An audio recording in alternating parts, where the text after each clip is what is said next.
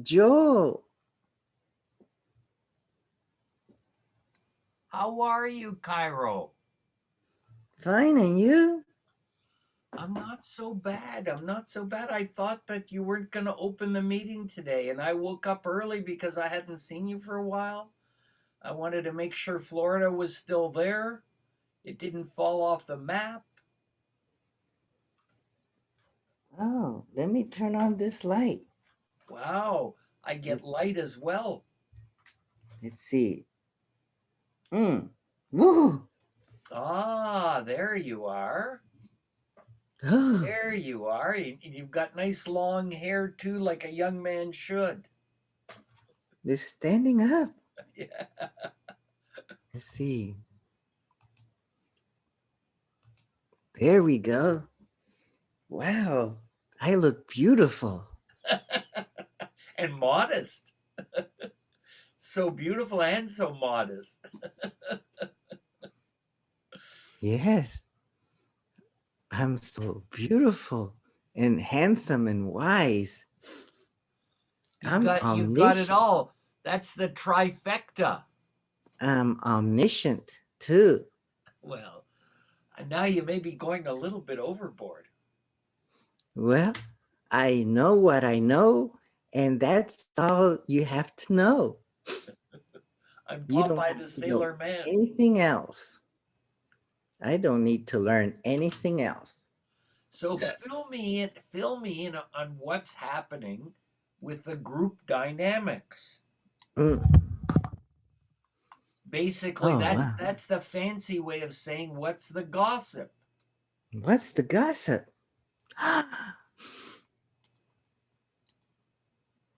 The gossip. Let's see.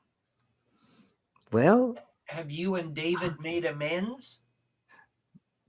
David hasn't showed up yet, So I take it that's a no. but I saw him at another meetup with And did Rami. Rami has shown up. Let me. I did you I did I. you did you and David greet each other at the other meeting? Yes. Okay. Well, And that's I've emailed David, and we had good conversations by email. okay. Good. Good. Good. Good. I'm happy to hear that because you're a nice bunch of guys. Even though you're all wrong when you disagree with me, I'd still like the whole group to stay together. Even though we're wrong when we disagree with you. Of course, That's everyone right. everyone everyone knows that. And what about is it That's right, Michael? because your opinions are facts Exactly. to you, and Well, wait a our minute. Don't add that proviso. oh oh What about what's his name? The math guy, Michael? Mike Taylor. Yes, he's shown up. Good. And the guy from England who gets all exercised when I talk about Buddha? Oh, the the guy from London, London, Justin or Jamie or Justin. what's his He Justin? hasn't showed up. I'm calling Luis. Well, Oh, we can't have a meeting without the professor. Luis, wake up. Andiamo, Luis, andiamo. Hmm. What? Wake up, Luis. What? Ugh. How come? How come I don't hear anything? I woke up late because I had my alarm is on this phone, and I had uh, my Bluetooth uh, earbuds connected. So Oh, so you didn't hear the ring. maybe they were. Here they are. Hmm, maybe. Anyway, hmm. Maybe So he'll show up. I Maybe Rami hear. will show up too. Wow, that would be the full Monty. Yes. How's Toronto? Oh, Toronto has been a little difficult now. We are Oh, going into the third wave of the COVID vaccine, third wave. COVID infection. So the third wave. 50% or more of the new infections are the variants, and they're much more virulent. And we can't get vaccines fast enough. So Mm. it's a bit challenging here for now. Neonita and I got our vaccines, thankfully. We need another one in about 3 months or 4 months, but at least we got them, which was a big In improvement. about 3 weeks? 3 months. Oh, you have to wait 3 months for the second one? Yeah. Wow. Well, because they don't have enough of them to give them that, they want to make sure everybody gets the first dose. So they're spreading out the revaccinations. They've decided that you could go as long as 4 months and it doesn't lose its effectiveness. That's what they tell us. Who knows if it's true? I read somewhere that the US was gonna m- make a deal with Canada to get you some. Yeah, Which one? 150 million doses. Of Pfizer or Moderna No, or no, AstraZeneca. AstraZeneca? Yeah, because Wow, sounds like you're not from another using. planet. Yeah, exactly. Wow. And they're not good enough for Americans, so we'll ship them off to Canada. And plus, they're going to spoil. Oh, So what they're get doing rid of is them. they're Let's get rid of them before they spoil.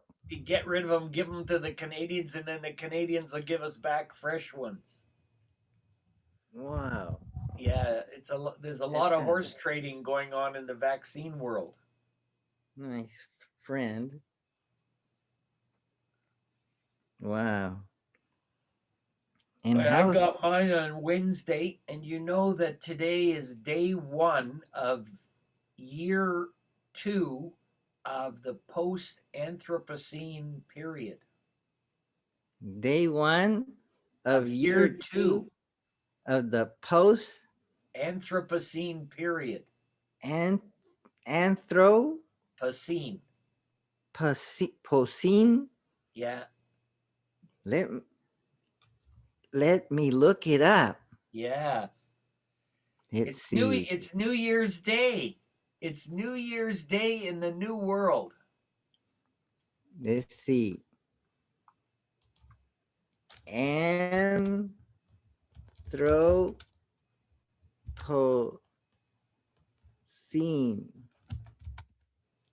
Anthropocene. Hmm. Is that it? That's the one.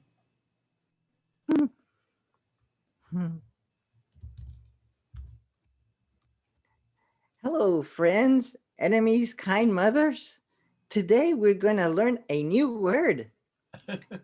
Anthropocene. I've never heard of it. And our friend Joe, but you can call him Joe in Toronto, has brought it to my attention. And here's how you pronounce it. Anthropocene. Oh, thank you. Anthropocene. No, Yeah. isn't it Anthropocene? Anthropocene. Anthropocene. So it's got the accent in the an, Anthropocene. And it's an adjective and sometimes it's a noun. Let's see, adjective.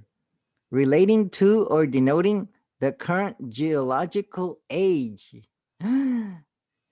Viewed as the period during which human activity has been the dominant influence on climate and the environment. We've become a major force of nature in this new Anthropocene epoch. Have they determined how when it started, but you said it started 2 years ago No, or a year ago. no, the it ended a year It ago. ended. It ended a This is year ago. this is the second year. We're in year 2, day 1. Oh, it's a year that lasts longer than 365 days. No, it's still using the 365-day calendar more or less. But that's a good question because who knows if the calendar is relevant anymore. But isn't a geological age longer than a year? The current geological age, viewed as the period during which human activity has been the dominant influence on climate and environment, hasn't uh, human activity affected climate for a long time or not? Yes. Yes. And whether we're still the dominant influence Oh, after COVID, has been we the don't know. dominant influence. Also, we've been the dominant influence only a year.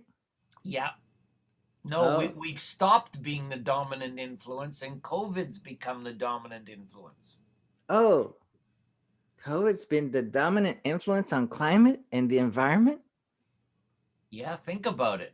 I haven't been out of my house for almost a year. Oh, You know better than me. You've been affected by the virus. hmm. Hmm. Interesting. So that's that's wonderful because yes, like the fish came back into the canals in Venice and things like that, right? Yeah, So that means we're undoing climate change too, possibly. Well, I think that's true for sure, to at least to a a small little bit. extent. To some extent, That's interesting. Let's see. People ask, what is the Anthropocene and are we in it? The Anthropocene is sometimes used to simply describe the time during which humans have had a substantial impact on our planet. Whether or not we are in a new geological age, we're part of a complex global system, and the evidence of impact on it has become clear. Hmm. What is the Anthropocene age? Unofficial interval division of the Quaternary period, 2.6 million years ago to the present. The Anthropocene epoch, characterized as the time in which collective activities of human beings began to substantially alter Earth's surface, atmosphere. So we've been altering the Earth's surface, atmosphere, and oceans for 2.6 million years? and it all started on a Tuesday. Or, hmm, on a Tuesday. Yes. Hmm? And now we're leaving that age. Perhaps nature is taking back. Whether this will go on for 2.6 million more age, who knows? Hmm. Is the Anthropocene official? The Anthropocene is not currently formally defined geological unit within the geological timescale. Officially, we still live within the Megalian age of the Holocene epoch. What age are we in? I thought we were uh, dawning of the age of Aquarius. Yeah, well, maybe that's the Megalian age with the Holocene epoch. What the Scientists heck is have the just assigned Megalian age? Scientists have just assigned 3 new ages to the Holocene, which is the current epoch in which we live. They're calling this the most recent age, the Megalian.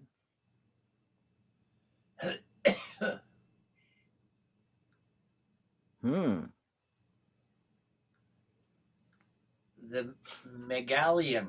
I don't know Meg- how you pronounce it. We should look that up. Megalian. Oh, oh, someone joined us. Oh, You. I did. We have another joiner. Yes, he has my same name. Yeah, he's almost equally handsome to you. Almost. He's a clone of me, and he's imitating me. But he speaks with an echo. I shut him down, so now we don't hear him. There we go. There's 12 periods. Holy, holy. There's Holy the free holy. Phanerozoic.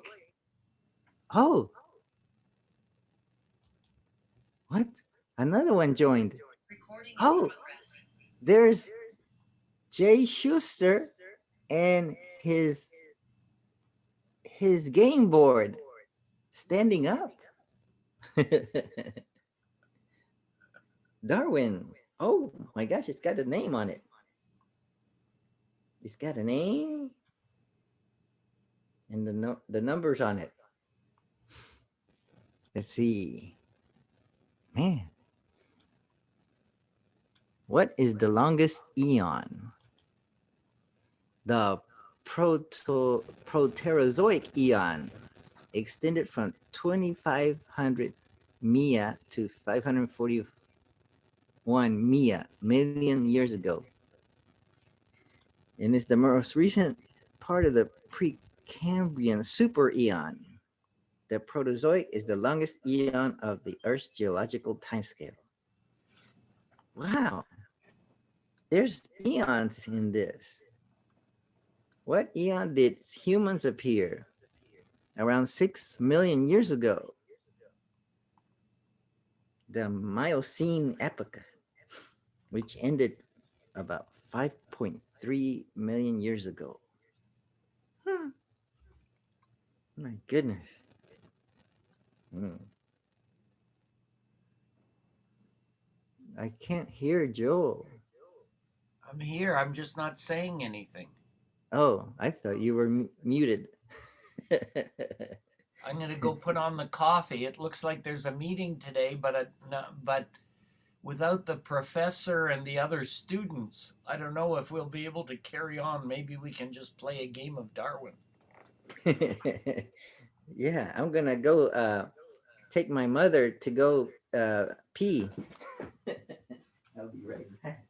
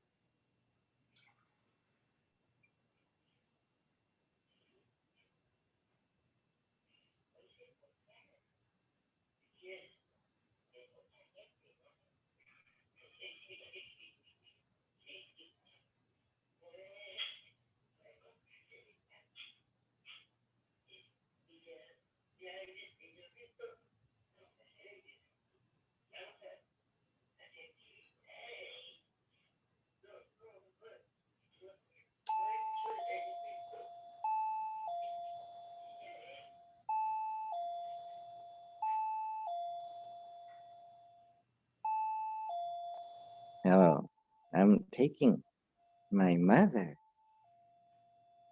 to to go eat. Have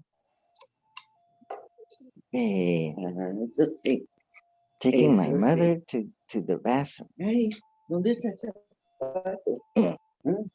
Let's see. Yes, let's see. Oh, where am I? Where's me?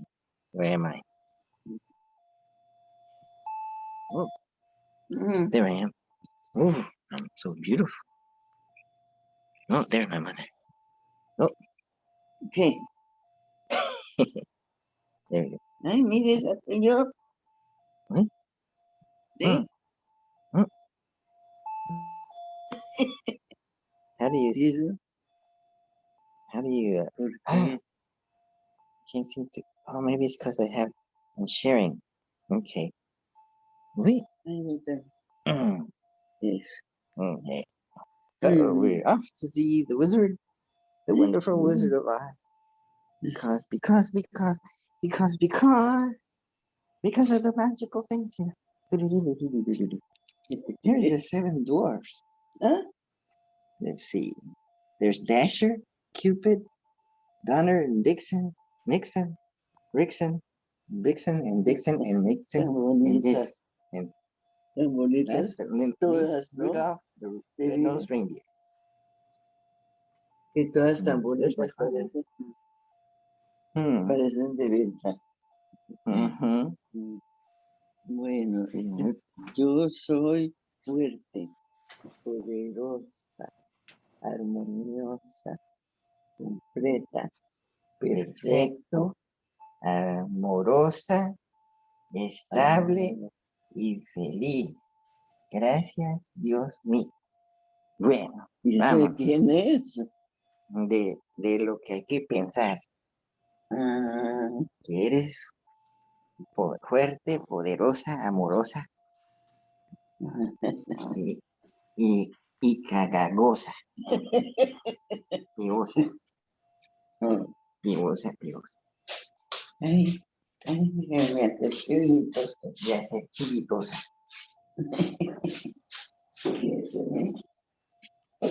Bájate los calzones bien.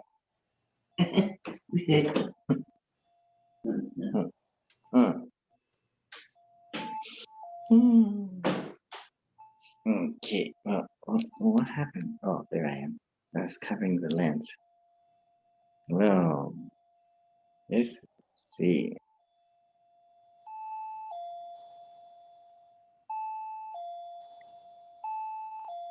Oh, let me turn this up.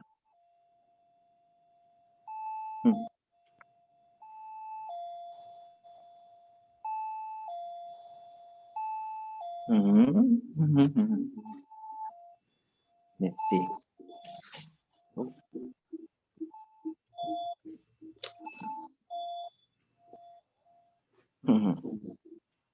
I'll be back. Echo.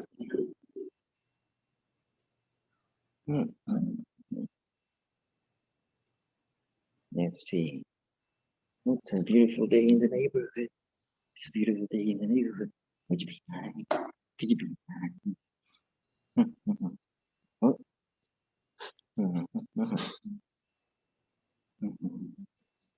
I'm back. No. No. Que no. ¿Te limpiaste? Ya. Ya.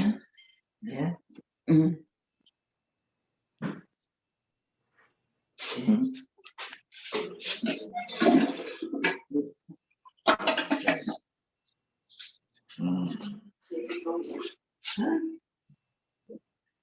¿Por qué le pones tanta luz? ¿Ya estás en tu clase? Sí. Bueno, yo sigo con mi Mira. Wait. So, friends, what's the topic for today? Well, since I'm the only one right now, let's talk about change. Change. Why is there change? No, what is change? What is change? I don't know. I think change is a moment in time compared to another moment not too far off where one notices that things aren't the same anymore. Hmm. Obviously, every moment is different from the next moment. Therefore, change is uh, unstoppable. Let's see. Oh, am I still sharing? Yes. Let's look up what change is. Hmm. What is change? Change. Change. Change. It's a verb and it's a noun. Verb. Make someone or something different. Alter or modify. Here's a sentence using the word change. Both parties voted against proposals to change the law. Hmm, interesting. Number two, verb. Replace something with something else, especially something of the same kind that is newer or better. Substitute one thing for another. She decided to change her name. Oh, yes. Noun. The act or instance of making or becoming different. The change from a nomadic to an agricultural society. Two, it's a noun also. Coins as opposed to paper currency. A handful of loose change. You can keep the change. So now we know what the word change means or what it can be used as. It can be used as a verb or a noun. And as a verb, it's it can be used when we want to make something different or alter or modify it. Or it could be used to suggest we can replace something with something else. Swap. And as a noun is the act or instance of making or becoming different. The act. This, but that doesn't necessarily mean our act. But that's interesting. Whenever we act, we are making a change, don't you think? So all our actions cause a change from something to something else. Our actions of body, speech, and mind. So when we're thinking, we're causing change. When we're praying, we're causing change. What about when we're not thinking? Are we also causing change? What's going on when there's no thinking? What is thought? That's interesting. What is thought? An idea or opinion produced by thinking. I just came up with a thought. Let's go to Facebook and contact. Yo la, yo la tengo. Hmm, La, la prendo. Está apagada. Let's see. Let's look for. Hmm. Hmm. Oh, there's Justin.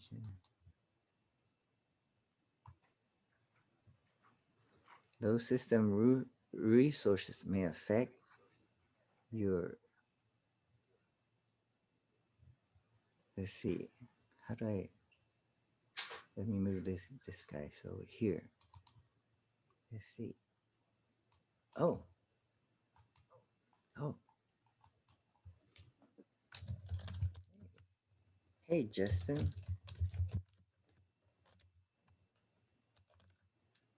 Oh man. Oh, what happened?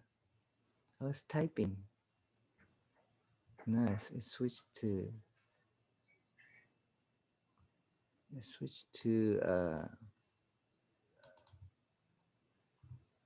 just.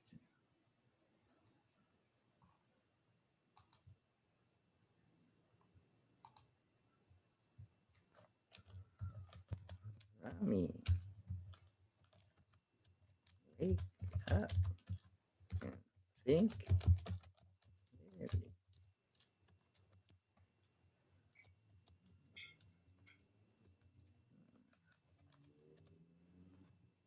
Let's see. What about Justin Shinryu in London?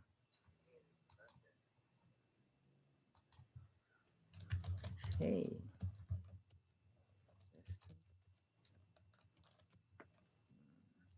if you're not doing anything, join us to wake up.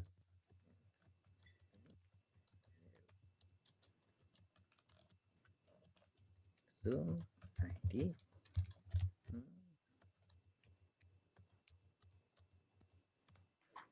There, I invited 2 people to join us. Don't worry, folks. They may join us. Okay, let's see. So let's stop sharing. Okay. So, huh, I look handsome. Let's see. Oh, I got this stand over here. Uh, oh, it got tangled up. Okay, I got this stand here. I got a new stand. Let's Oh see. man, I'll put the phone over here.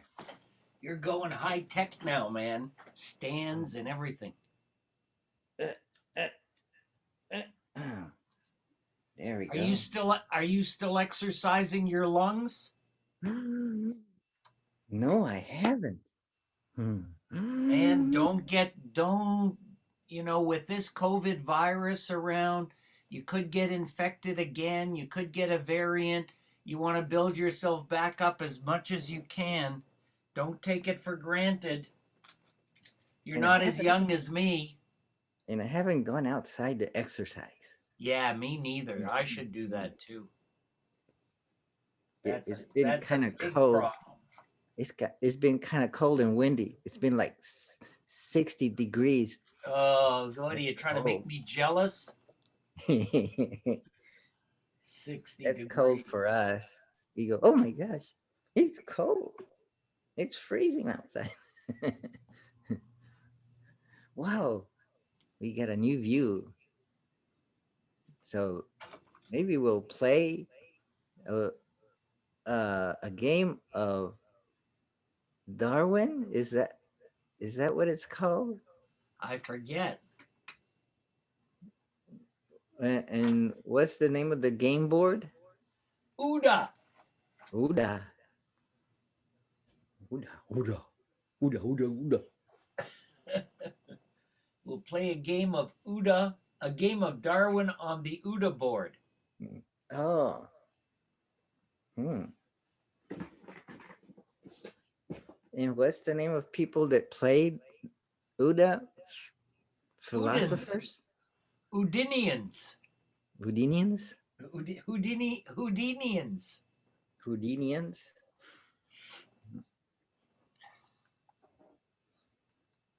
There, he's got the board prepared. Now Darwin.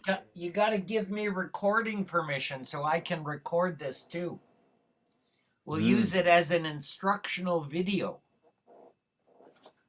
Yes, hello, friends and enemies and kind mothers. Today we have special guest Joel, but you can call him Joe in Canada. And he's the inventor, creator of the fantastic philosophical game called Darwin, the ancient 21st century game. And and today we're going to show you how to play it. You can have 2 to 5 players, You remember? and you have a whole bunch of dice or dice to I'm not roll sure. to Yeah, start off. I'm not sure exactly. But you have to give me recording permission so I can record this too. Oh, how do I give you recording permission? You go on the participants list Hmm. and you select my name. And you Hmm. can, I think if you make me a co host, that would be the easiest. Allowed to record. Here, there it is. Mm. Allow. Oh, oh, but it doesn't have the record symbol. Or maybe you can. Oh no, it's I got the message saying this meeting has is being recorded. Yes. Okay. So oh, Now, so now now it's we're got now the the question record is, symbol. where do I Oh, record? but but that recording might still show up on my account. I don't know. Does Or it would it show record up on on yours? your account or does it record locally? It saves it in the cloud. You sign in to Zoom on a browser and you can find it. Oh, really? I've never done that before. Well, we'll figure it out. Well, It's well, if somewhere it out shows there. up, if it shows up on my account, then I'll ship it to you Okay. via OneDrive or something. Yeah, we'll have to figure out how to do that too. So, and Okay, maybe we so could edit. I would edit off the beginning, and then we could start in 3 seconds. 3, 2, 1, action. good morning, everyone. Welcome to the Saturday morning philosophy group from Central Florida. And this morning, we're going to do a small instructional video on how to play Darwin. So, to start with, we'll just share my screen and give everybody a close up look at ultimately where we're heading. And then I'll remove that screen and bring up the instructions. Hmm. Do you see the other screen that says Darwin? Can you see Oh, that? yes. So does everybody see the UDA board set up for play remotely with Darwin? Oh, that's the UDA board set up for playing remotely the game Yes. of Darwin. So I'll just Yes. I'll just take that down for a moment and we'll go through the game instructions step by step. All right. Okay, now I have to find out where did I put the rules and instructions now that we've seen the UDA board, and then finally, oh, here we go. And then finally, we'll actually play a game.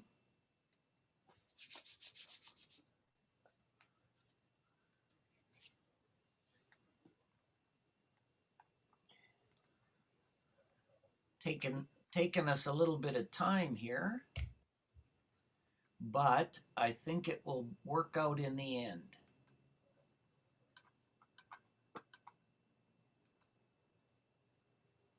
Whoops, too many windows open. That didn't turn out so good.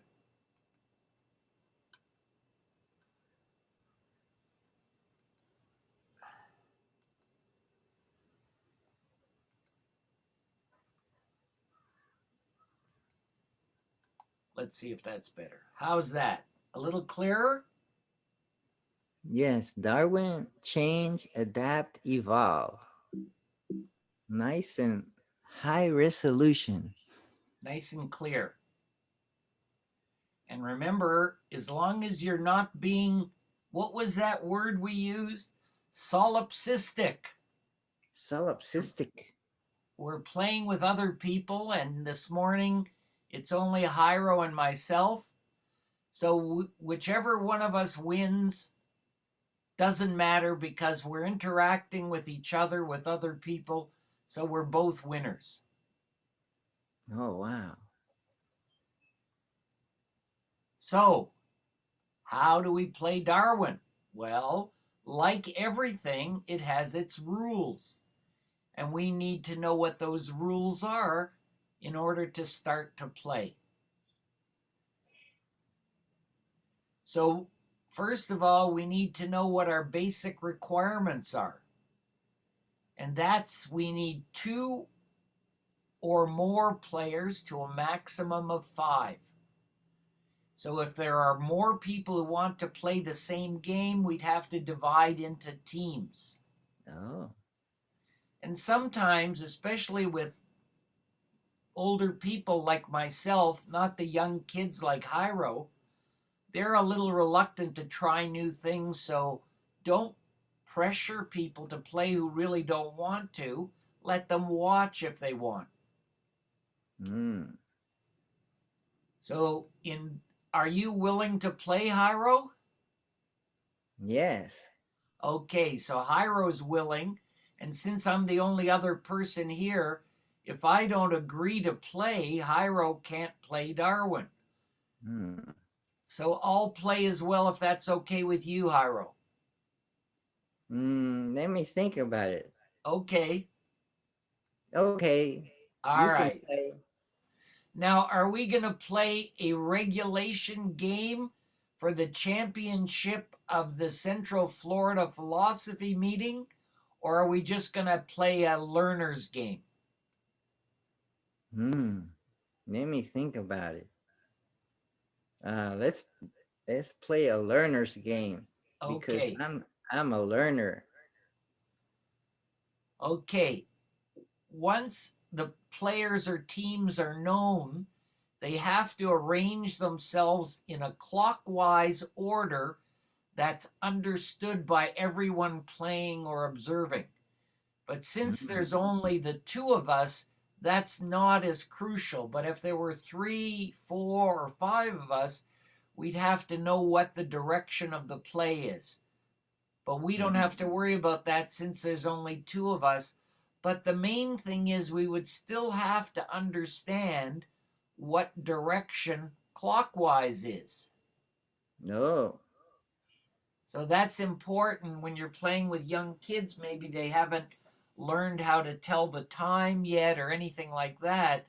So you may want to teach them what clockwise means. Oh, Basically the same. for learning, perhaps because there's 2 of me, perhaps my other me could join and we would have 3 players. Do you Wow. want And do then you we want would to do you be want to able do that? We we we would be could able we could to have a 3-player game. then we would be able to learn how do we determine what is clockwise, and considering we're on Zoom, that that could be tricky to determine that. Oh, I guess we Exactly. could decide that clockwise is from top to bottom if we stack our tiles or windows of each of us in a certain way.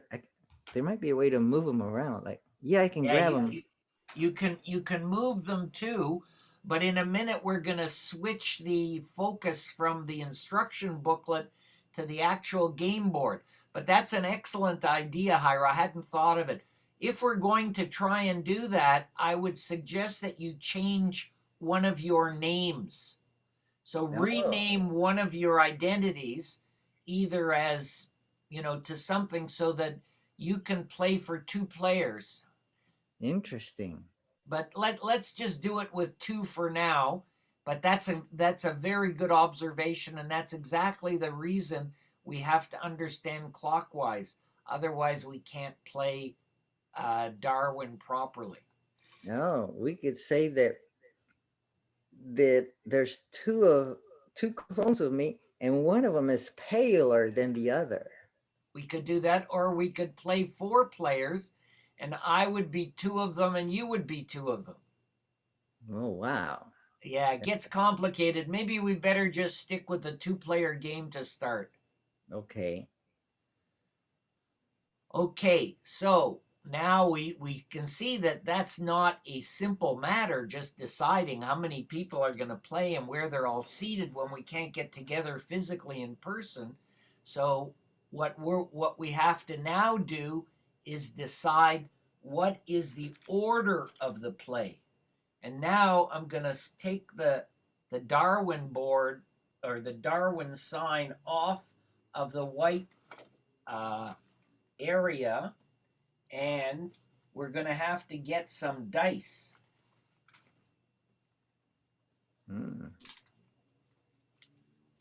But if there's 2 players that are going to play, couldn't we determine that by flipping a coin, heads or tails? You could, but part of the purpose of Darwin is to teach young kids a little bit about arithmetic and teach some older people a little bit about statistics.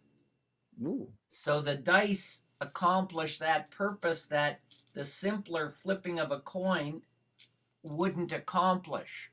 And I'm sorry that David's not here, because in another group from India, a fellow explained to me some verse in the Bible that we have to use in order to keep score, but let's not get into that right now.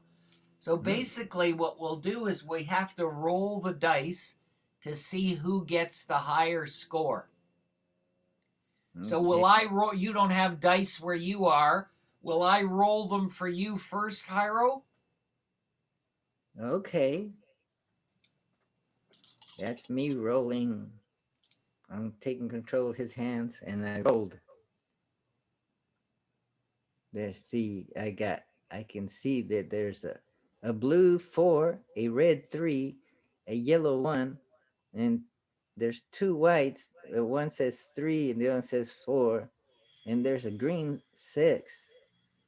It's that's a lot to add. Yeah. Let's see. I'll add up the ones on the right. 4 plus 3 is 7 plus 1 is 8. And the ones on the left, 4 plus 3 is 7 and 6 is 13. 13 and 8 is 21. Right on. Oh, wow. Okay, now I'm going to roll for myself. All right. Whew. I see a 6, another 6. That's 12. Another 6. That's 18. Ooh. And a 5. That's 23. I believe he beat me 20, 26, 27. He got 27. Okay, so I won the roll. Wow. That means that I get to choose 2 things. Okay, so I get to choose which color dice or die I'm going to use to keep score, and I'll pick the blue one. And you get to pick from all the other dice which one you would like to use for your colors, your scorekeeping. I'm going to go green. Okay, blue and green. And we won't need these others because we've got 3 extras if we had 5 players, but we've only got 2 players, so we can put them aside and forget about them for now. Now, one thing that we didn't cover in the rules exactly is if any one of us had rolled any special numbers when we started, and there are only 2 special numbers, 18 and 36. Mhm. Now, neither one of us rolled either one of those. If we had rolled either an 18 or a 36, we would have gotten extra points to start the game. So an 18 would have given us 1 extra point. And a 36 would have given us 2 extra points. Mm. And the historical reason for that is that when Charles Darwin sailed back from his famous 5-year voyage, he landed back in England in 1836. Oh. So all of this, the history of all of this is called the beginning of the 19th century. That's when Charles Darwin was born, on the same day as Abraham Lincoln was born, and that was in 1809. Oh. And he set out to sea in 1831 when he was 22 years old. Oh. There's 6 dice, and the maximum or the highest number Is per 36. per dice is 6, and 6 times 6 is 36, right? Right on. And but 18, it like the rarer number you could get would be all ones. That'll add up to 6. Right. But 18 is an odd number. Yeah, You could get it many ways. correct. That's why it's not as valuable as 36.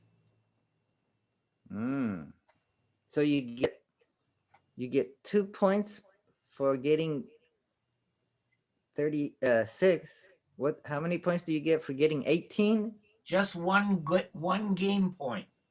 Mm. But we start off with 0 game points. Exactly. Unless you rolled a 36 or an 18. In other words, when we just finished rolling and neither one of us did, we would have had, one of us or both of us might have had bonus points. Wow. But none of us got those bonus points, so we don't have to think about that right now. All right, I'm going to stop my screen sharing. Oh, we got one more thing to decide. We have to decide how long a game we want to play. So there are 3 different lengths of games. The shortest game. Oh, Justin is in the room. Good. That's Justin. Justin in London. Wow. I believe it's Justin in London. Probably. Justin. Oh, I think I figured it out. Oh, welcome back, Justin. Hi. Hi, Justin. I worked it out. I managed to join. How are you? Continue. I'm okay. How are you? Great. Good. I can see you from 2 sides. That's nice. Yes, there's a pale one. 2 angles. Yeah. One. It's true. You look more healthy in the bottom one. Maybe I should turn off the light. Are you fully recovered from COVID? Yes. I can breathe without coughing. Good. And Darwin, are you okay? So far, I just got my vaccine on Wednesday. Oh, well done. Yeah. Did it make you sick? A little bit. But about a day I was tired and my arm was sore and I had a little temperature at night, but by the next morning I was back to more or less normal. Great. I'm glad. How are you? I'm okay. Yeah. Can you see me? I don't see myself. No, your video's not on, is it? Oh, no. Let me try and fix that. It says stop video. If I try and stop video and start it again, let's see if that helps. No, still nothing. How peculiar. Let me see. That's very strange indeed. Shall I try and go away and come back again? It could do. You Okay. there's nothing on your end as the host, Hyro, that you can Well, adjust Justin to make his video visible, or any reason you can think of? No. I'll try. I'll try. Actually, this is the only time I've gone through an ID. Hyro, is it possible for you to send me the Skype, the link through Facebook Messenger? When I did it before like that, it worked well. Oh. I don't know Oh. if that's a variable involved, but we can try. Oh, sending a Zoom link. Thanks. I'm going to leave and see you in a minute. Justin, before you leave, oh, too late. Do you have the latest version of Zoom, Hyro? Oh. They just released a new one, version 5.5.5. Wow. Let me see. So I'm going to go into Zoom and let's see settings, accessibility. Zoom. I wonder where I could find out what version it is.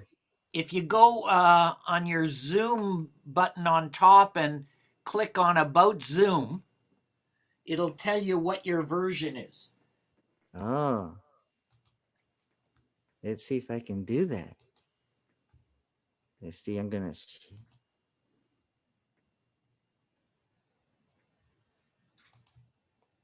Let's see if I can share my screen.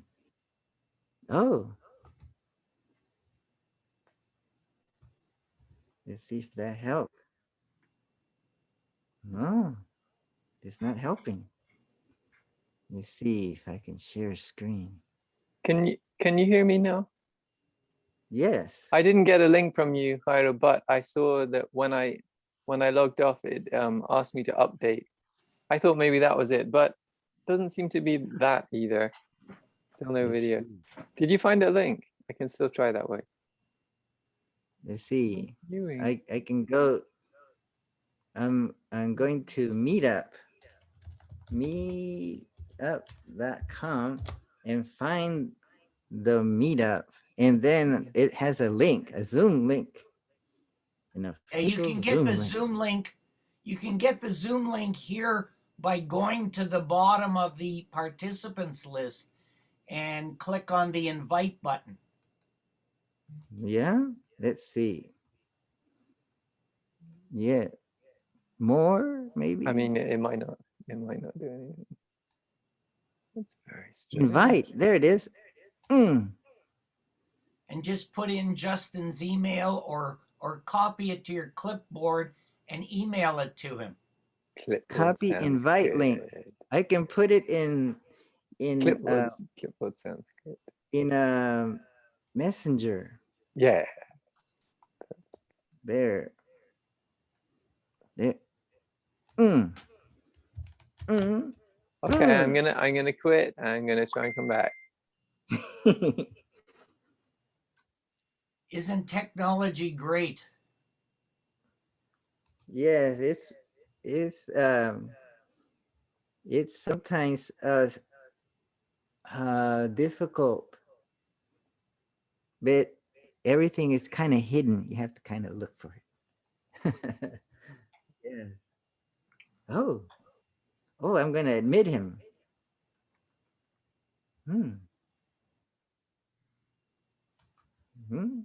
No, it's still the same. So maybe it's his webcam. No, maybe he hasn't turned his video setting on. That's very strange, isn't it? Well, no worries. I mean, maybe it's something else is taking control of your webcam or another program. Or when you've joined Justin, there's a button that you click that gives Zoom permission to use your video cam, and you may not have given that permission. Yeah, I think I did. And it even gives me the option of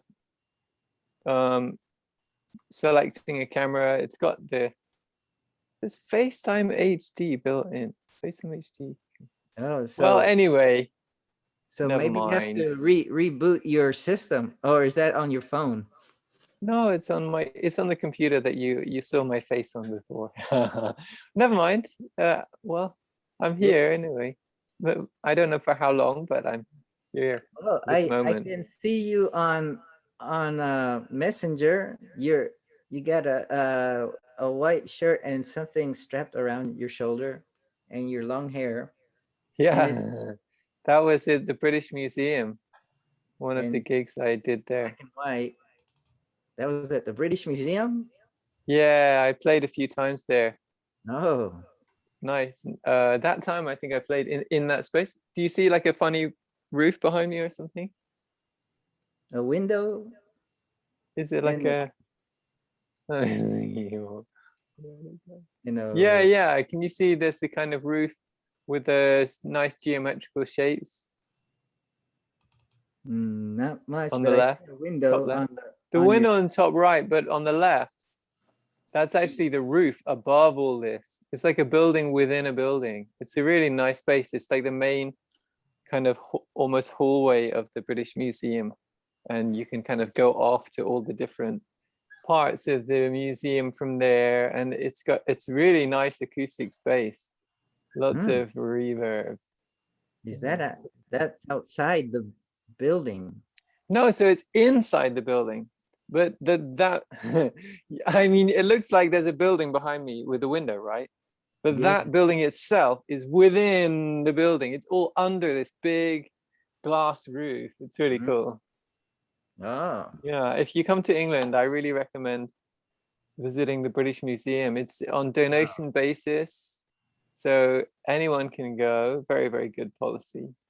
wow. And it's full of interesting That's stuff. in London. Yeah, in London. Hmm. Like the main museum of the UK, I guess. And there's a government building that's falling apart. They got Uh, something around it. What's that one? there's a Parliament building that's falling apart. in London? Is it the There's Parliament? probably a few buildings falling apart in London. I don't know. Is there one that you have in mind specifically? I forget what the name of it was. Was it Parliament? They have scaffolding all around it. I have no Well, idea. it's not falling apart, Hyro. They're just in the process of refurbishing it, I think. Yeah, we got a lot of old buildings here. I think the house I grew up in is a lot older than your country, I think.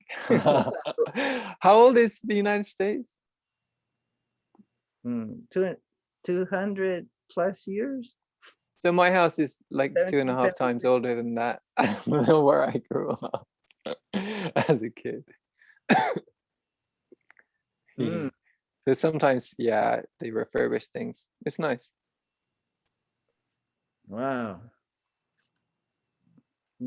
Joel was introducing us to the game of Darwin. It's Oh, okay. I might exit at this point. no, that's okay. You can be Yeah. you can watch how it's played, and then maybe To be honest, I don't mean to sound rude, but one thing that put me off the meetings was the hardcore advertising of this game. oh, I dislike advertising. I have ad blocker. I don't have a TV. I'm quite advertising free. quick, Joel, put down So the sign. with all that advertising right in my face in my own Okay, living then- room, I Then found it a we'll little pause. uneasy. We'll pause the game and we'll talk about whatever you want to talk about. Like, I don't really have any requests. I just accepted your invitation and was seeing what you guys were chatting about. I don't have too much preference, but I'll stay I'll stay if I'm comfortable. I like the conversation you guys had in Facebook. Well, the What was that? the what is it? The post on this article about how I skimmed through it, but this one lady, What's that? she was into going to this long retreat, and she came back wanting to kill herself. Oh, and she did kill herself in the end? Is it that one? I don't know if she killed herself, but she had to go to the I guess to the what is it, the hospital for crazy people. Mental hospital? The Yeah, mental mental hospital, I think. and then Yeah. Oh, you guys talked about What kind of a retreat was that? like, wasn't it wasn't like that a probably a Vipassana? 10-day Goenka retreat? Go Anka? Yeah, he's a Burmese man who lives in India, and he was a businessman, and then he got into meditation because he had severe migraines, and they cured his migraines, which is not surprising. But obviously, the curing migraines is not the aim of meditation. That's just a very minor benefit. But this particular man is a peculiar man, and he made a kind of network of meditation centers around the world. The technique is very beneficial, it's good, but he himself is deluded and sectarian to the extreme.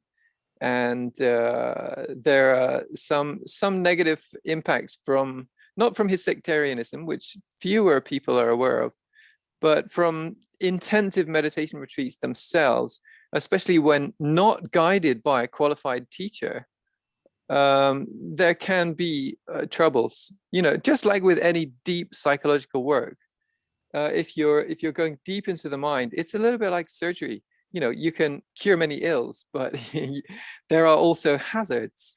And this particular woman basically went into psychosis through that process, and there was no proper qualified people at hand to deal with that, and she ended up committing suicide. Oh wow. If it's the story I'm thinking of, Jairo. Yes. Yeah. Yes. I don't know. I thought she didn't, or they saved her, or well, she got in to get Oh, some help. I don't know if she committed oh, suicide. did she not die in the end? Okay, maybe I I don't know if she mistook did or the didn't. ending. Oh, Rami's in the I may have house. mistaken. Rami Katene in Ah, South hi, Rami. Orlando. Cool. Oh, hi. Rami, remember Justin? I'm the black screen. I'm sorry. For some reason, I tried multiple ways, but Zoom is not digging my camera at the moment. That's all right. I remember you. Oh, Thank you. yes. How are you, Rami? I'm all right. How's the weather in South Orlando?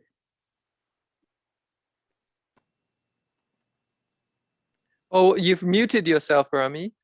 Sorry By about accident. that. It's Yeah. simply overcast. But, Overcast. probably in the 70s or upper 60s. Oh, that's cold for us Floridians. Kaido, was there something in that conversation you wanted to bring up? I don't know, because it was that the Yeah. conversation that went into a number of topics, including the history of Buddhism and so on. And there was a lady who was very, very unwilling to Yes. listen Yes. or to And digest. when I was reading it, it mentioned that some of the effects some people have noticed about meditation is maybe it reduces the sleeping lengths. Oh yes, I saw that as well. The, No, the, I don't know yes. if it's affected you, but maybe that's one reason why I don't sleep as many hours. Oh, I well, don't know. I would have two things to say about that, I guess.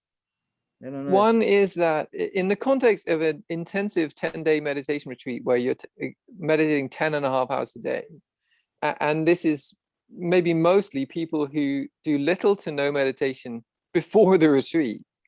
A lot of people are even brand new to meditation. Then I think it's very understandable that sleep patterns would get really screwed.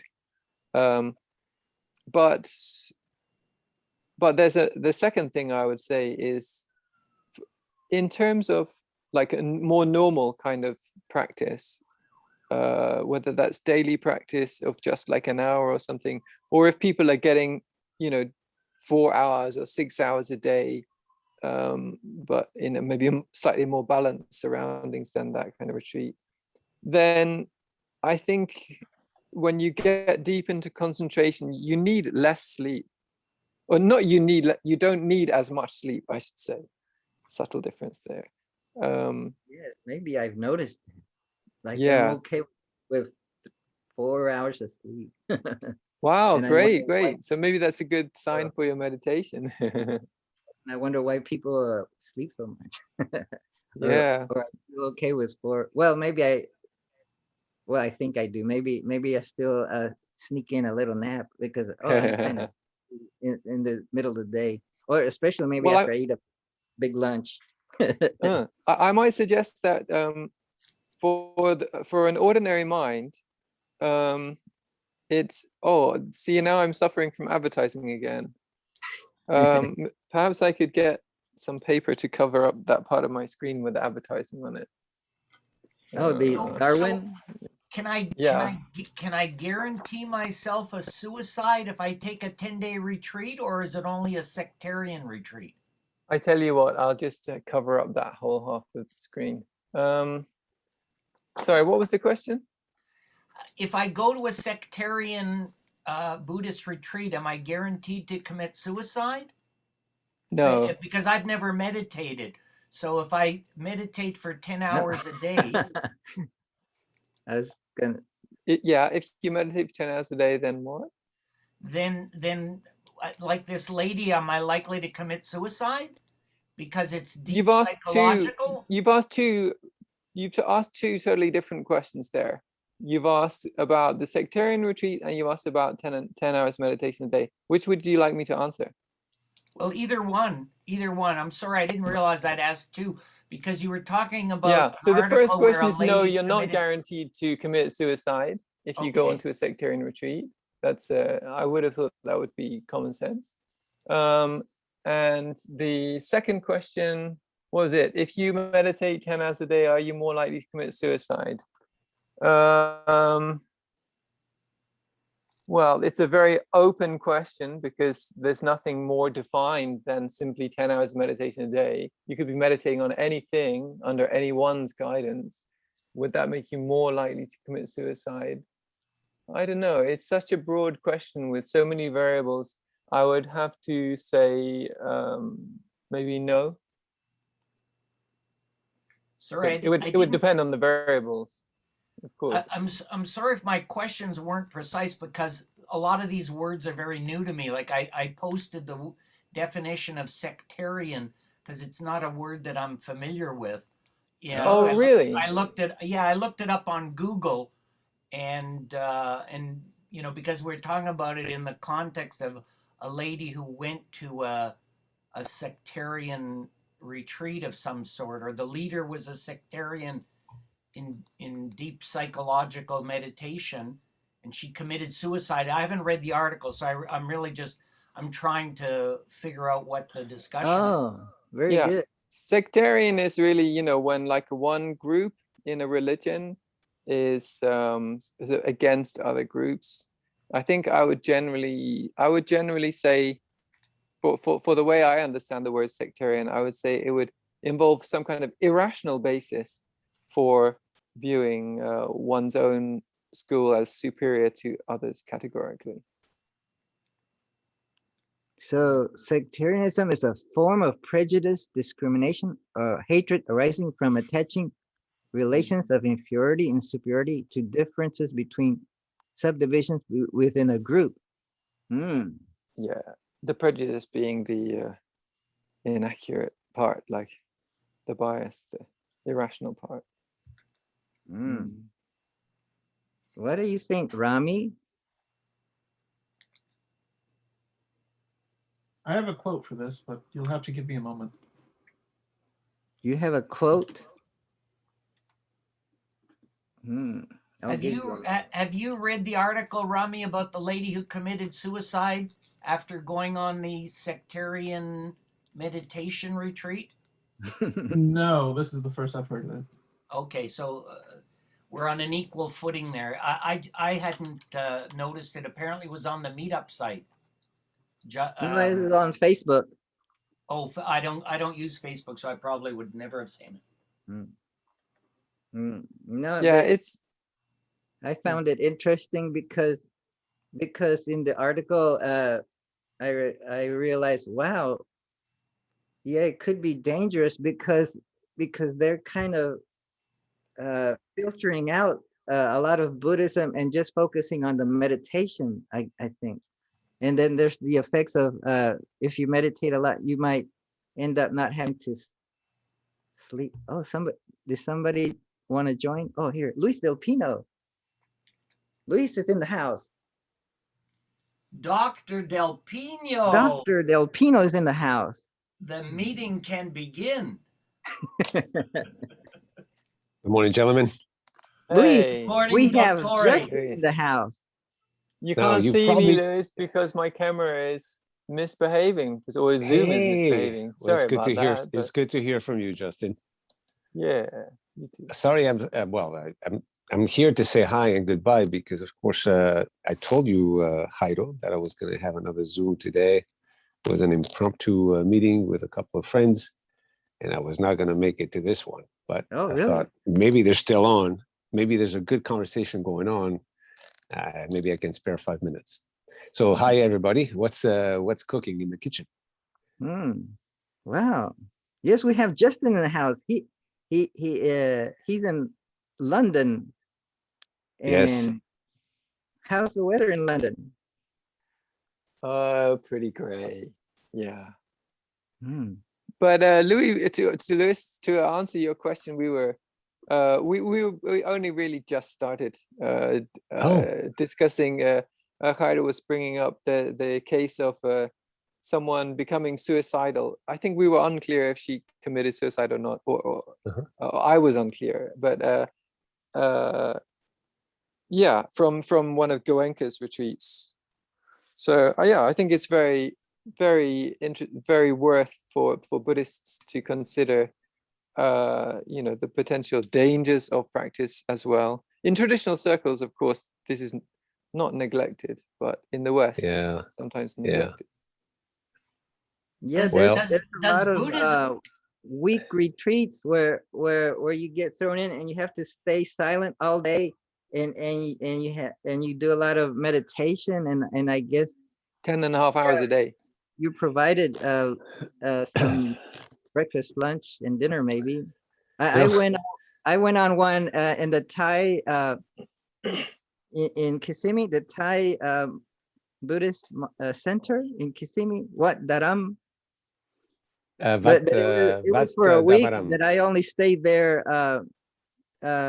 one night. Oh, why? What happened? Had to go back to work, but Oh. I got to have breakfast with the monks, and I asked them a question: how do you overcome your sexual desires? And they kind of laughed. And They tried to- didn't answer. It's and a they- very valid question. they take cold showers and think about the female body as just a bag of things.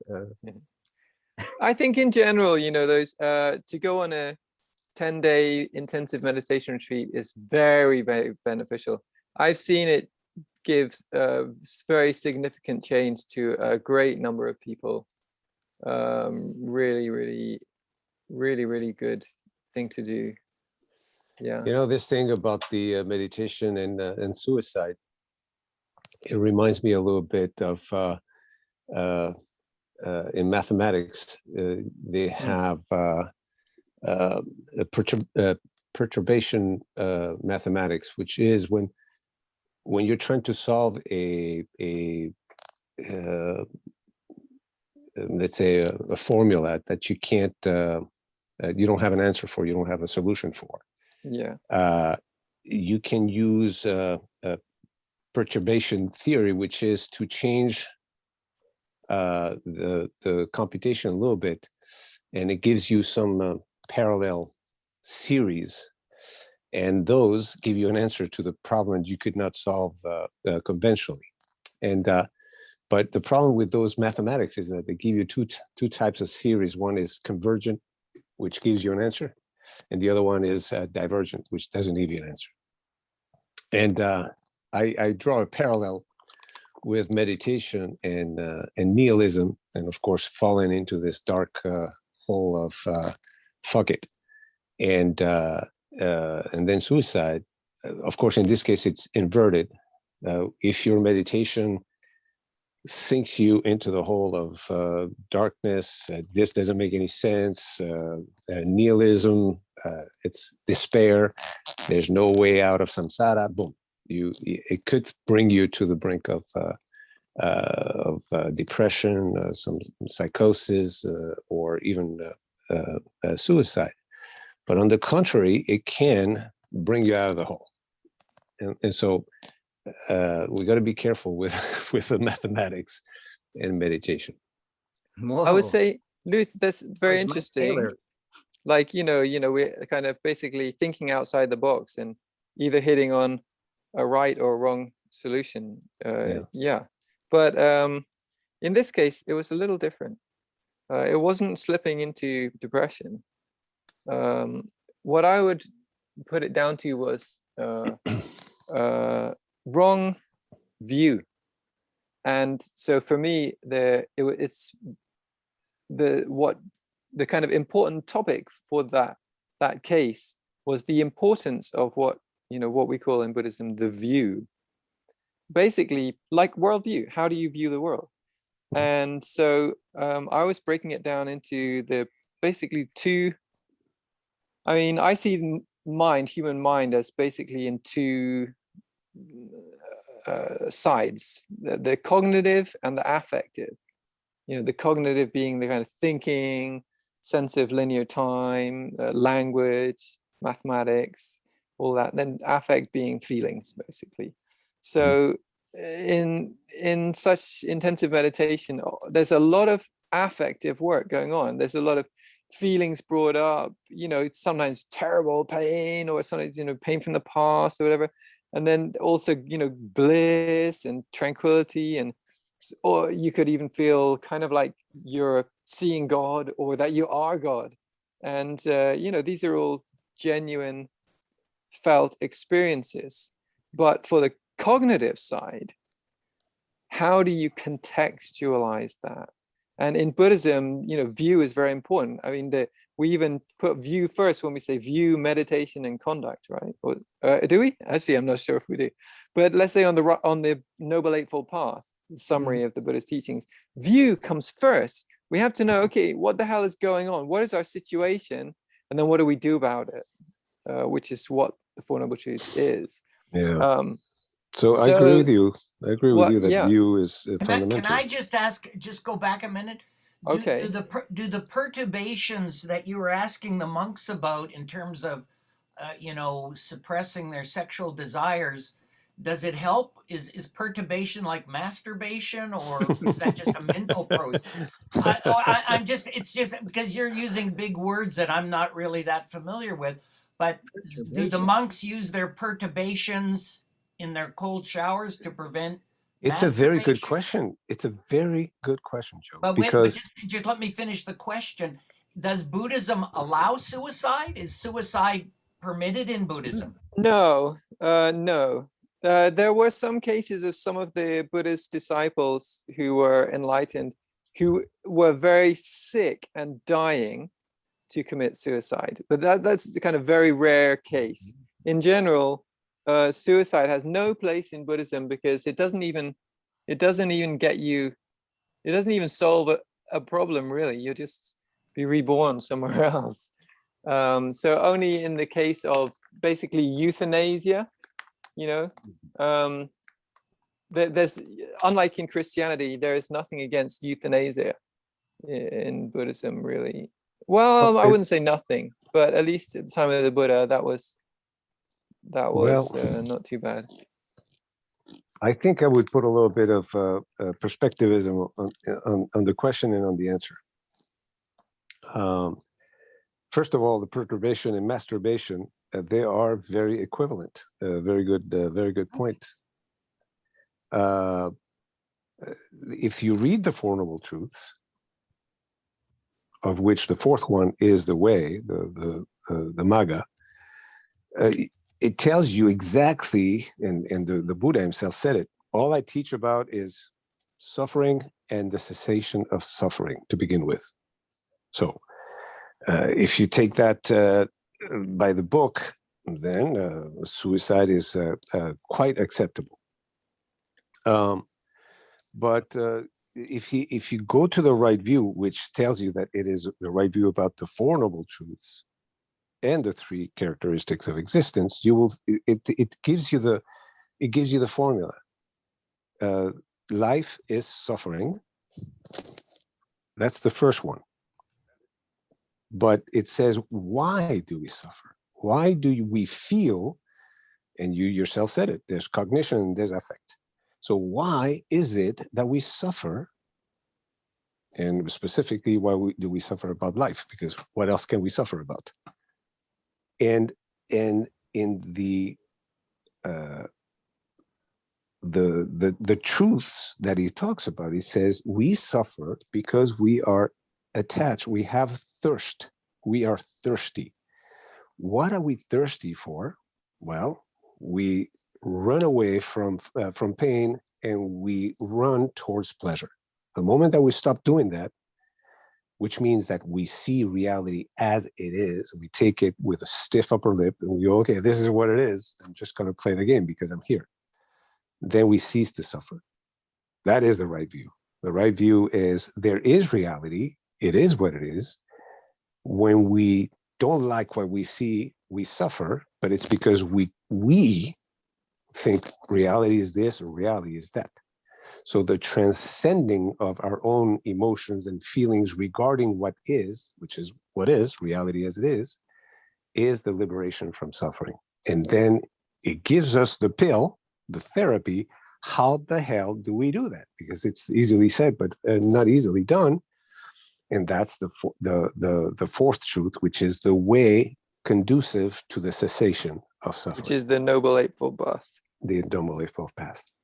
So, Rami, what do you think? What is perturbation? And what is masturbation? They're the same. How are Didn't they Louis say equivalent? that? They're on No. the four-way path? How Not are- exactly. Noble how Eightfold could they Path. be Oh, Noble equivalent? Eightfold Path, sorry. I did give an expert on the English language on perturbation. So if you want to go into the chat and click on the link, you can use that Yeah. fellow's video Thank you. Yeah, I can see explanation. that. Where's So the the- Buddha was working both affectively and cognitively. The core Indeed. of the Buddha's teaching was the deep meditation training, which is affective work, really, and almost tranquilizing the cognitive function. That so you're putting your brain in certain states that basically reorder it. But the view is very important to contextualize this. So in the case of this lady, she had no training in the view. She had no teacher as the guide.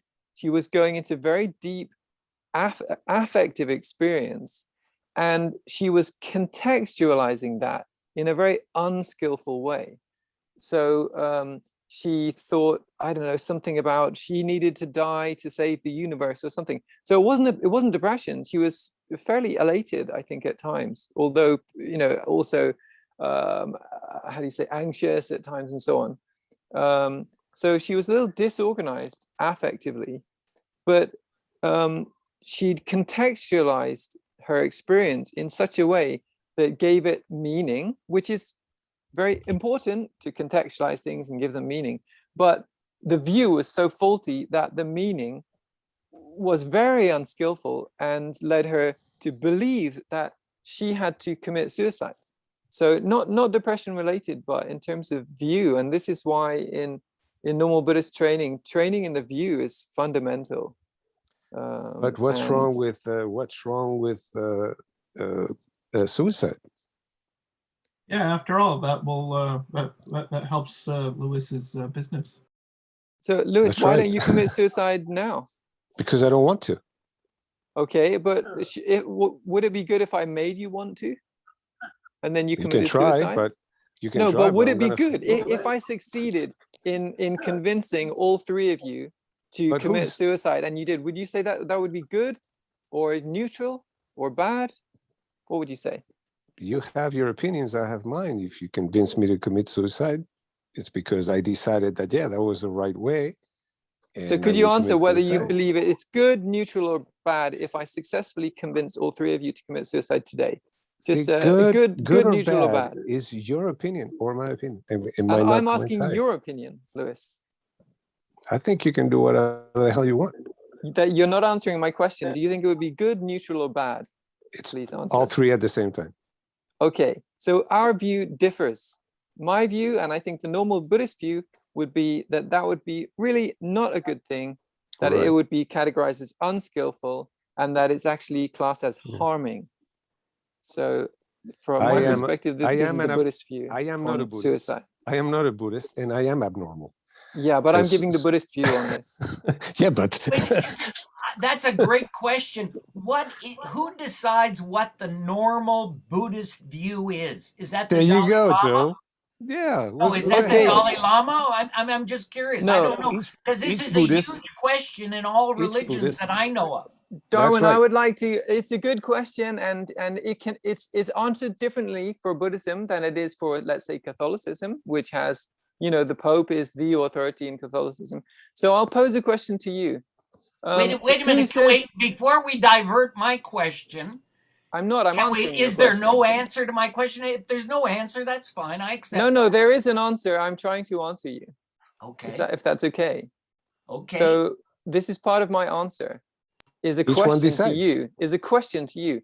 Who gives the authoritative view of science? Ooh. Each one decides. Darwin? It depends which branch of science. Yes, That's right. it also depends which branch of Buddhism. And if you'd like to elaborate on your answer, we could maybe follow this. Darwin, let me try to answer your question. Each one decides. As a matter of fact, in the teachings of Buddhism, you have the Kalama Sutta, which is it's clear on this. Don't go by what anybody says. The teacher, the master, the Bible, or whoever. You look into it, you decide, and then you act accordingly. So you. This is not what the Kalama Sutta says. What does it say? So a lot of people misunderstand it, and they think it's some kind of scientific method, and that you should investigate and logically decide, and when you believe for yourself. It doesn't. If you read it, it specifically says, for example, to take the word of the wise people, for example, and Can I read it? Actually can I read it and we can closer comment on that? Yeah, Can I okay, read the sure. sutra? It's not that long, but Is it the Access to Insight version? yeah. But just before we read that, since you kind of interrupted my answer to Darwin, Darwin, what you said about, different branches, that will decide, that is exactly the same. In Buddhism, there are different branches and they will have their different opinions. And in science, within a single branch, it's not like, oh, there's one king of the branch. There's not like one king of neuroscience and one king of biochemistry or something. There are a community of experts. So it's not everyone, it's not like every single scientist just decides what is real science. No, that's not how science works.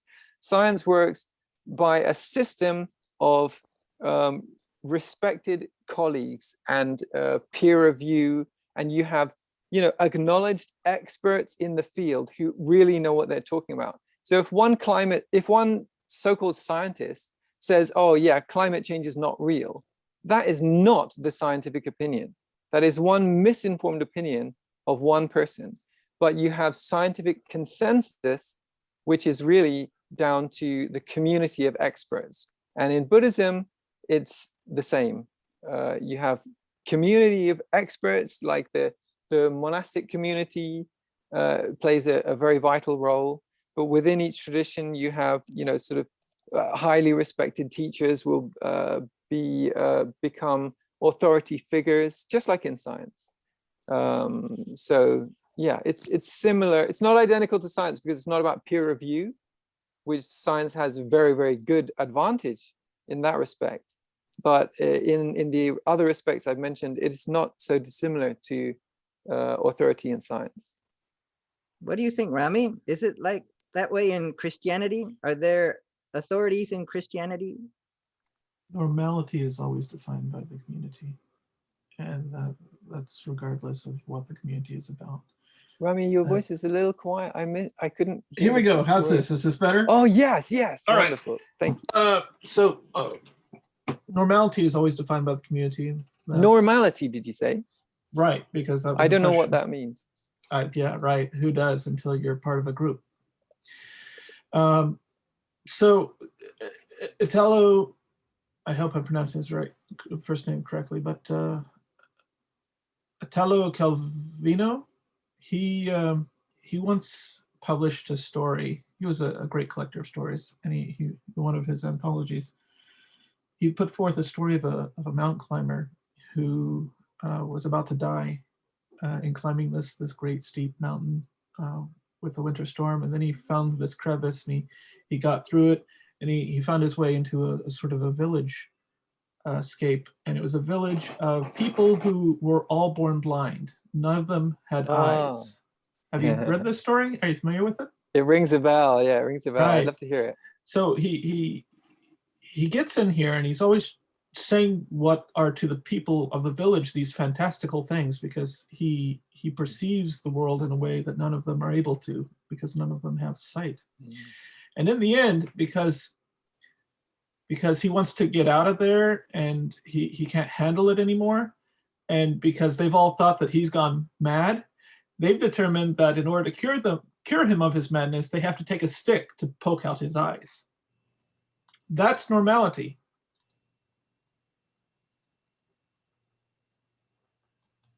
Eventually he escapes and goes and freezes on the side of the mountain because he decides he'd rather live and see or die with his sight preserved, or at least have a chance to escape with all of his senses intact. Thank you for explaining normality. Sorry, I was on mute. I got some orange juice. But how does this relate to the authority within Christianity?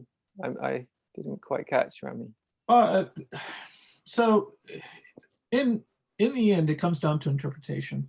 So there'll be essentially, I would say, three schools within Christianity. One school would say it's all about the Bible. These would be the Protestants in all their various degrees. Another would say it's about the tradition. And then there'd be who would that be? The in-betweeners. Who is the tradition? Is that like those, yeah, primarily, and to degrees also any sect that's several centuries old. Anyone who has some vested interest in a stored wealth of understanding or properties. Rami, wouldn't you say that they, although they differ in that respect, wouldn't you say that they also, like the first, take the Bible as the authority, just not the sole authority, like tradition and Bible?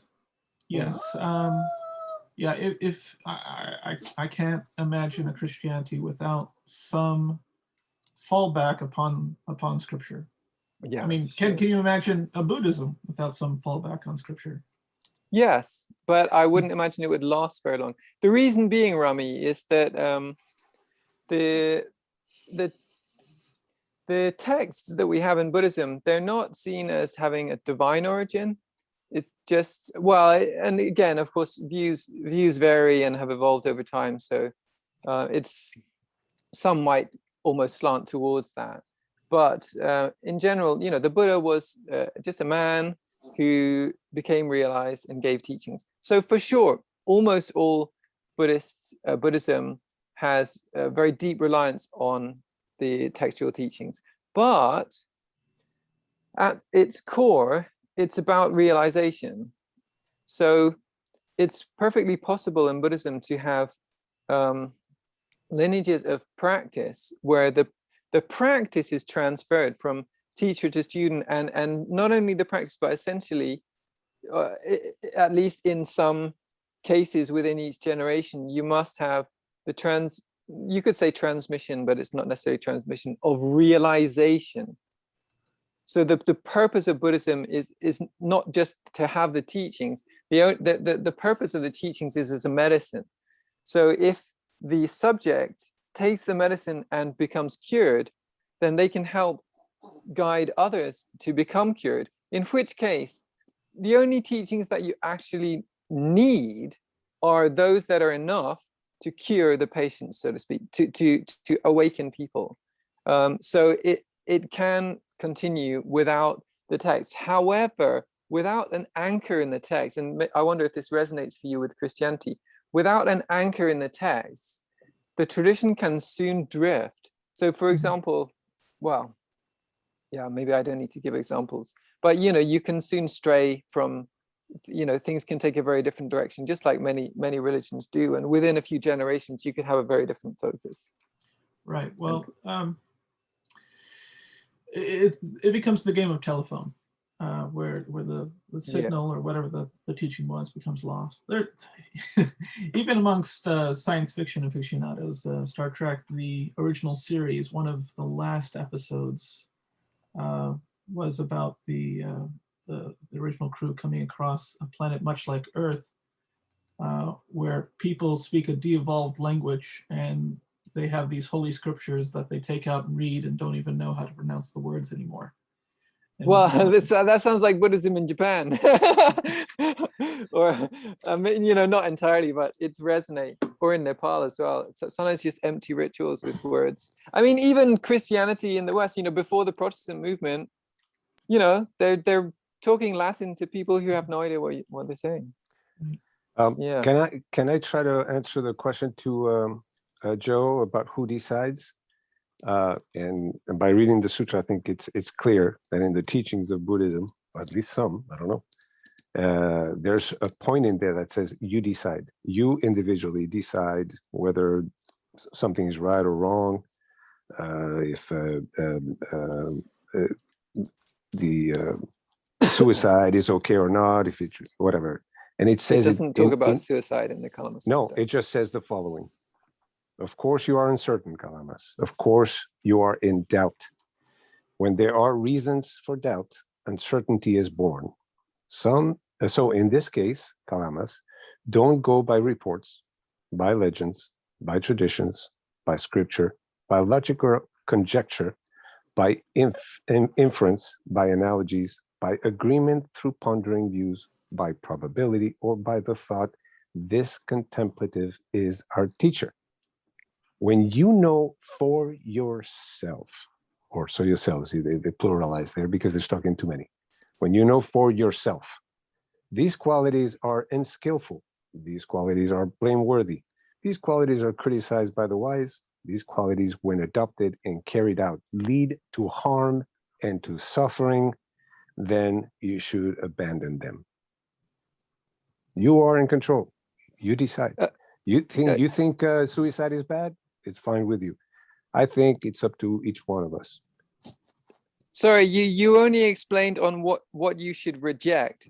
So, but now you've in your commentary, you're telling us about what it's okay to accept.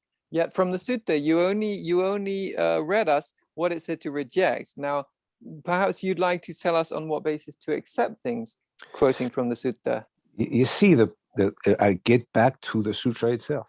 When you know for yourself, you decide, and then you say, well, I think suicide is awful, or Buddhism is about this or that or the other. But now you're going into commentary. Maybe you could keep to the quote first. The quote is, you know for yourself. If you know for yourself it's right or wrong, you decide.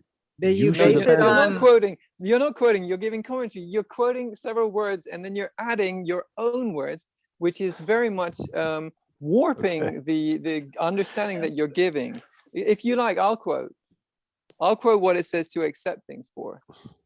So when you know for yourselves, these things are wholesome, these things are blameless. Okay, so far it's good. These things are praised by the wise. This is a very critical part which you missed out, Lewis. When you know for yourself, these things are praised by the wise. and these things, if accepted and undertaken, lead to but who- welfare and happiness, then who you are the should live in wise? accordance with them. So Who are- when you say, who are oh, the wise? if you think for yourself suicide is okay, that totally contradicts the idea, depending on the circumstance, it totally contradicts the idea that if accepted and undertaken, lead to welfare and happiness. Now, in many cases, people's suicide does not lead to welfare and happiness. And the critical part that I brought up from before you even quoted was the fact that it's saying, when you know for yourself, these things are praised by the wise, then you should live in accordance with them. But who decides who is the wise or not? That's another question. Don't you? but Don't you? that- Don't you? that- I mean, that's are another you not in question. control of your own life? But the very fact that it's advocating relying on wise people.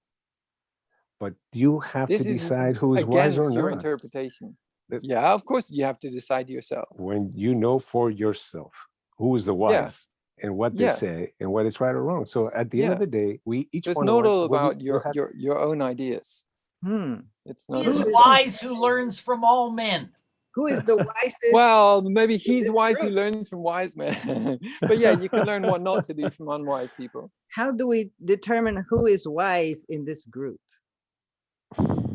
Each one decides. The one that has the longest beard, I would say. Each one Well, decides. since I don't have a video, I can claim the longest beard. You know, when I never give know. myself the freedom to decide for myself, I give the freedom, that same freedom to everybody else. So if a woman decides to I don't commit think they need your suicide, permission. but I don't judge them. That's what I'm saying. Yeah, that's good. I do not judge the woman that just killed herself or the guy that shot somebody at the bank. Yeah.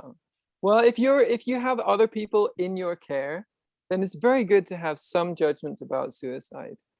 We might refrain from categorizing all suicide as, definitively bad, but in general, when you have a lot of people under your care, then it's good to, help them to not end up committing suicide. And having worked as a psychotherapist, suicide is a very interesting issue.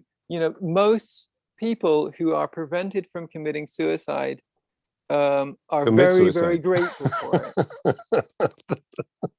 So, maybe you could go and speak to some people who, do you have the Samaritans is that just a UK thing, or do you have that in America?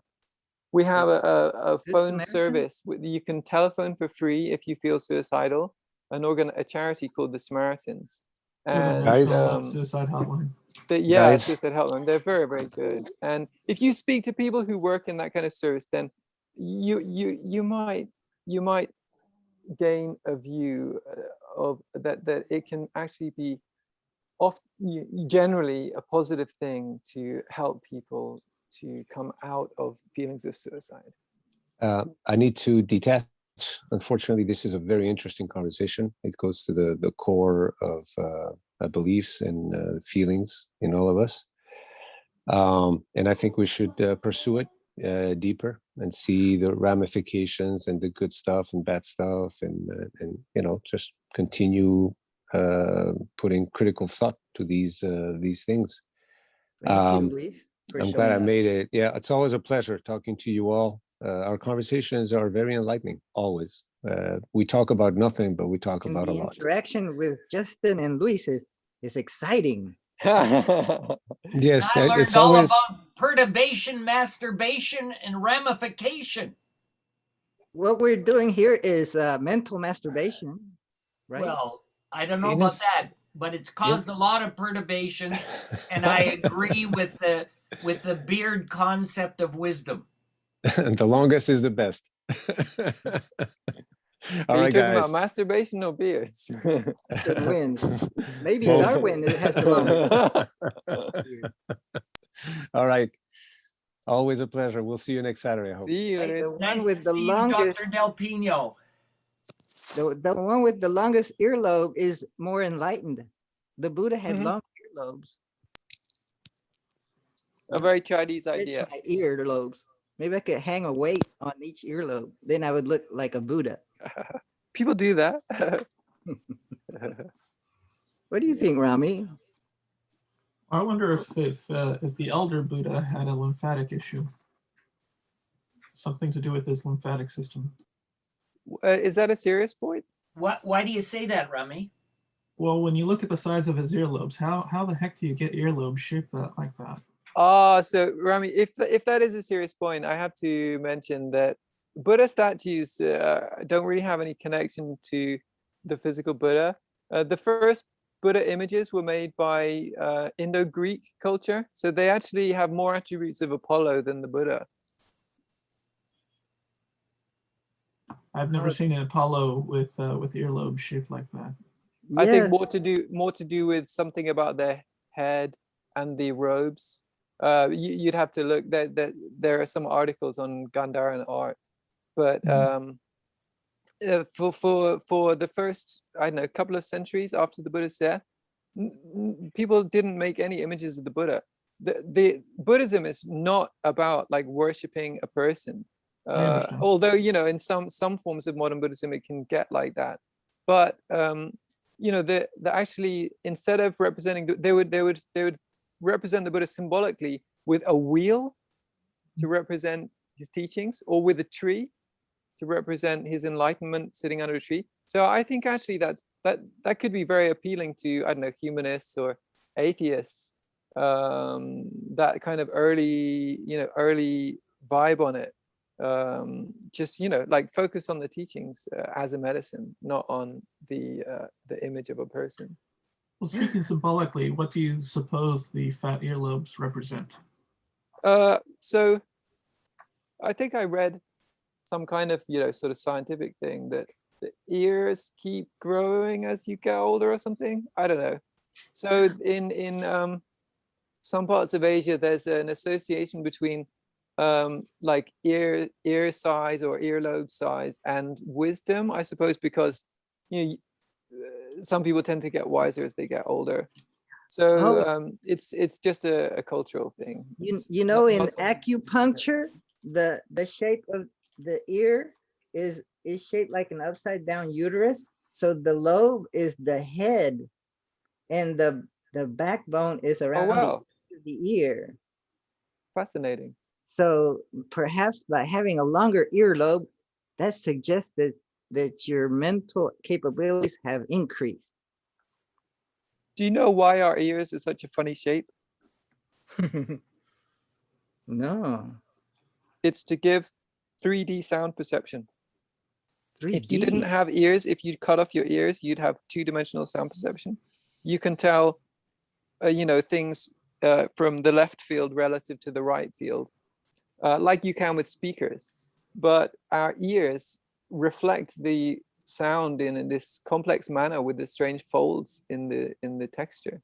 And through that, you can gain front back dimension to the audio information. So this is how we can hear in 3D.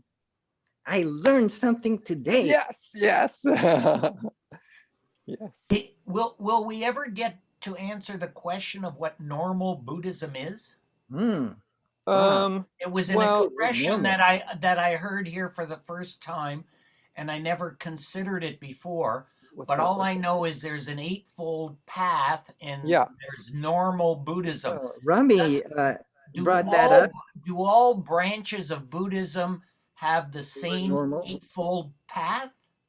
Well, so you've asked multiple questions. Yes, I have. But if you can bookmark the Eightfold Path one, so the first one was about normal Buddhism. Normal Buddhism. Okay, and you used that term, and I didn't understand it. Yeah, sure. I'll try to explain. I'm happy to.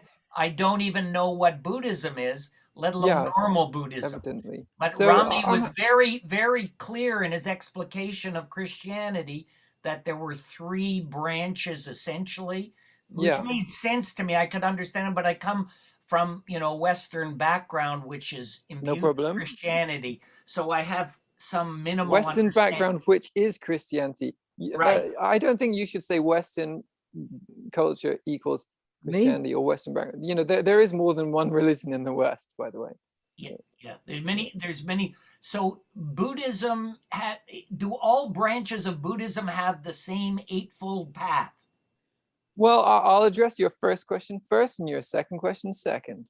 Okay. So Thank you. in terms of normal, it's similar to science. You know, there's no normal science, but there are fields of science. There are branches, and even within each branch, you have, you know, sub branches and you know, different schools of thought. So within Buddhism, broadly speaking, there are two main divisions. There is Theravada, which is followed in Burma, Thailand, Laos, Cambodia, Sri Lanka, some parts of northern India. And then there's what's called Mahayana Buddhism, which is all of the other Buddhism. And these represent, in some respect, they represent two stages of evolution of the religion within India. So Theravada is more sticking towards the earlier teachings, but they have later developments in theory and practice. And then Mahayana was a movement that arose several centuries after the Buddha, and they took a slightly different focus. They had this idea of bodhisattvas, like people. It's a little complicated to explain, so I don't want to bore you with details, but they basically conceived two different Buddhist paths. This was not in the Buddhist teaching. It actually arose from a grammatical misunderstanding, funnily enough. But it ended in the conception of there being two paths. One, to, you know, become enlightened and then become free from samsara. And the second one was, yeah, to become enlightened, but they believed in some somewhat more profound way and in a more helpful way, such that one then becomes a world teacher in a world that doesn't have teachings to free people from suffering. So yeah, it gets maybe a little boring even for non-Buddhists, if I would go into more detail than that. But those are the two main divisions. And that second division, they especially focus on generating compassion for all sentient beings, you know, the wish that, and when we say sentient beings, we mean any being with a mind. So that would include even insects and so on. There's the generating the wish that they do not suffer, and generating the wish that they are established in genuine, profound happiness. So I've heard of Zen Buddhism. Is that Mahayana or Yes, indeed, Theravada? yeah. So all Buddhism in China and Japan and Tibet and Korea and so on is Mahayana. Mahayana. Okay, so there are basically two branches. Yes. And in each branch there are sub branches. Yes, and within the Mahayana there are more differentiation than in Theravada. Theravada is a little more homogeneous, although there are differences. But Mahayana has many different forms. Some even somewhat more similar to Christianity. The so-called Pure Land schools don't tend to do what we'd consider hardcore mind training, such as, you know, deep psychological work of meditation. Instead, they would go more for prayers that they believe will result in them being born in what's basically a kind of heaven. It's called a Pure Land, and it's where it's very easy to become enlightened, and there's a Buddha there to teach you, and it's all very nice. And then similar again to Christianity, you know, a lot of teachings on compassion and so on. But a bit more kind of externalized. The power is more externalized in that form. You know, there's this external being, let's say a Buddha or something like that, who has the power to do the work for you, basically, to free you. Whereas in the Buddhist Buddhism, there was no external entity that can do the work for you. You have to do the work yourself. But the external factors can aid you, guide you, or counsel you, or, you know, guide you in practice. So, Rami, I hope I haven't misrepresented Christianity in some way. And may I add that some I've read that or one way of looking at the two Buddhisms is one is Northern Buddhism, and and the other southern Buddhism, like the southern would be Sri Lanka, that's Ceylon, south of India, and Burma. Well, it's not that south, but it went back and forth I between think those. it make the north-south division maybe makes sense in ancient India, because in ancient India the Theravadins, you know, were remaining in Sri Lanka when mainland India was more dominated by Mahayana. Although nowadays it's more like Mahayana is kind of east, you know, So it went, East Asia and so on. it went east to China, Yeah. Korea. Do both the Theravada and the Mahayana have a common book? So they all regard what is called the suttas by the Theravada, like the Sutta Pitaka, the basket of suttas, as authoritative. The Mahayana refer to them as the agamas, which are the collection, the subdivisions of the Sutta Pitaka. So they all regard them as authoritative, but the Mahayana generally don't actually read them. It's like they respect. It's kind of like the Old Testament for Christians, in as much as, you know, there's a belief that it's authoritative and it's right, but no one really reads it. Do we That know might what? be a slight exaggeration, but basically like that. And then actually the Tibetans didn't even bother translating most of that, so they know about it more from references to it and quotations from it from the scholars at Nalanda, which was I think it was the largest academic institution in the world at the time. It was a monastery, kind of monastic university in northern India that lasted until about the end of the first millennium in the Common Era. So Yeah. what language was the Theravada originally written in, if that's known? So first, it was not written. It was an oral culture for about 400 years. So India, it seems that India may have had the most advanced oral culture in the world in terms of passing down oral traditions. So the Vedas, I don't know, they maybe been existing for a couple of thousand years before the Buddha. You know, they came to India from Persia, I think. And they had a system of memorizing the teachings. So the Brahmin would be, you know, some of the Brahmin caste, their job would be to be almost like living libraries. You know, you find that in some other traditions as well, you know, like bards holding the history of cultures. But this was in the religious context. So when the Buddha made his religion, he established a very good oral tradition. And in fact, he was contemporary with a Jain teacher, Mahavira. And the Jain tradition is older. It's another Shramana religion. So Buddhism is a Shramana religion, differentiating itself from Hinduism.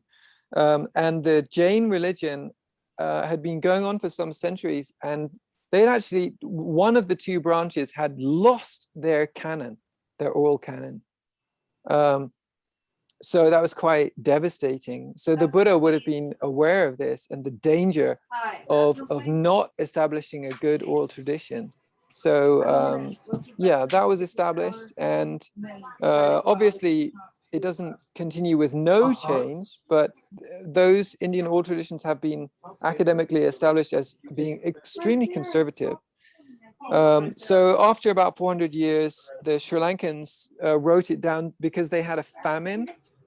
And actually in the time of the Buddha, there was no writing, but by this time in Sri Lanka, there was already writing, but they valued their oral tradition more.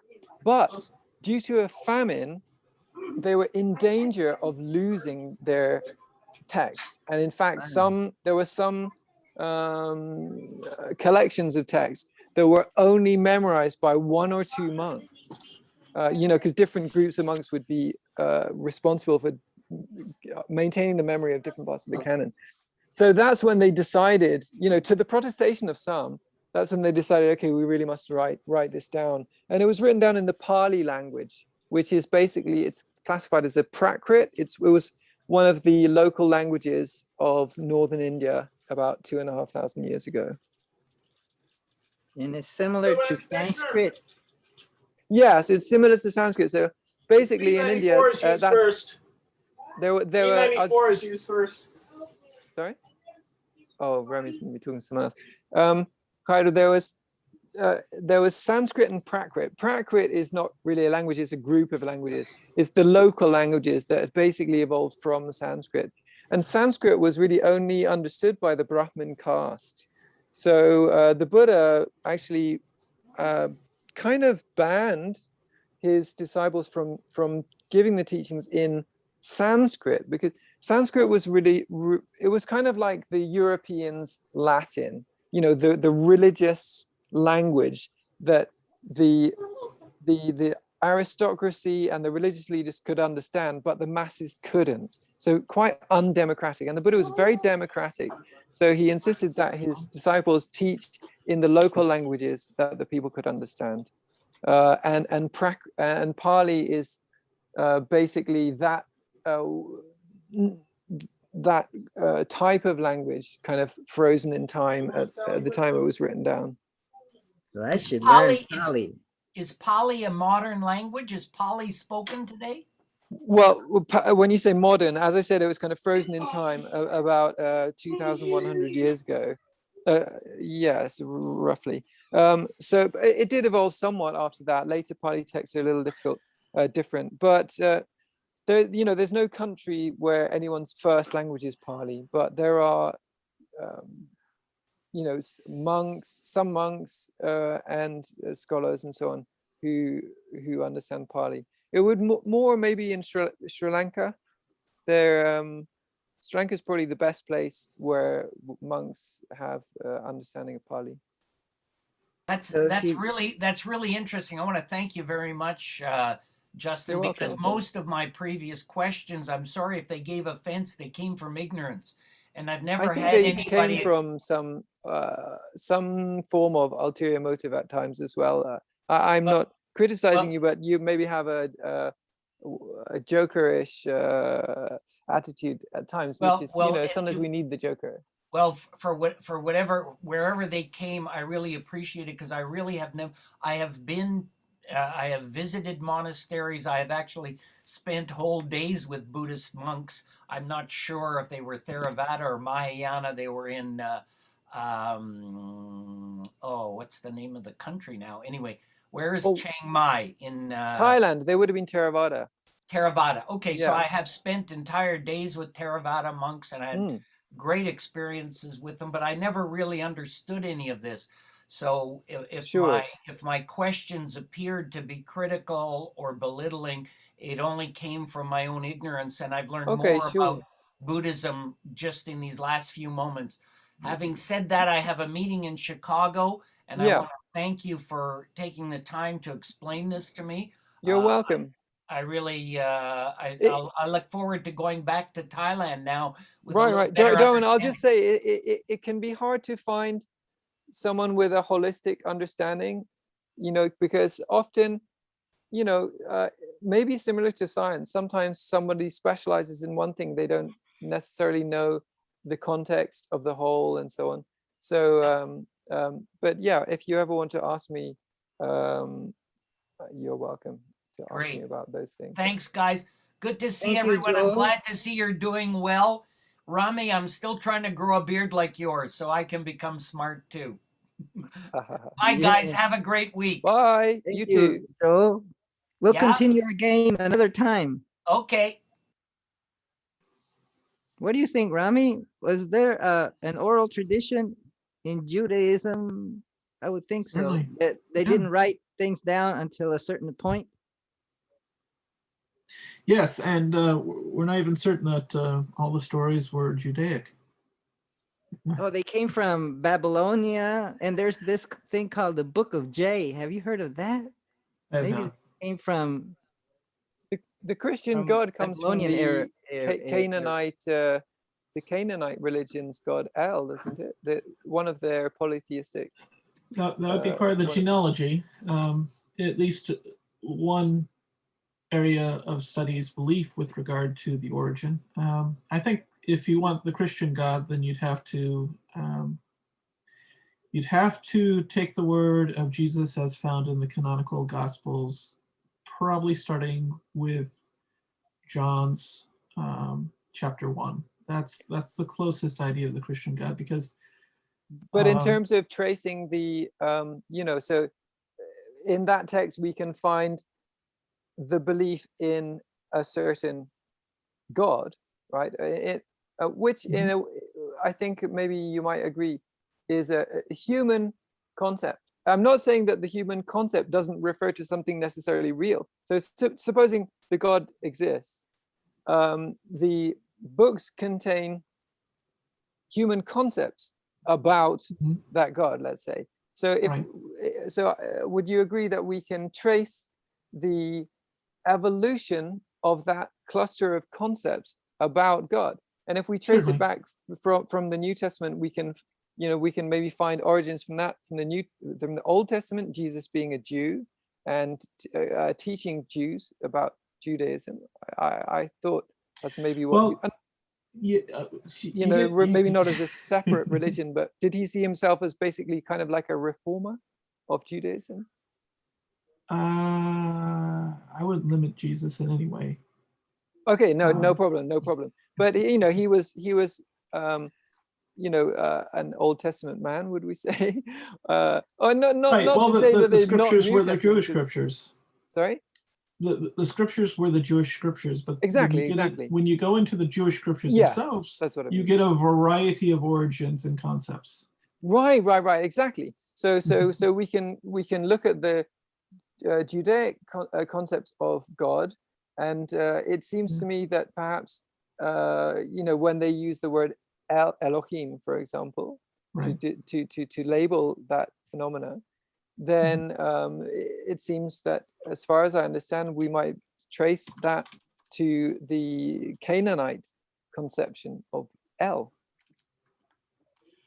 Yes, that would be one of the one. Because you get Yod, Hey, Vav, Hey. So I've heard that perhaps the different names for God, even though it's supposed to be one God, the different names for God actually may come from different polytheistic gods that preceded Judaism. Yeah, and the throughout over the course of what would be the timeline of the Old Testament, what you have is a community of gods, and the Hebrew God coming out as being the one that's supreme amongst them all, because of course that is. Well, which God was that? Because if they're using different names for him that come from different names of different gods from polytheistic religions, then if we say the Judaic God, but is it the or is it them? Which are we talking about? You're right, because them and those are the. It is in plural when you read Genesis. Yes, I remember. One of my rabbi friends actually felt it was feminine plural, but another of my Hasidic friends disagreed. So I'm not sure about that. Well, the thing to remember about Judaism, I got this from reading James A. Michener's 1965 novel, The Source. He would say that for as many Jews that are in the world, that's how many forms of Judaism there are. My favorite is the Hasidim. They're great. The Baal, I don't know if you've encountered the teachings of the Baal Shem Tov and Rabbi Nachman. Oh, there's some wonderful stuff in there. So many times, a lot of these things are constructs. They're constructs of understanding, and I think that sort of framework or phrase applies across the board for most religions and philosophies. Constructs. So do you mean like concepts, like ideas? Constructs, like mental constructs?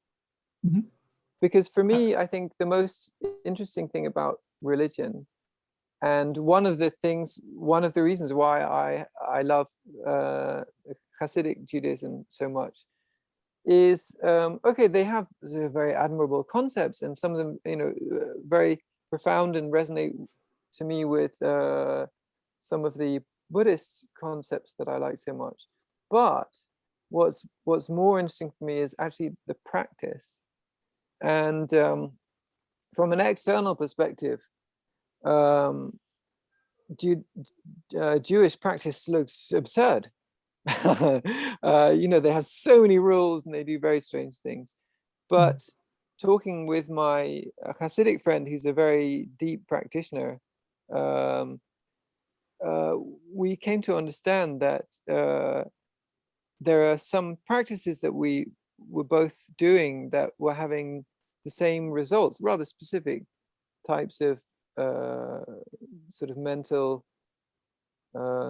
activity or phenomena. And it was really nice to see how their technology, which was externally so different to ours, they were working in very similar, interesting ways on the mind. And why I suggest this might go beyond constructs, although I'm not sure if I'm understanding the word. It's about sort of the deep rearranging of the mind and opening up to I don't know if I'm using this language correct, but maybe I could say opening up to the divine, or deleting our obscurations. Sometimes we trip our way into the divine, and I don't mean that from I'm not saying trip in terms of a drug experience, but no, fall into. Right, yes. Fall into God.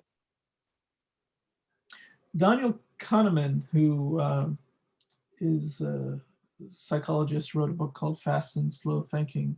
Interesting. He describes the system one as being that automatic, how you drive the car if you're experienced in driving a car. Now it's sort of automatic. It's how you respond to things in that sort of pre-trained way. The mode we don't want to live too much of our life in. Right. And system two being the more contemplative, where you have to really work things out. And the system two is also ability to rewrite or to reprogram system one. Great. Does he have system three? Not that I'm familiar with. Might I offer one? Go ahead. So to me, there seemed those first two systems seem to be system two seemed to be characterized by cognitive function. System one, maybe the lesser cognitive functions of sort of automated responses. Also, that would involve the affective side. And I think we can use the cognitive side, we can develop the cognitive side so that we can, surpass mere impulsive affective response and sort of base low-level cognitive functioning just to keep things ticking over. We can use our cognitive functions to surpass that. For example, in terms of ethics, we can. I'm sorry, I have to place you on hold. I'm also a caregiver. I'll be right back.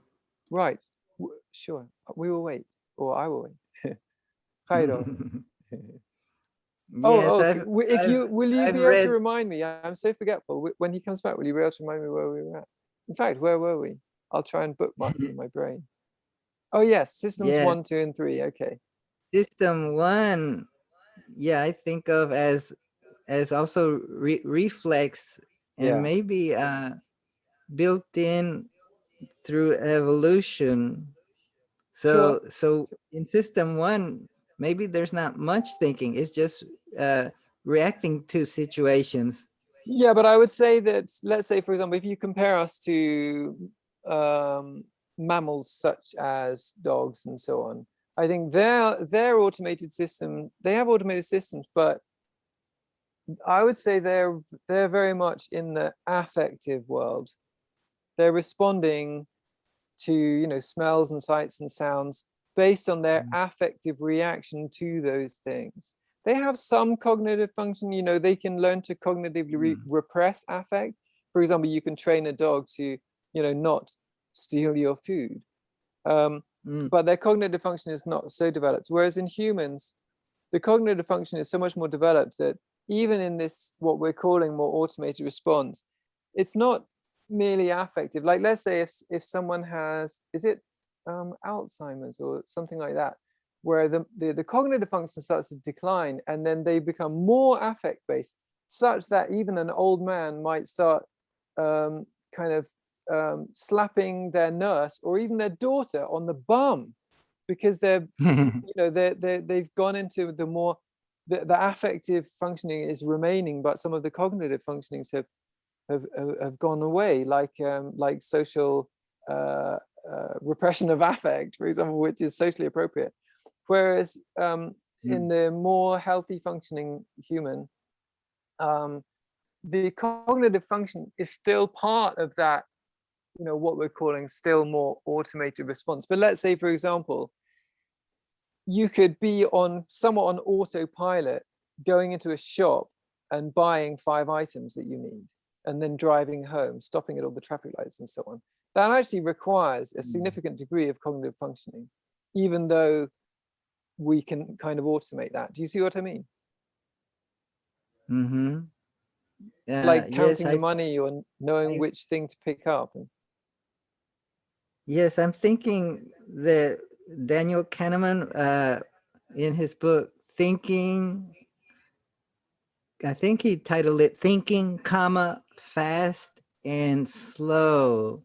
Yeah, right. So system one is thinking fast, and and system 2 is slow, because we have to go back and review the lessons that we've learned. So it requires a lot of memory, and deciding, okay, I know that this does that by looking back at my experience. So maybe I should reprogram system 1 if I can. And I'm thinking that people with Alzheimer's, like I'm living with my mother who has it, that it's hard for us to get her to learn to do something that we tell her, don't do this. And after a while, I give up. Well, say, I would say giving up is probably a great idea, because well, would you how would you say, I mean, it's a private thing, so you're welcome to not even answer at all, but would you say she's more affect based than she used to be, like more responding to things on an emotional basis? Yes, if I consider what her usual day is like, when we take her outside, and she looks at flowers, and says, look at how beautiful. So everything is beautiful and wonderful outside. And then when she gets back from going outside, then we ask her, how was it? And, oh, it was great. Oh, tell me about it. She has to make things up. She can't remember what happened an hour ago, or it's very vague. Like maybe she vaguely remembers that she had a good time, but she can't figure out the details. It's like coming out of a dream. So I could imagine if someone would be stuck in a cognitive sort of zone of where ideas are so important and logical sequences are so important, I would imagine it must be very difficult to get on with someone who would be in that kind of condition. Whereas I think maybe it might be easier if oneself goes into the more affect sort of zone, and just sort of feels with the person, just stays in the present and don't even bother about linear time or things like that. Would you say that sounds sensible? What would system 3 be? Is that like system 3 system? So Rami, so with these systems, so then I say maybe we can transcend a kind of sort of almost like a more animal nature or more automated nature into and gain some kind of clearly discriminating mind, very useful, and superior ethics, and regulate our behavior better, which is the application of ethics because of this more developed cognitive function. But I wonder about a stage 3 where one doesn't have to be, maybe, I don't want to exaggerate, maybe I'm exaggerating, but one doesn't want to be dominated by ideas and sort of by the cognitive side, but you could be maybe focused on a spontaneous presence, sort of fully engaged in the affective side, but that the affective side can have been rearranged in part with the help of the cognitive side. But for example, you can be firmly rooted in the feeling of loving kindness and compassion, and respond in a spontaneous way, not necessarily having to go through a long chain of thoughts to do action. But if one has kind of become oriented to others, for example, you know, to even being able to feel what they need, or what's appropriate in the moment, you know, then there's an expression that I rather liked, that I think I've read it in my father's Masonic book, but it was about the will of God, following the will of God or something. And that seems to, for me, to resonate with sort of following the Tao, even the way. So if maybe there's a way to be in spontaneous connection with, one could call it divine will, or from a Buddhist perspective, we might just call it, you know, the appropriate action. Then what about that? I thought I What do you heard some think, Rami? Masonic influence in some of your words earlier, Justin. Because Oh, that's interesting. Well, that's the only the thing about the will of God is pretty much the only thing I remember about this. Is literally, I was a kid and my dad had this little book, and I read like one sentence or something. So, oh, that's nice. I don't know much about the Masons. Something that's even older than the Masons is the idea of hierarchy, and I'm hearing hierarchy really come out in your words, because Oh, interesting. You're trying to find a superior and an inferior in your understanding, and so in your mind, when I hear you working it out, I hear you working it out in a sort of order that's hierarchical, and at the same time, I'm also hearing that you don't want the negativity that's associated with the hierarchical. So you're trying to come to terms with these different ideas and concepts, and I think that coming from the Britain that you're coming from, it's automatic for you, because that's what's normal. That's that is the norm of your culture. So when Kahneman speaks of system 1, system 2, it's not that one is superior or inferior to the other. It's that we spend most of our time in system 1, and system 2 is this other necessary place that we have to spend our time in. And system 2 has the unique ability to, with practice, with willful or conscious practice, I don't know if willful is the proper phrase, but with conscious practice, it's possible. Not that it would always necessarily happen, and not without sufficient practice, but it is possible to rework system 1, to make our automatic, let's say, having a more compassionate heart towards others. It's possible to produce that sort of consciousness in that place that we're living out of automatically. Yeah, this makes sense. I think this is in line with what I was saying so far. So Harold and I have started reading Immanuel Kant's, actually Jacqueline Marina's essay on Kant's highest good, and it's the a lot of the earlier readers that Marina references looks at Kant's highest good and starts by dividing it into trying to understand it from the immaculate and from the transcendental. Okay. So that which is embodied and understood within the physical, and that which would transcend. Is that the one that you said is in the body? Is that the immaculate yes, one? Right. Oh, yes. Right. Right. It would be the. What does it mean, the transcend? What does that mean? Oh well.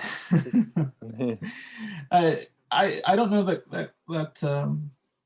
Kant would have thought in those terms, but transcend would be along the same line of when Luis talks about there's that which is and that which isn't, and if you sum the two, then you get the whole. I don't follow Lewis's ideas. I find them. Oh, that's great. But Thank you for perhaps that. you- I was trying to put them in terms of something that he stated, but transcend would mean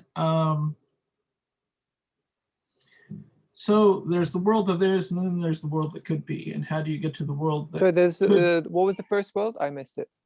the immaculate the world that is. The world that is and the world that could be. Right. So they both people, exist. Well, the world that could be exists in the minds of men. Okay.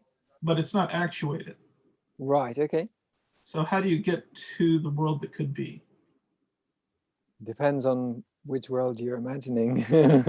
True. I mean, it's better not to go alone, but to have others that you can share a certain vision with to realize. Because we do it all the time. In fact, even animals do it. Like a dog sees some food and sees the world that could be and runs to the food and eats it and experiences the world that previously was the world that could be and now is the world that is. Yeah. Yes. Although, is there some maybe way in which this is different, this idea? Well, let's take the idea of Christianity as developed in Western Europe, and the idea of the Great Father as developed in Aboriginal North America. Cool. So here's a concept or two general sort of fuzzy ideas that would both potentially represent the same entity. All right. Do they see the Great Father as an entity? Well, I don't know. I honestly don't know. Right. But I would take the two and say the synthesis would be found in the Constitution of the United States of America when they speak of, or maybe it was in the Declaration, when they speak of nature and nature's God. So there's nature, and you could find nature in a primordial state, and if you're, I don't know, perhaps a druid, you might think to worship primordial nature in a way. When you say nature in this context, does it mean the phenomenal world? Yes. Or is it limited to a part of the phenomenal world? The phenomenal world least touched by man. Okay, so like the non-human world, the non-human physical world. Yes. Well, but also involving not including the physical world manipulated by man, such as physical structures, or let's say a biologist might look at an ecological set of systems within a given territory and see it in all its worth and all its beauty, witnessing how each is able to play off the other in a way that sort of sustains and moves with the seasons. Right. Although from an alien looking at the Earth would not see this division. They wouldn't see nature on, as one thing, and then humans and human buildings as a separate thing. They would see that the humans are just one of the species. Right. We're the ones who utilize tools to the furthest extent.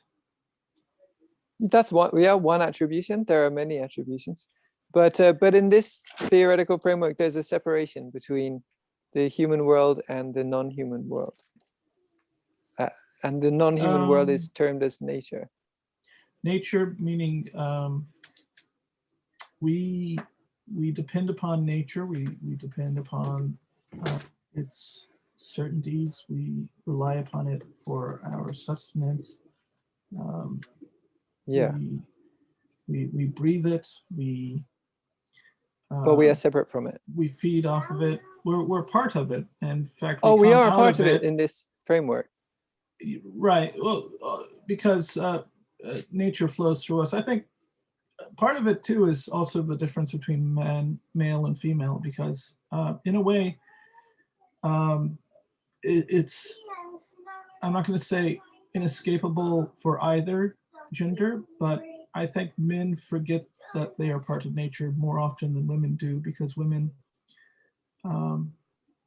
I would say, understand that yeah, they I are would agree. they're the source of Yeah. of new humans, right? I We are would, too, but we forget that we are. yeah, I would suggest that there's another sort of division, not just the male female, but the agricultural versus hunter gatherer, and that hunter gatherer. I mean, the agricultural societies, in which of course I'm including American and English culture.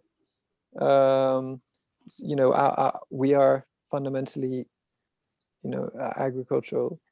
Not that we're farmers, but do you know what I mean? You know, as a society, we depend on agriculture.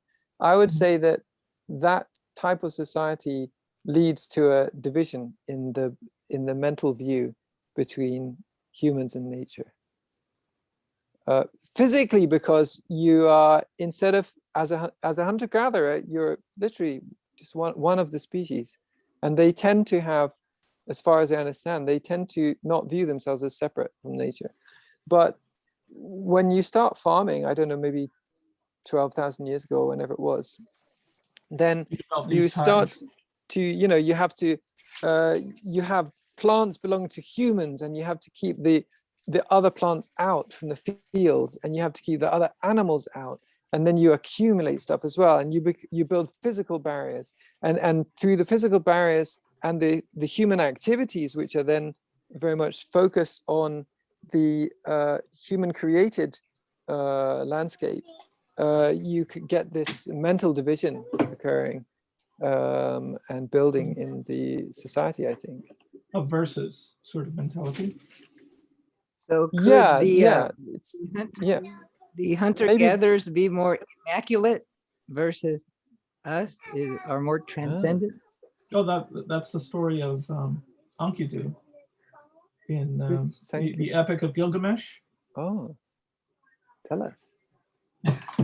Well, Enkidu is the wild man. You know, he wrestles with lions, and he speaks with the animals, and he is Nice. totally there in the natural world. And Gilgamesh is the king. He's on the top of his game, and he gets to abusing his people because he's basically bored. He's mastered it all within the realm of man, and he's turned and started to abuse his people because probably because mastering the world of man doesn't lead to happiness. Right. So then he goes out and he finds this guy Enkidu. Well, he hears about him first of all, and he's intrigued by him, and because maybe is he jealous? The ultimate, possibly. But then again, was Alexander jealous of who was the first cynic? Oh, what was his name? The fellow is this who lived in Alexander the barrel with the his Great? dog. Yeah, later on. It's another story. They're probably separated by at least a millennium. I'm so unfamiliar with all these stories. They sound exciting. Yeah, they are wonderful stories. But back to Enkidu. So what they decide to do in order to capture Enkidu is they send a beautiful maiden and Enkidu gets curious and then lays down with the maiden, and then after that, the animals don't talk to him anymore. Why? And well, he loses the ability. He in essence becomes, in a way, sort of civilized. His experience with her changes him. Do you think it was the cultural contact? I don't know. It's a mythological story. Right. Sorry. But later, Enkidu and Gilgamesh, they go and do adventures together, and eventually Enkidu dies. And then Gilgamesh goes off on a journey, but really disheartened because this is the only person who Gilgamesh felt in which he had a peer in the world. Interesting. And then his peer dies, and then that launches Gilgamesh out on a journey to the land of death to find out what is out there in the great beyond. And I've got to go again. I didn't know that story. Nice I've heard of story. Gilgamesh, Nice but story. I never heard of Hunky Doo. Could that be the source of the word hunky dory? I've got a guess of Gil- why the king saw him as a peer. Oh, it's spelled Enkidu. He was sounded like he was saying hunky do, like hunky dory. Yeah, that's what I. Yeah, that's what I was thinking. The first half of the story discusses Gilgamesh, king of Uruk, and Enkidu, a wild man created by the gods to stop Gilgamesh from oppressing the people of Uruk. After Enkidu becomes civilized through sexual initiation with a prostitute, he travels to Uruk, where he challenges Gilgamesh to a test of strength. The Epic of Gilgamesh. What did the civilization did that come from? Oh, it's from ancient Mesopotamia. I think it would be And- interesting to read some of those old stories, you know, like I mean, some stories that we have, Jairo, isn't it fascinating? They're so old. I mean, Buddhism's old, 2,500 years old, but there are epics that are even so much older. It's so fascinating. I think sometimes reading ancient cultures, and maybe it can remind us, like, you know, okay, a lot has changed physically, but not much has changed intellectually. Okay, science is great, but in terms of like how people thought or what people's actual daily culture was, well, I remember when I was at school, Jairo, that when I studied ancient Greek culture, it really changed my understanding of history, you know, because up until that point, I'd basically been led to believe that, oh, you know, everything always gets better. And the further back in time you go, the worse it was, and people were really stupid and you know, and they were just like ignorant and barbarians. But then you read ancient Greek comic satire about the politicians and about the fart jokes and all this stuff. It's like they're just the same people as us. Just the same people.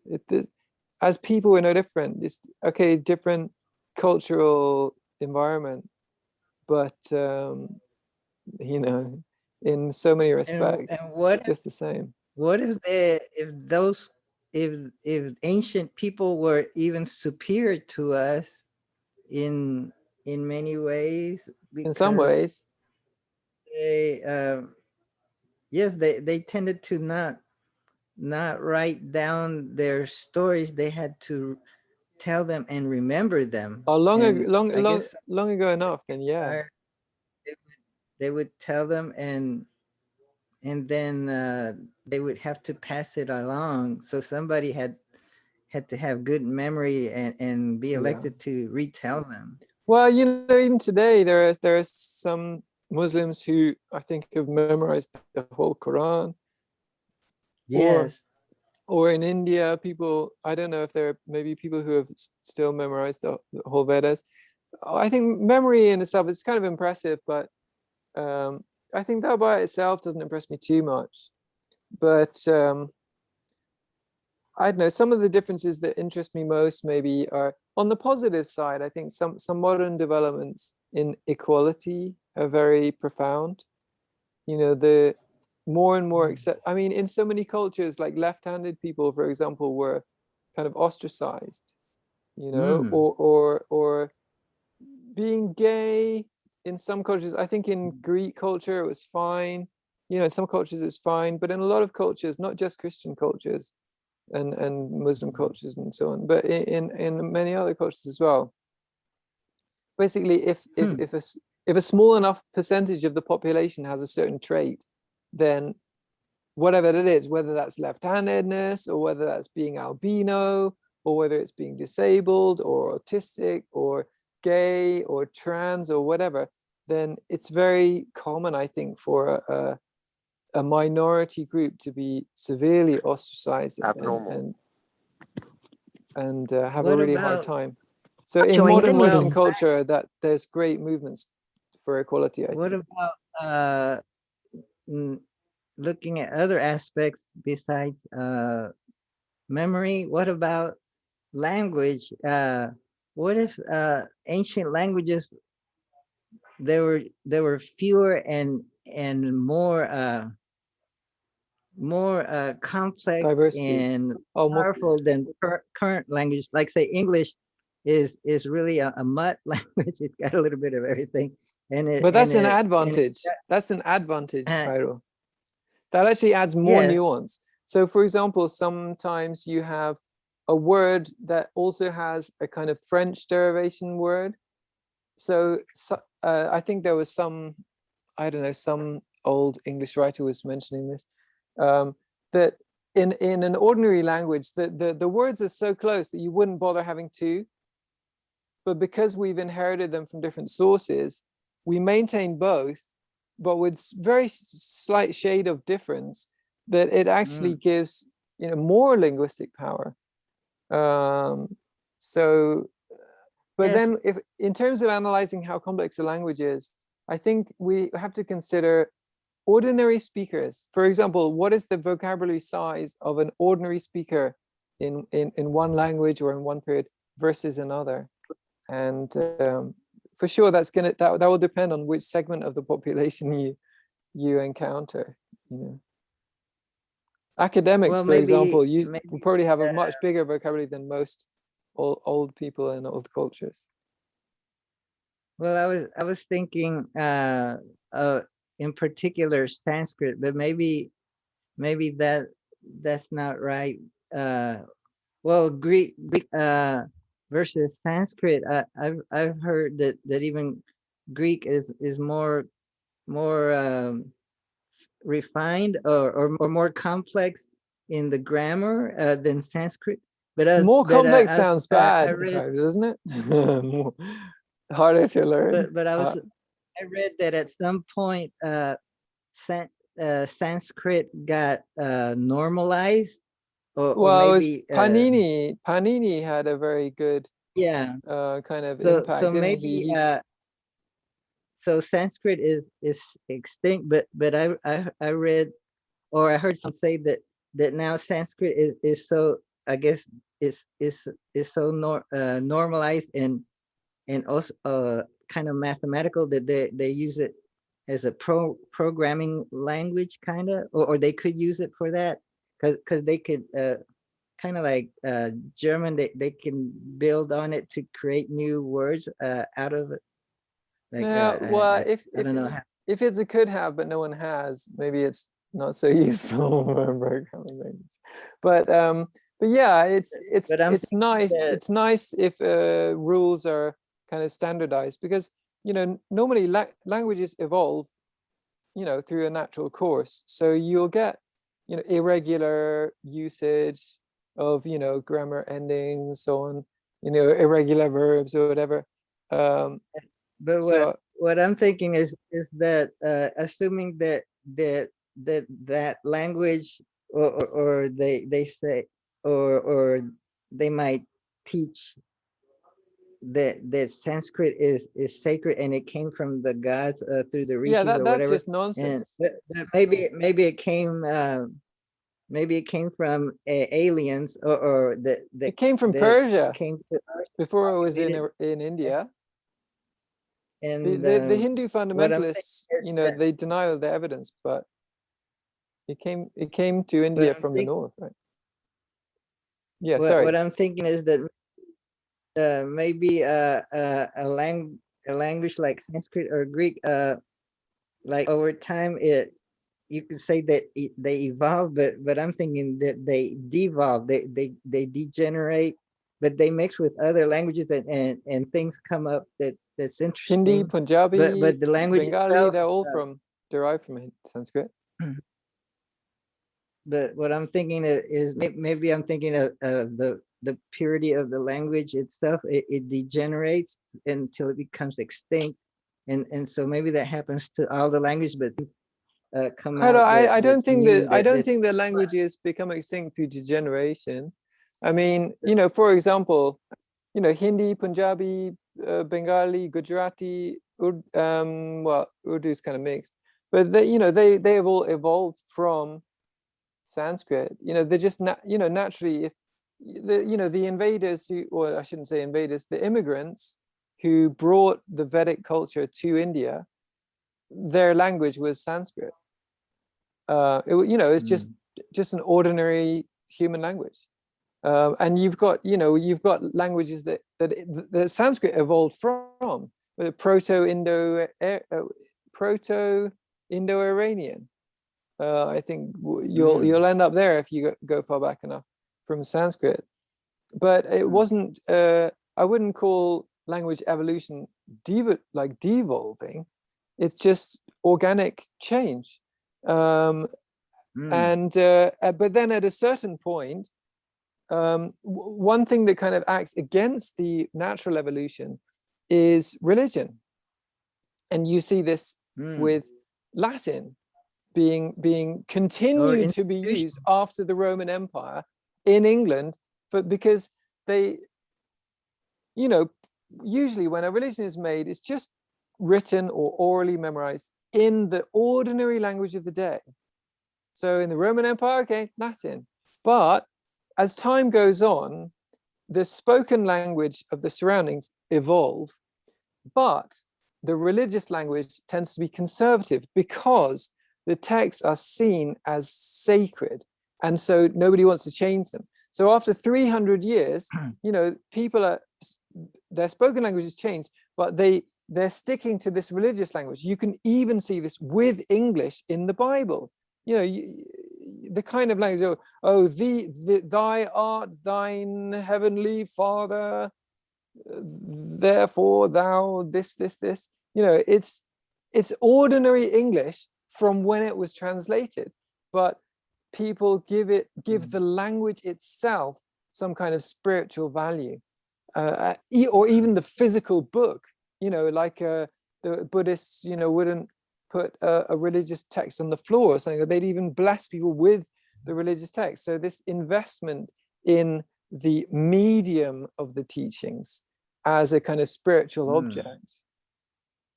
So then, with in the case of Sanskrit, you know, the local languages evolved so much that the ordinary people can't understand the sacred teachings at all.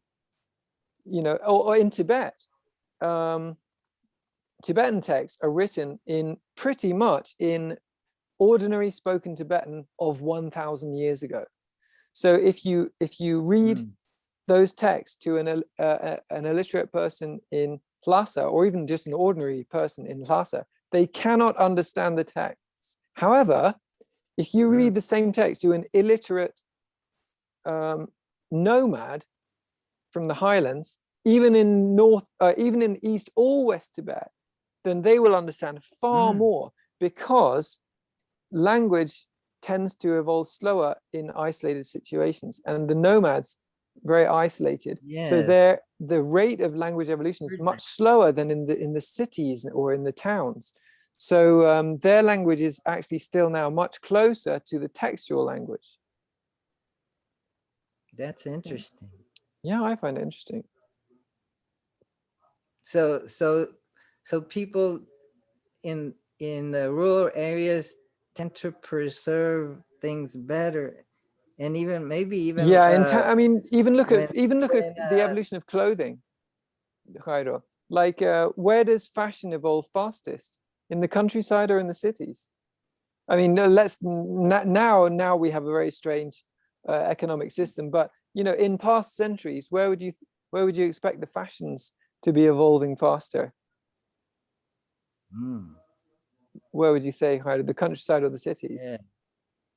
The cities, right? Perhaps, yes. Perhaps that's why the Buddha wanted his monks to keep it going by using the the local dialect and didn't want them to continue using Sanskrit, but eventually Sanskrit got used by the Mahayanists. Yeah. Well, not And, actually Sanskrit. So what I don't think they generally use Sanskrit. They used what we call Buddhist hybrid Sanskrit. So it's kind of like a little bit different from classical Sanskrit. yes. It would be similar to hi Rami. You're still muted, by the way. It would be like Cockney English, like London dialect in East London. Imagine a low-class English dialect where they're all speaking like this, and even the grammar's different and the vocabulary's different, and the accent's different, isn't it? So that's like a London accent. Imagine speaking the same language but with a posh accent. Oh, that's really nice, in it. Well, you could kind of put the accent on but still use the grammar of that dialect and the vocabulary of that dialect. That's kind of what Buddhist hybrid Sanskrit is like. It's a Prakrit, it's a Sanskritized Prakrit. So for example, the Prakrit kamma becomes karma, or sutta it should have become sukta, actually well spoken, but they misunderstood and they Sanskritized it as sutra. Or Wow. satta becomes sattva, which was also a mistranslation into Sanskrit. It was actually sakta. So bodhisakta was what the Buddha was talking about, but he uses the Pali bodhisatta. Now, Pali is simpler than Sanskrit. So satta is, there's more than one satta. They're, do you call them homophones? Same, different word, but same sound, same pronunciation.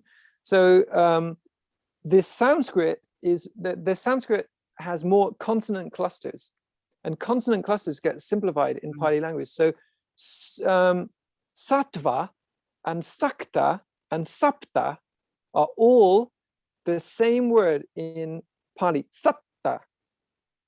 So you got three totally different kinds of satta. So bodhisakta or bodhisatta in Sanskrit being bodhisakta, I think, or sapta, I forget, means kind of attached to enlightenment, or we could maybe more naturally say striving for enlightenment. So the Buddha, when he was recounting his pre-enlightenment period, he would say, before I was enlightened, when I was bodhisatta, which means when I was striving for enlightenment. And then he'll explain whatever story he's explaining. He only uses this word to refer to himself between the period of leaving home and becoming enlightened. So that was the period in which he was striving for enlightenment. And satta there is actually an adjective describing him as being striving for, or being dedicated to that task. So maybe 100 years after the Buddha has died, this understanding was forgotten, not entirely, but mostly. There's some commentaries which give this view, and it was Sanskritized as sattva, being, which is a noun. It's not even an adjective. So even it screws with the grammar of it really makes much less sense. But it was like, when I was an enlightenment being. And then later on, you have Indian folk tales being adopted by Buddhism as, but reframed as past lives of the Buddha. And in those, this later misinterpretation is given. So he was a bodhisattva. He was living for many lives and doing this and that in different lives. In fact, some of these tales even reached through the Silk Road. And I think maybe through that, one of them became a Christian saint. The Buddha and the Buddha in one of his past lives, I think. Yeah, what was it? I've forgotten the names, but there are two Christian saints who are both actually the Buddha. they received it via Islam, and Islam got it via the Manichaeans, and the Manichaeans got it via the Buddhists. Very interesting. But the Buddhists, anyway, I think they got those the Jatakas from the Hindus. So, but then because of this understanding of the bodhisattva and becomes enlightened, that's how the Mahayana kind of arose, through therefore seeing the bodhisattva as a category of being.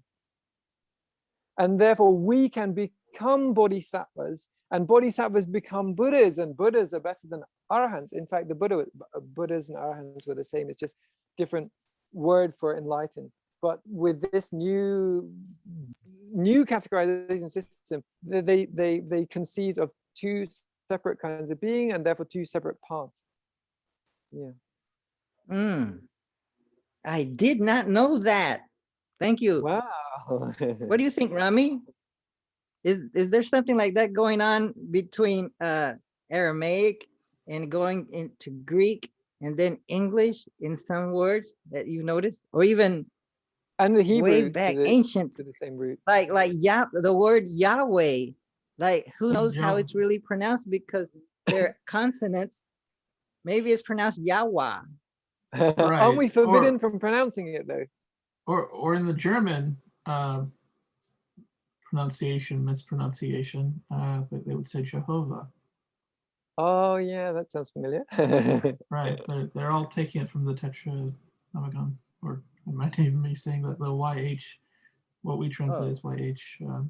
I quite like the Jewish idea of not speaking it, or that it shouldn't be. Don't they have some idea? Yeah, and I think that you say the phrase is what is it? It means the word. They put an asterisk between G Don't and even D. bother saying it's L. No, what is it? It'll come to me later. But in terms of the evolution of language, Hebrew, you don't bother with vowels, so there's no clue. And the reason why Hebrew doesn't do that is because they're controversial. And how would later Hebrews know that they're speaking it correctly when compared to the earlier Hebrews? Because after being taken away into captivity so many times and the language being lost repeatedly, how would you really know the way to do it? It's just modern Hebrew, they put little dots above and below, kind of like Tibetan. Yeah, and that had to be developed, but a lot of it's still quite oral in terms of how you pronounce correctly.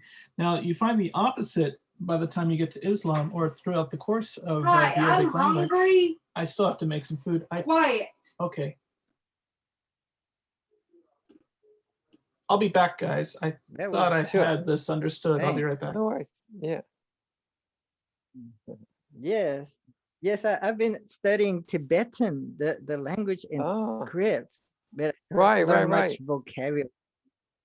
But yes, now I understand how maybe Sanskrit, like, and going from I guess when you like, for example, mantras written out in English, that you could read it phonetically. Or Tibetans themselves are notoriously bad at understanding their own transliteration system of Sanskrit into Tibetan. So, for example, Om Benza Guru Hung. Benza, it doesn't say Benza. It says we can either read it as Vajra or Bajra. And even in India, the V and the B, even the V and the B were kind of somewhat interchangeable, resulting in things like and also Tibetans can't pronounce the V as in Victor, so they would tend to pronounce like when you say they say Bodhisattva vows, they would say Bodhisattva wows. Right. They use a W. And they'll substitute. They'll use ba instead of va in their mantras, but they misunderstand actually this relates to what you're saying, Rami. So because even when you can write down vowels, it doesn't mean that you don't lose the pronunciation. So we're talking about how Tibetans transliterate Sanskrit mantras into Tibetan. And the thing is, they don't understand their own rules of transliteration. So Basra, the ba or va, the b and v are kind of interchangeable in these languages. But because of a rule for their Tibetan writing of Tibetan language, there's a rule which makes them change the ba into be. And benza, Basra, benza, and then things like what's another one? Padma, they change into Pema. So they're totally mispronouncing their own reading of their own writing. But this relates to changes in their own language, because in Tibetan, I don't know if you've ever seen Tibetan writing, but it's basically done in vowels. So you have a number of letters, sorry, not vowels, a number of letters making up each syllable. So you might just have one, or you might even have like 5 or 6 items just to make one syllable. And in Ladakh, They put a they dot pronounce between pretty them. much everything. And the Tibetans think it's so funny. They're, oh, you guys are so stupid. Ladakh, basically, Tibetans arrived in Ladakh about 1,000 years ago in northern India. And Tibetans think, oh, you're so stupid. You don't even know that you're not supposed to read those letters. It would be like silent letters in English, for example, like knife. It would be like an English person saying knife or knife or something, instead of knife.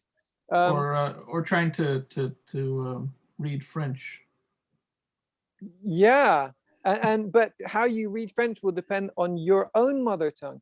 A German literally reading French, or a Japanese literally reading French, or an English literally reading French, or an American versus an English literally reading French will give different results, right? So it turns out actually the Ladaki's pronunciation is older. And, when people make writing systems, they really try to be quite straightforward. And so the peculiarities like silent letters and so on are generally, it's just that the way of the way of pronouncing has changed, so that the language, the writing drifts further and further away from being a sort of transliteration system. So people in rural Tibet, they probably read, or it sounds like they're saying what's written down more phonetically than people in the city of to some extent, maybe more in Amdo, in the far northeast, going through the city, and in Ladakh, sort of more remote. But in Kham, for example, like nang, for example, nang, if I would spell it in Tibetan. In Tibetan, in Eastern Tibet, that's actually pronounced nong. The nga at the ending gives this rule for their dialect that you actually change to ong instead of ang. Anyway, it's a bit too technical to be interesting, but yeah, what I'm saying is even a literally written language doesn't free itself from evolutionary change in pronunciation. Yes. Well, have you ever read Old English?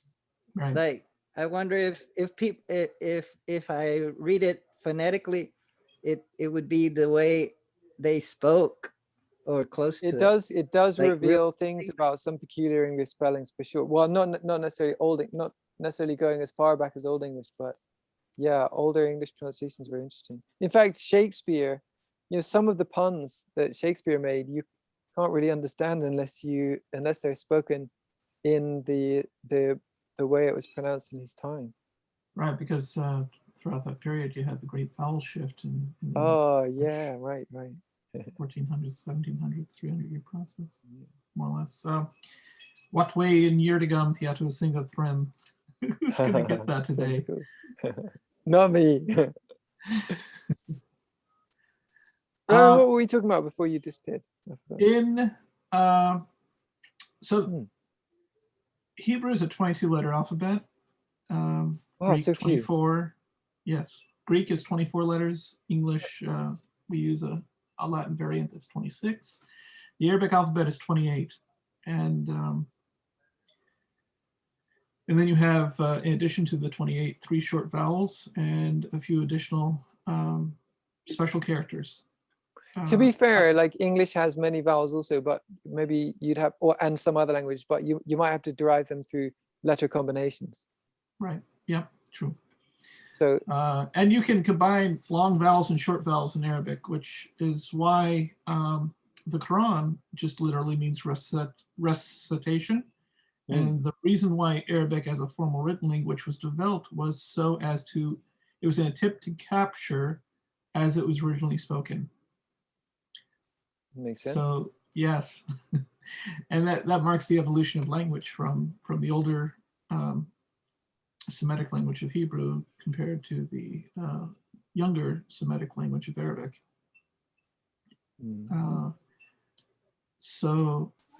So you get these exact marks, and whenever there's something like the call to prayer, that is supposedly what you're hearing is what would have been spoken in the time of Muhammad. But there's even some doubt about that. It's also a little peculiar to think that that would be like important. It's peculiar. Don't you think so? Because it's attributing certain but it's significance interesting to, to look at language Chinese. rather than message. What about Chinese or Chinese Egyptian? is, yeah, very It's complicated. not very phonetic, the writing. So that means that you get a situation in China where you have different dialects, like say Mandarin and Cantonese, and they sound or totally you can say different. it's different languages. A Chinese friend was just telling me this the other day. Like it's a kind of misunderstanding to categorize them as different dialects, because they're like Cantonese and Mandarin are way more different than, let's say, English and German. Yeah, different languages then, but they're using the same script or same characters. Yeah, and I think that's really cool, Cairo. And I actually, that's a really interesting example. Rami, just to let you know, you're still muted, in case I would always forget that. So Cairo was saying about Chinese, and maybe this is, for me, this is interesting because, let's say, if a culture is obsessed with a particular form of a language, it seems like it seems very male. I don't know, we were talking about male versus female, but a kind of rather abstract addiction to some arbitrary phenomena, and you can miss the actual message if you give too much credence to a form, whereas Chinese is maybe the opposite. It's like, don't care how you say it, but you can convey the message, whatever words you use. Even you can be using different languages, so Vietnamese and people in Hong Kong and people in mainland China, or the Manchus or the Han or the whoever, can be still understanding the written meaning. Even the idea of writing meaning without writing sound is very interesting. Oh, it's like the Richard Feynman quote. He says, Sorry? I learned very early the difference between knowing the name of something and knowing something. Yeah, great. Yeah, it's vitally important. But you can learn to read roughly Tibetan script and almost phonetically. Well, there's a lot of rules there's a lot of silence. If you learn the rules, though, it is very strictly phonetic. In a month, if you learn the current rules, a month or two, everything. But Chinese, you couldn't do that with their writing. It takes 2 years to learn to be able to get a handle of it and maybe read every other word in a newspaper. However, if it's written in opinion, using opinion, you could that helps. But I'm talking about the traditional. Well, Pali language has no script, so it's written in various scripts, but there's no script that's sort of categorically the best one. It's just wherever it's been recorded in the script of the local culture. There's one of the stands, I don't know if it's Turkmenistan or one of the other neighboring countries there in Central Asia, but they're actually in the process of changing the entire national script for their language from Cyrillic to Latin alphabet. Hmm. What, Why? what country? It's one of the stands. One of the states, Afghanistan, Right. Kazakhstan, maybe. Oh, they Perhaps. probably use Russian script. Right. They've been using Cyrillic from the time of the Soviet Union, but they're they're I going think to it's to Latin. become more to become more Modern. aligned with the West. Yeah, it makes The sense. Cyrillic is kind of hard. It's kind of like Greek to me, or it seems to be based on Greek scripts, but it's pretty. Well, there's so it'd be possible for let's say an autistic person to be able to recite a prayer exactly as it's intended to be spoken and have zero meaning behind what they just said. Yeah. This is a futile exercise. What about the linguistic? Uzbekistan. That's the country. Is Uzbekistan? Yeah. How do you spell that? With a U. I'm going to send you a link. Uzbekistan.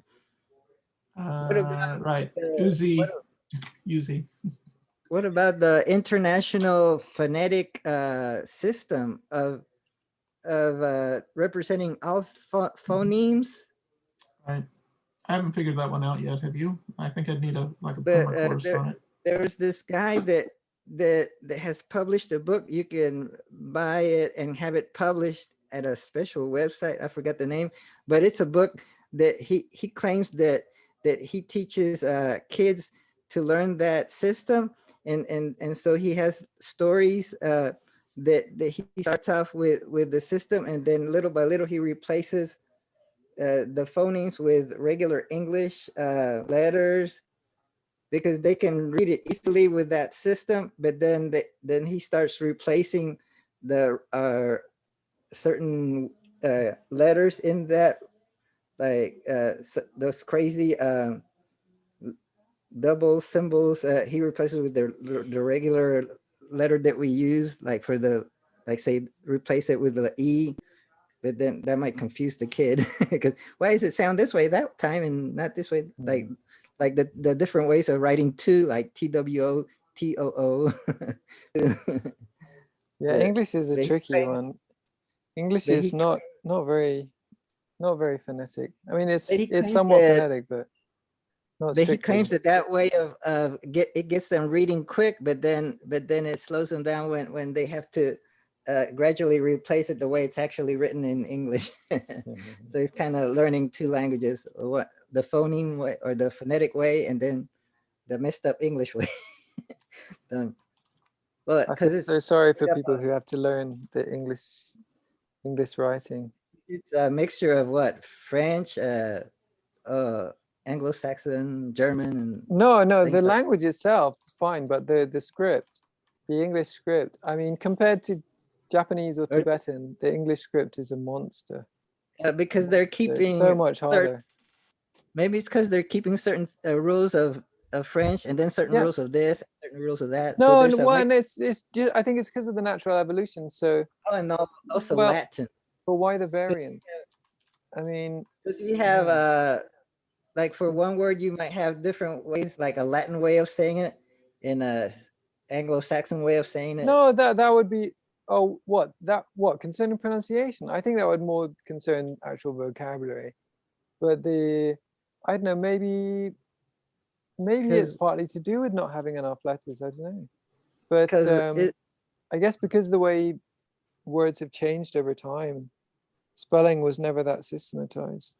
But isn't there like you have two sets of vocabulary for saying the same thing? Like one is but that would be two different words, not two different pronunciations. And the other is Latin, and they come together, and so the authors have to decide which one am I going to use this time for what I'm trying to say. The Latin but you're talking about two separate words, right? No, two separate words for the same object, one is coming from Latin and one's coming from Yeah, that's a Anglo-Saxon. benefit.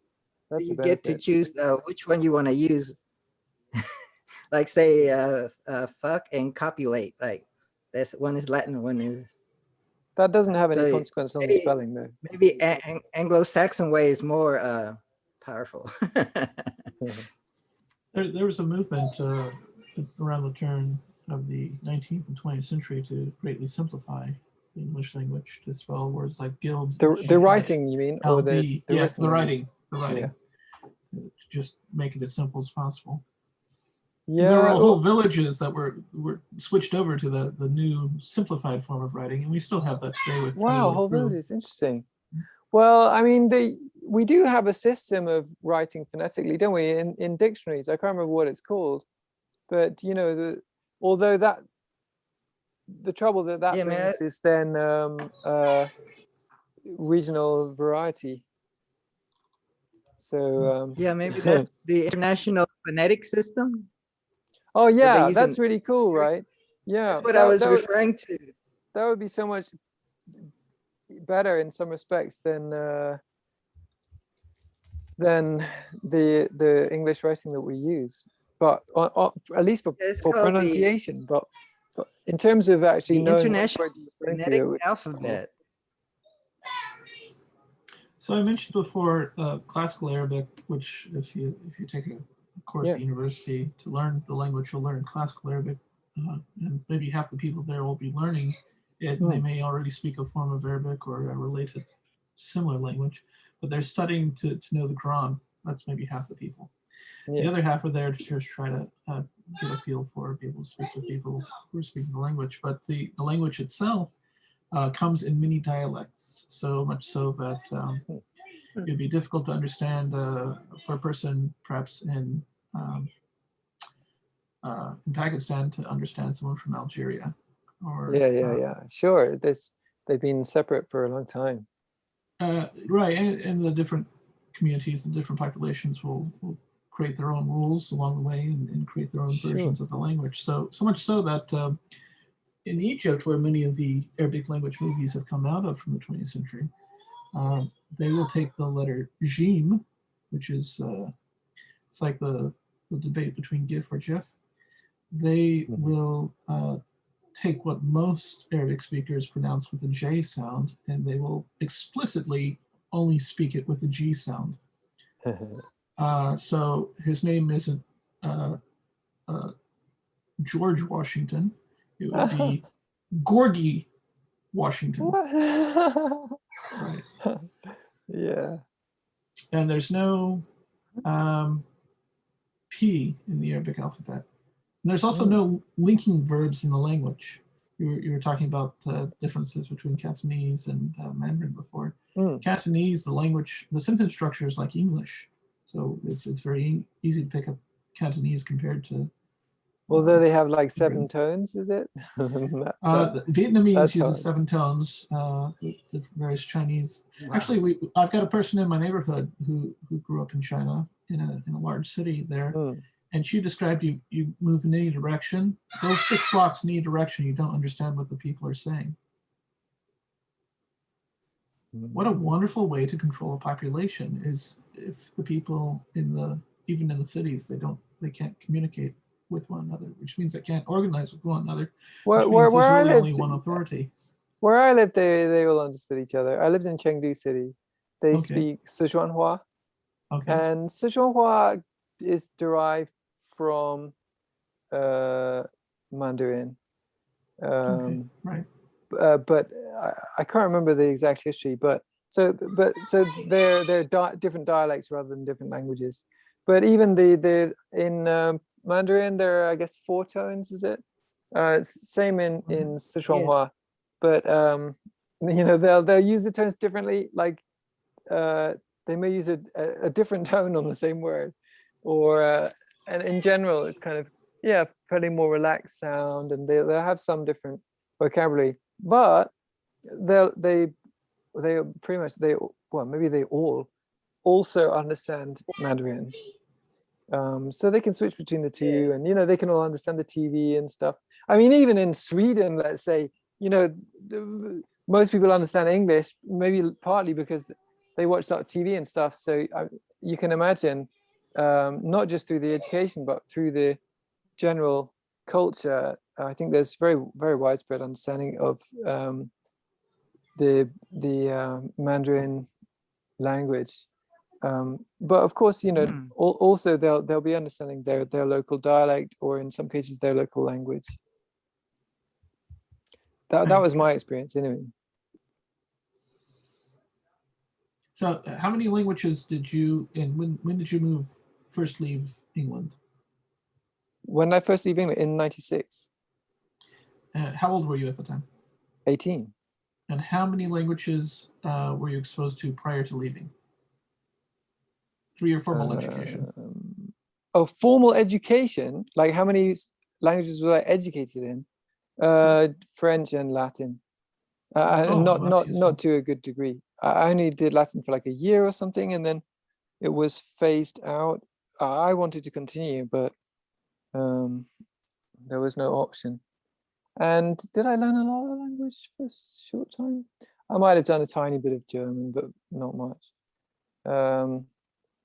But you know, basically, I was incapable of speaking other languages. A normal person from England. My mother spoke Irish, but she never taught me any. She's Irish.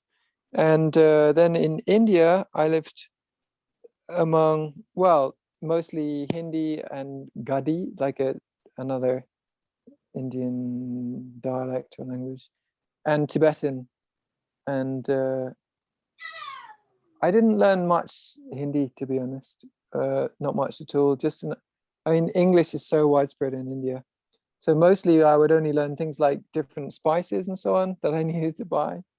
But then I went to Eastern Tibet to learn Kham dialect of Tibetan.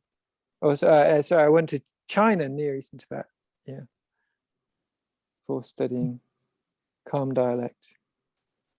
And so how many places in China did you live then? Just the one? Just Chengdu, yeah. Stayed there for about a year. There was a college there where I could study this dialect. I tried to study it in India, but the refugee community's language is really like a refugee dialect based on the Lhasa dialect. And my master, I mean, even refugees, even if they come after like a year or two, their dialect has really changed towards this kind of refugee dialect. So, but my master had been there, you know, for decades. He came to India in 1958, I think, with the rest of the monastery, and he spent so many years in isolated meditation retreat. So, like the young people, even in his refugee village, couldn't understand him. Like everyone else thinks, oh, they speak Kham dialect in that refugee community, but that their Kham dialect is different enough. I mean, it's been so pushed towards the Lhasa dialect that the young people literally couldn't understand my teacher, and no one could really teach me this dialect. People claim to be speaking it, but I found no, it's totally mixed. So it wasn't sufficient. That's why I went to study it in Chengdu. There was a college where I could learn that dialect.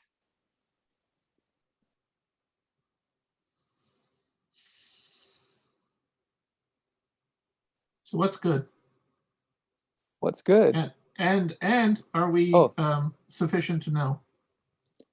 Can you refine the parameters of the good? Yeah, that's right. What is the good? You have to define these things. You're right.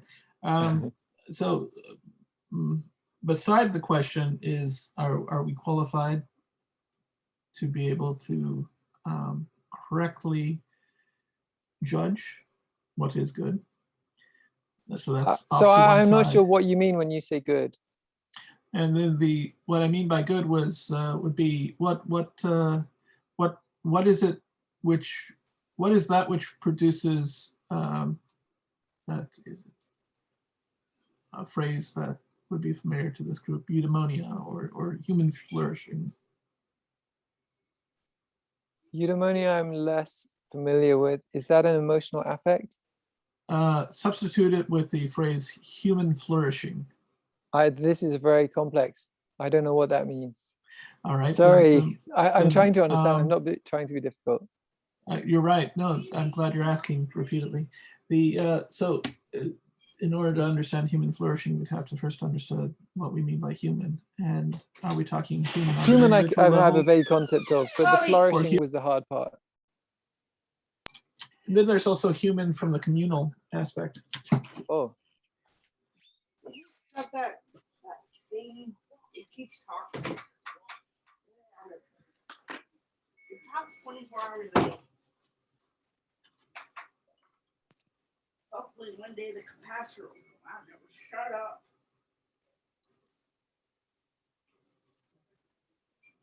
What?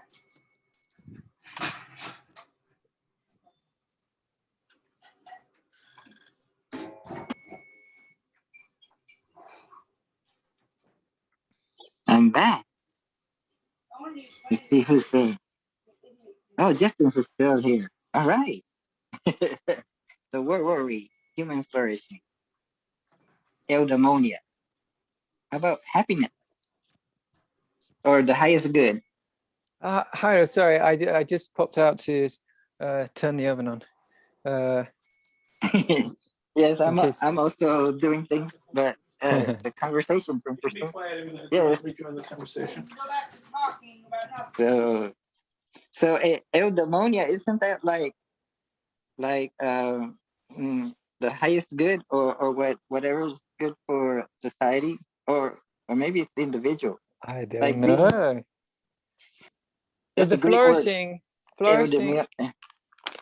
He was saying, I think he used that word because of the group, but I think his first choice was flourishing. But this is very broad, isn't it? Like flourishing in which dimension? The technological, the logical, the philosophical, the sexual, the destructive, the overpowering. There are so many fields of phenomena we could apply the concept of flourishing towards. So I'm interested to know in which domain he is referring. I tend to go more towards the societal well-being. Oh, that's a nice word, well-being. So that way you don't have to worry about the technology. The technology could just be a tool, and if it helps, that's good. If it doesn't, yeah, societal well-being sounds good to me. That sounds, yeah, more significant to me than personally than technological flourishing. Yeah. Yeah. So maybe human flourishing has to do with the well-being, that everything's working well and nobody's going hungry and everybody's literate. And Could be maybe what the he government means. the government is just, It could be. hopefully, See. most of the time. They have a good Well, emperor. I'm going to unplug my. Can I hear you? Can you say something? Hello? Yeah, I can hear you. Can you hear me? Yes.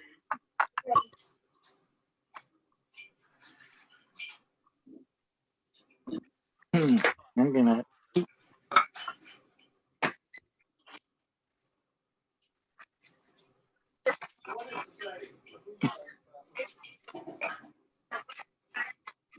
okay.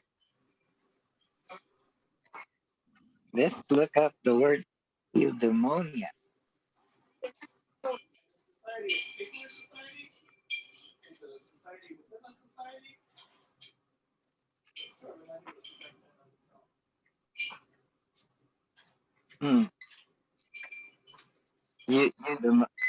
Eudaimonia.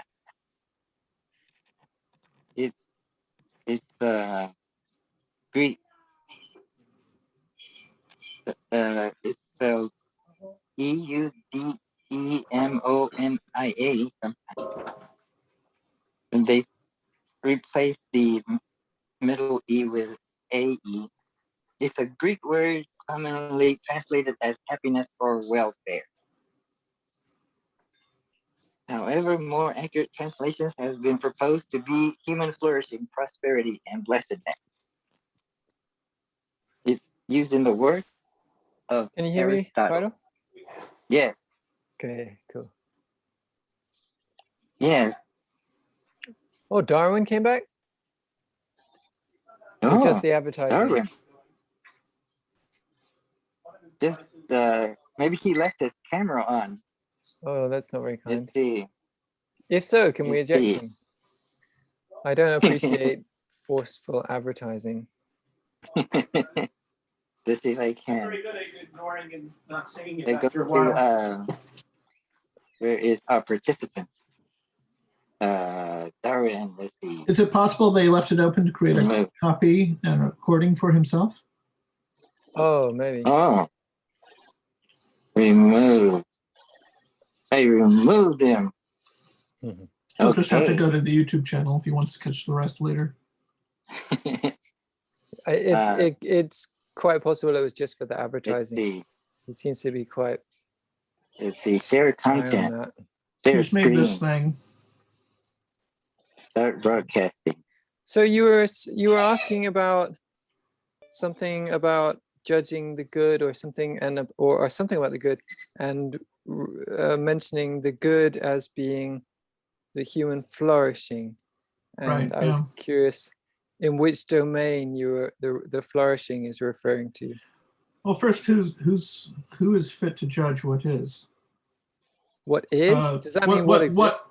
Or rather, not what is, but what would produce a generalized state of human flourishing? Oh, In other words, a right. communist state may come up with this idea that their idea is going to produce a utopia, when in reality what it produces is a dystopia. Because So they're you're saying using like who can judge, or how can someone judge Mhm. what is good for people or good for the world? That's part of the exploration. And is the question how to judge or who can judge? Who can? Who can? Well, and does, when you say you can judge, you mean who can judge accurately? You'd have to be a being able to see into the future. In other words, you could utilize predictive analysis, but you don't know if your predictive analysis is correct until it's actually run in the real world. Well, so then to me, this relates to things like space missions. You know, so let's say if someone comes to you and says, I have very good predictive power, and you say, okay, I'll pay you millions of pounds. Can you do something? And then they do it and it totally fails. And then you investigate and you find it didn't fail because they knew what they were doing and they tried hard, but you know, there was always a 10% chance of failure. They failed because they had no idea what they were talking about, and they were just talking out of their arse, as we might say in England. Right. Well, you So, get a lot of that. yeah, definitely. But we also get a lot of the opposite, which is that there's people can establish reputations of actually having good predictive power. So, for example, you know, some car mechanics will be well sought after because they tend to do a good job. They have a high rate of success. And, you know, some engineers will be hired to make buildings because their buildings don't fall down. And then you even develop a system of standards and regulations because there's the community, like beyond the individual level, at the communal level, you get a buildup of evidence-based knowledge, and the field progresses. Yeah.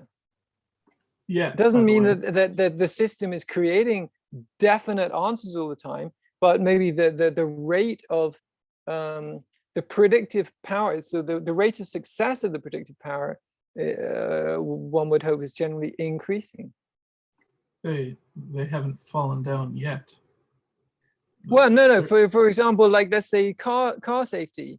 You know, there have been lots of fall downs in that respect. You know, there's lots of accidents, but that, you know, maybe the rate of accidents decreases. So now cars are much safer than they used to be. So there's this, you know, observable increase and observable increasing reliability, and even in terms of predicting, for example, let's say predicting how an object would behave under at high speed.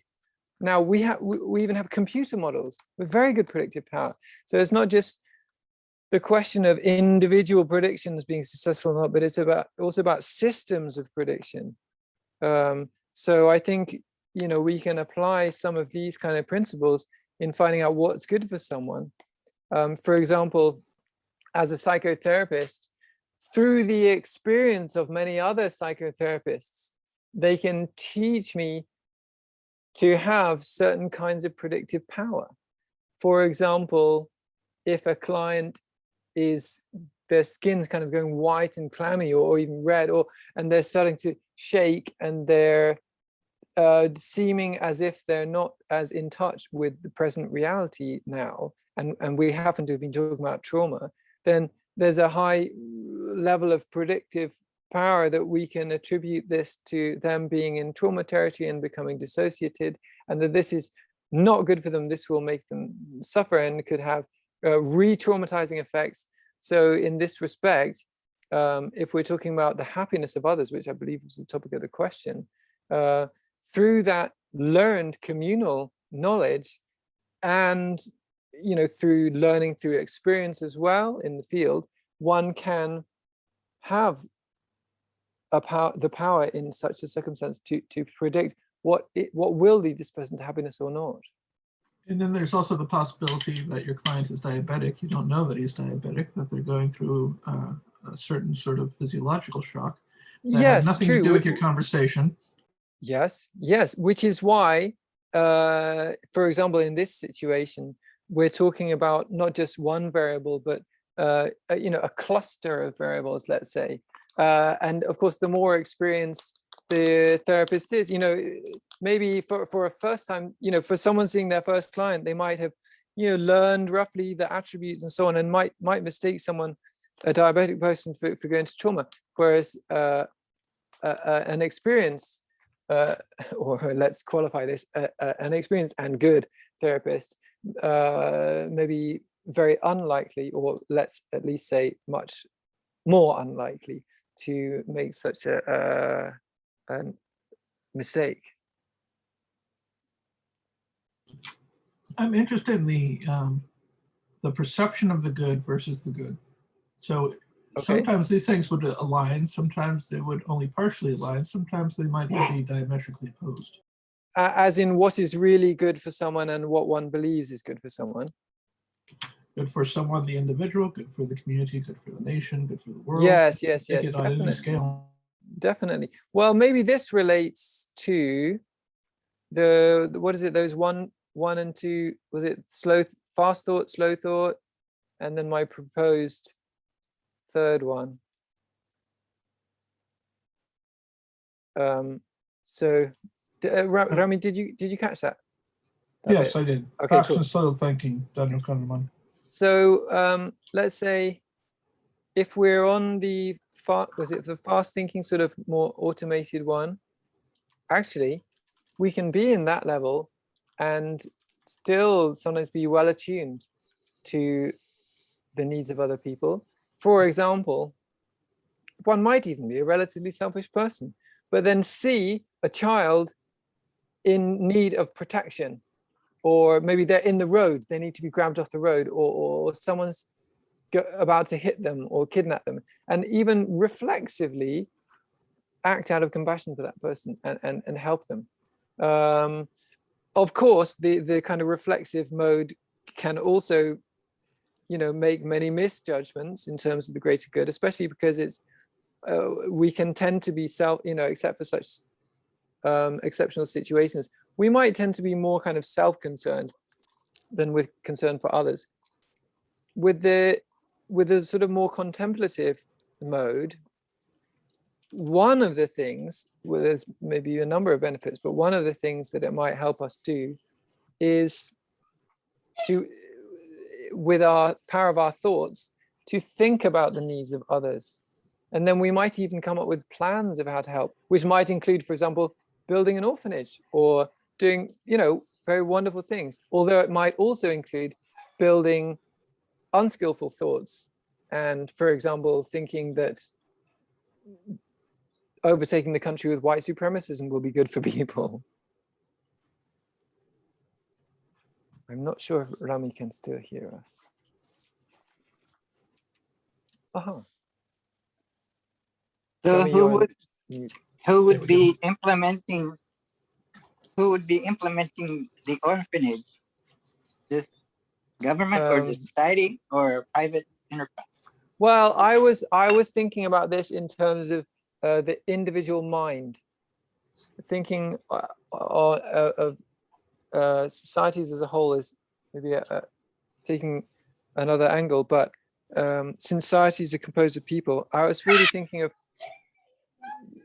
the individual and this question of how they judge good or not, you know, and trying to take first the kind of individual at the more impulsive level, and then the individual at the second level of what were we saying? Yeah, this kind of more logical or thought out way, which can go quite right and also quite wrong. But there's the third that I was going to mention, but I'm not sure if Rami can hear us or not. I might wait. Oh, I've been okay, hearing so, you. Yes. great. So then I was thinking maybe a third alternative, just a proposition. But if one can be attuned to, you know, the what we might call the will of God or the Tao or the spontaneously present appropriateness of the moment, which might even require an integration of the cognitive and affective, who knows, or at least that they're working well and but both used appropriately. You know, sometimes it's actually not the time to use one's cognitive functioning in terms of thought and so on. Sometimes a spontaneous and affectively attuned to oneself and the other spontaneous action can I think has the potential to transcend all of the other modes fun eating by myself. in terms of helping others.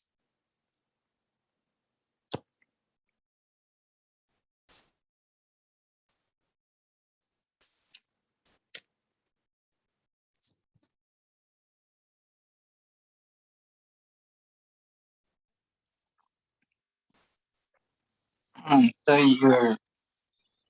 are you adding your third system thinking?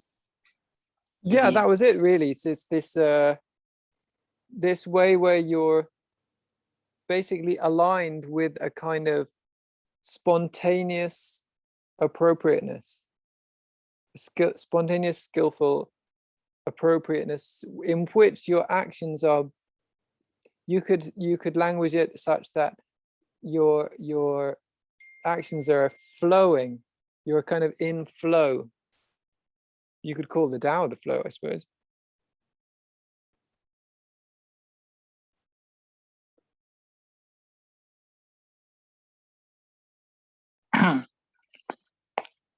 And I would say it's also a kind of non-separated mode, so that this boundary between self and other is somewhat dissolved, you know, so that it's not so much that there's a you and you're helping the other, it's that there's a whole and you're part of the whole acting.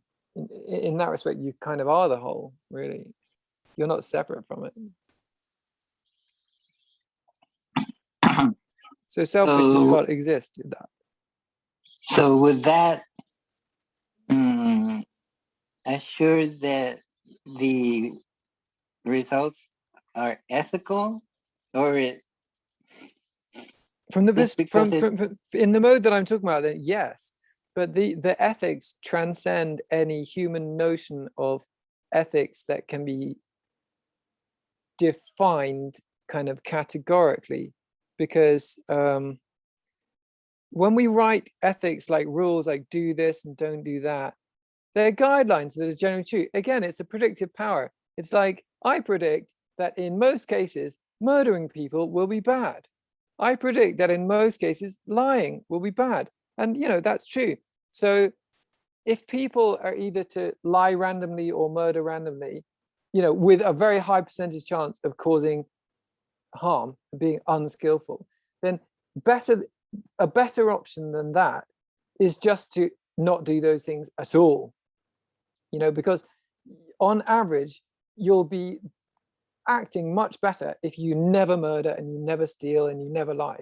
However, in reality, the perfectly appropriate action cannot be defined on generalizations like that. Sometimes it's perfectly appropriate to lie, for example, but one should only enter into that kind of discipline, like ruleless discipline, if one has transcended selfishness and is genuinely attuned to, one could say, the whole, or one could say the context, or one could say the other, or one could say the broad situation.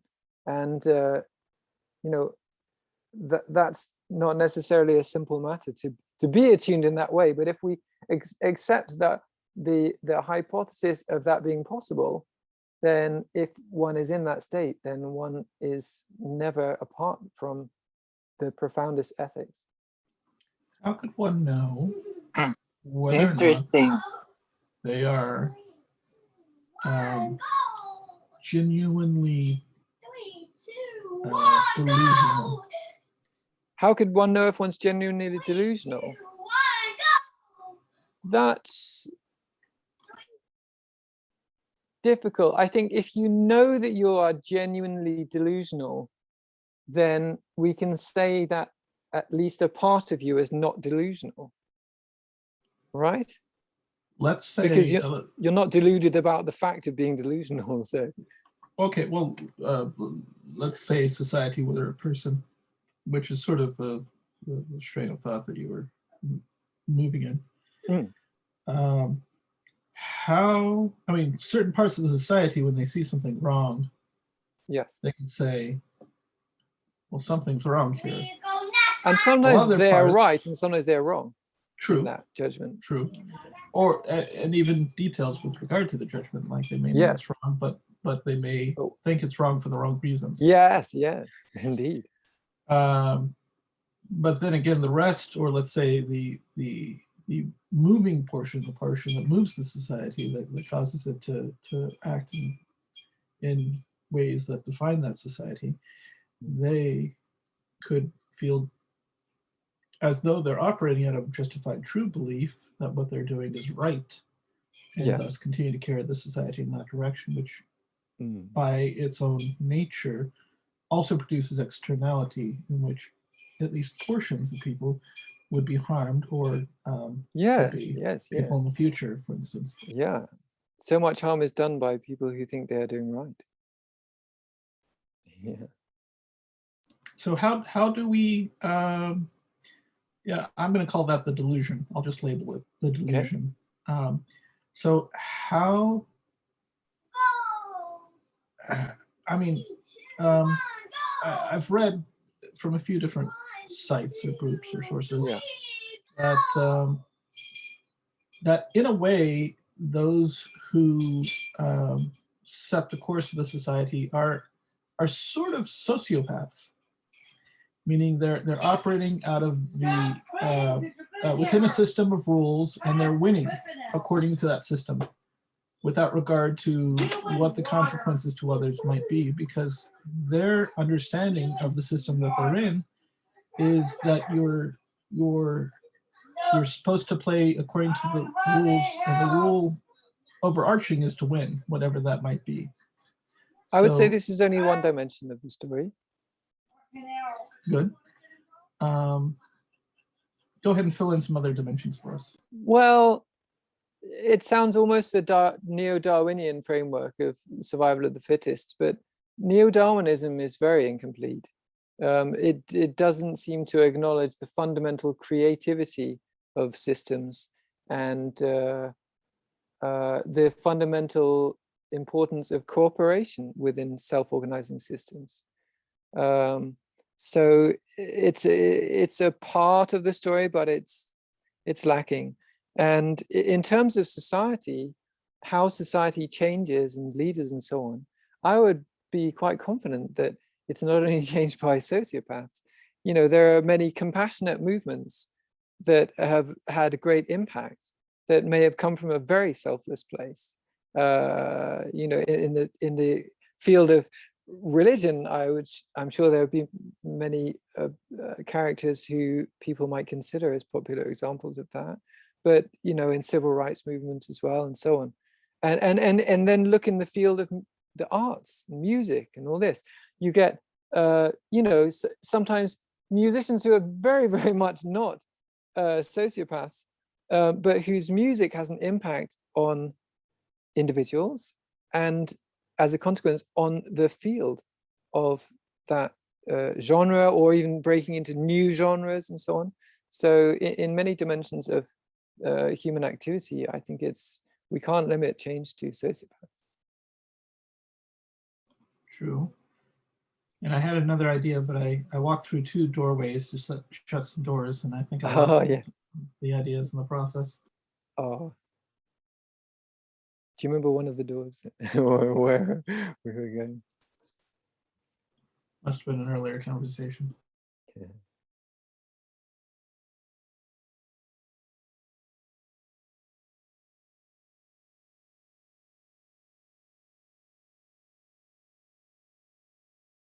What was our previous stopping point in the trajectory? I wish I could say I've got chaos makers in my home that can redirect me, and then I blank out before. Whatever thread we were on, it was there. Well, you were asking about about how to judge what's good. That was one of the core trajectories, and then that was going to forgotten. But that was the core, wasn't it? How can we tell what's good, or oh, and you were asking about how do we know if we're delusional, something like that, which I found a very fascinating question with a lot of potential. Right. Well, I remember in one conversation, a particular woman stated that the only thing that actually separates us is our language when we speak a different language. Is our language? Do you feel no separation between people with whom you share language? Yes, but most of the separation is artificial, meaning it's the result of training based upon ideas that were in and of themselves flawed. We can also maybe there are some emotional aspects as well, though, Rami. Well, true. I mean, you could say that well, emotional based upon the irrational, or well, let's imagine a hypothetical village where everyone is dumb in that they cannot speak. And so suppose they have no language, suppose they don't even have a sign language. Do we suppose that this is some blissful Eden where everyone gets on with each other perfectly? Well, what was meant by what separates us is the ability not to speak, because even... Oh, the ability not to speak. I thought you said what separates us is our language. yeah, meaning that we're not able to communicate with one another. So because for me, language is the ability to communicate with each other. Right, except if the other people are speaking one language and you're speaking another, and you're not making sense of what the other is saying. Oh, you mean maybe the only thing that separates us is the absence of shared language? Is that what? There you go. Thank you. Okay, sorry. Okay. Absence of shared language. Okay. Right. Well, again, I would disagree. Okay. Because if you could read if we were in a village where everyone could read everyone else's mind, I don't think it would be some idyllic paradise. Well, perfectly smooth communication. I wouldn't necessarily claim that either, but and I'd like to leave this or set this aside for a moment, unless there's more that we have to explore there. But you mentioned neo-Darwinism. How does that differ from the earlier sort of bastardization of Darwinism, which would be social Darwinism? Oh, now I'm not qualified to answer that. But if Okay. you'd like, I could try if you define the two. Well, so Darwin sort of refined his theory. What, he came out with 5 or 6 editions of his Okay. theory concerning the origins of species. And I think where he rested in the development of his theory was the idea that it is the species most adapted to their environment are the ones most likely to produce offspring which will flourish. Something along those lines. Is that Okay. do we agree upon that idea? That sounds very reasonable. I think there's, I mean, maybe one factor that might complicate that is the interrelation between species within an environment. And so, you know, sometimes there might, sorry, was it about the ability to reproduce or something? Or the ability to adapt to the environment? Yeah, yeah, but you might have a species that's very well adapted, but still is only small in number or something, you know, that may not sort of flourish and kind of become bigger and bigger. Yes, so sometimes even with the economy, there's this irrational idea that we need perpetual growth, you know, it totally destroys the environment. Yeah. But Well, small is beautiful. We'll say, interconnected webs of right. Codependent species and individuals and so on. Or, even within a species, you've got within the population, you've got, you know, different role play, you know, even among sterile members of the population, which from a neo-Darwinian perspective, I don't know, I don't know what the perspective would be, but I wonder if there might be the danger of seeing them as kind of useless. Whereas, you know, different members within a society or within a species may have very significant roles, even crazy people or yeah, the interdependence is interesting. What if a pandemic, a virus or bacteria wipes out a well-adapted society or species? Or what if another species comes on and uses tools that are more advanced and wipes out that species that was well adapted? That could be a Or disadvantage what for about that climate change, species. the ice age Could, or something that could wipe out well adapted societies? well, let's say for humans, it could be a disadvantage to the species to get rid of certain illnesses. For example, you know, whereas in some population, in some species, if their numbers become too great, then they may be decimated with you know, drought or infectious disease, which can have a good balancing effect. This is probably still in line with neo-Darwinism. But then if you remove the factors, if you make yourself immune to the balancing factors, and then you create massive overpopulation and you destroy the environment, then you're actually putting yourself at very great risk. What brought up neo-Darwinism? Is it something that I had said that triggered the word in your mind? Oh, I've forgotten. Oh, it was something that you said. Maybe about. Oh, it was about the sociopaths being the ones who have the impact on society and change society. Potentially. Or no, it was the concept of success. Right. Yeah. Like taking success as the mantra or as the idol that all things must be sacrificed towards. I'm not familiar with the phrase or studied neo-Darwinism. I'm familiar with social Darwinism, which was Darwin's cousin taking and sort of creating this other theory stating that the survival of the strongest, and then it should be applied to, and then was often taken up by the eugenicists, creating all the horrors that took place across both the Americas and Europe. Yeah.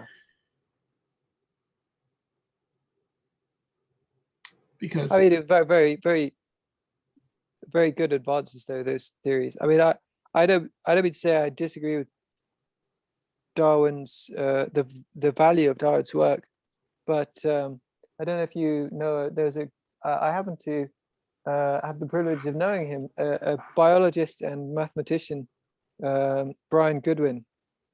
I think his is maybe he's my favorite author for bringing science or biology kind of beyond neo-Darwinism. Have you heard of the Santa Fe Institute? It's where a lot of the complexity theory was kind of born out of really great experts from different fields coming together and working together to kind of find commonalities within their different, economists and biologists and chemists and mathematicians and so on. And complexity, I think, was not really possible for science to get a grasp of until the advent of supercomputers, maybe, because it can deal with a lot of really hardcore maths, but it has some very beautiful results. And I'd recommend his books. I might have one on my shelf. I can't see them now, but one was How the Leopard Changed Its Spots, for example.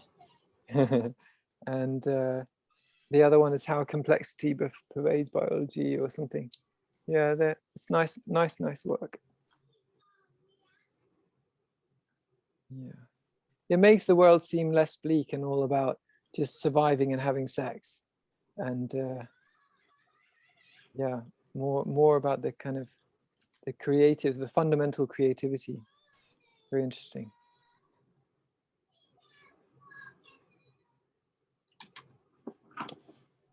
Reading their website.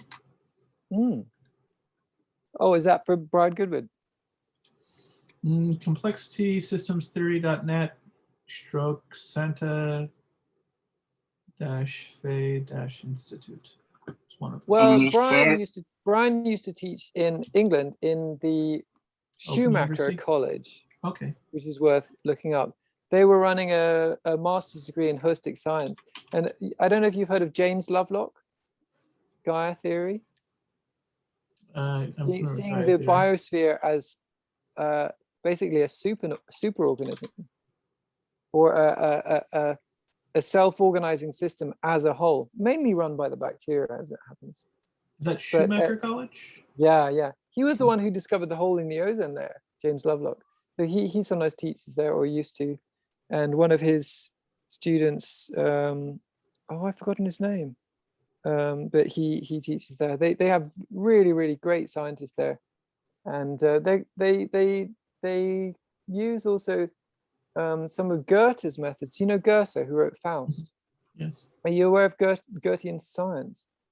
Apparently Goethe considered himself primarily as a scientist, but his science is very different. It's an holistic science. I mean, that's not all they go into there, and they are hardcore scientists at the Schumacher College. But basically, he thought that the idea of explaining phenomena by understanding what's behind phenomena, he felt that was absurd, and to say that a theory is more real than the phenomena itself.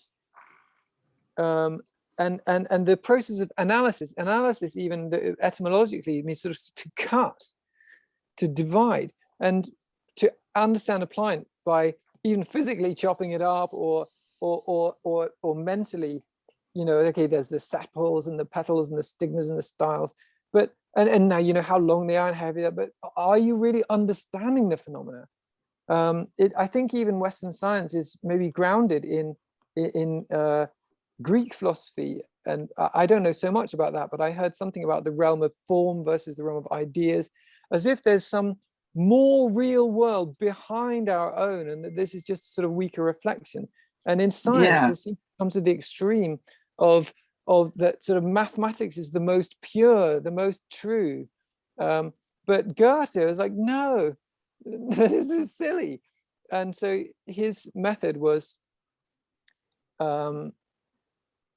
basically, well, he would use visualization a lot. He would visualize whatever he was studying. And he spoke of visualization in a way that might sound very strange, but he was saying that training visualization is like training a new organ of perception.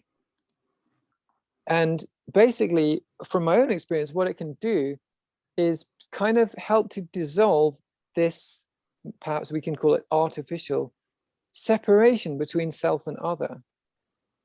So that in his words, something like you can experience or know the object from the object's side. You could even call that subjective, but it's not from this subject, it's from the other side, you know, the subjective understanding of the phenomena you're studying from their side. Does that make sense? That sounds very tantric. Yeah, it sounds very, but it's, for me, it very much relates to Buddhism. And it also helped me to understand some aspects of how visualizing in Tantric Buddhism is useful. I mean, the mind responds to visualization in interesting ways that I wouldn't have really understood. And even if you visualize an external object like a plant, for example, if you can create it, I mean, it may take time and effort, but if you can create it three-dimensionally in your mind, it changes your relationship to that. It's almost like you're having it exist in your mind, and it will reorient you. That sounds like the movie The Secret. Oh, okay, I didn't know that one. And creating a board where you put images of the things you want in the future to come true, like your dream home, and you look at it every day, maybe as a background on your computer. Like if you want to go live somewhere like in Tibet, then you put picture of Tibet or in the background. Then suddenly, years later, you're there. Wow, I'm there. I'll give you an example from.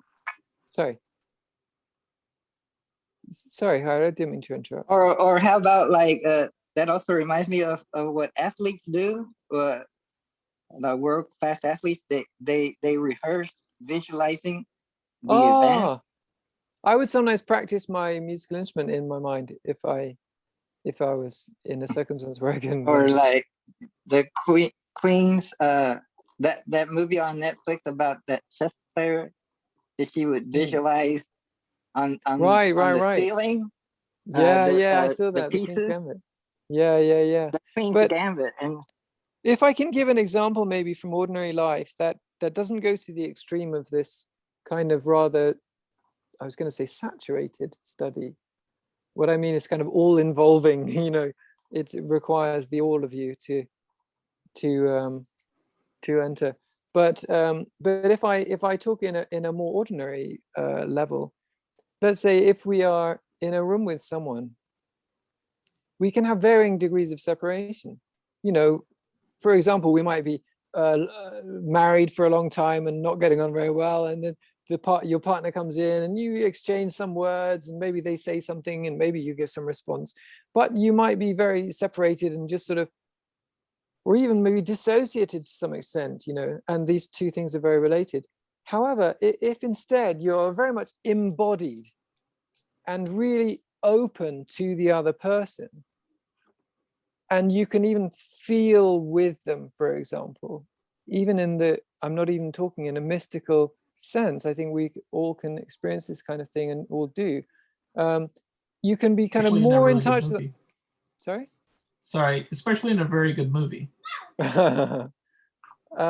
So you know, being really with that person, being really connected, then you will see that person more truly, generally, than you would if you were in this more removed state. You're actually seeing a person, and I'm sure we've all experienced, you know, sometimes you go to someone and you're telling them something, maybe it's an important thing. Some people will really be seeing you. You can really feel that they're seeing you.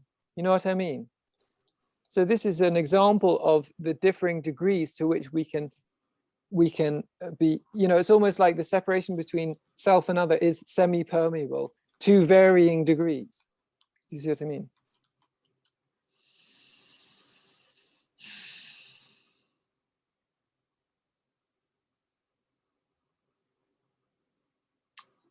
restate the position in 10 words or less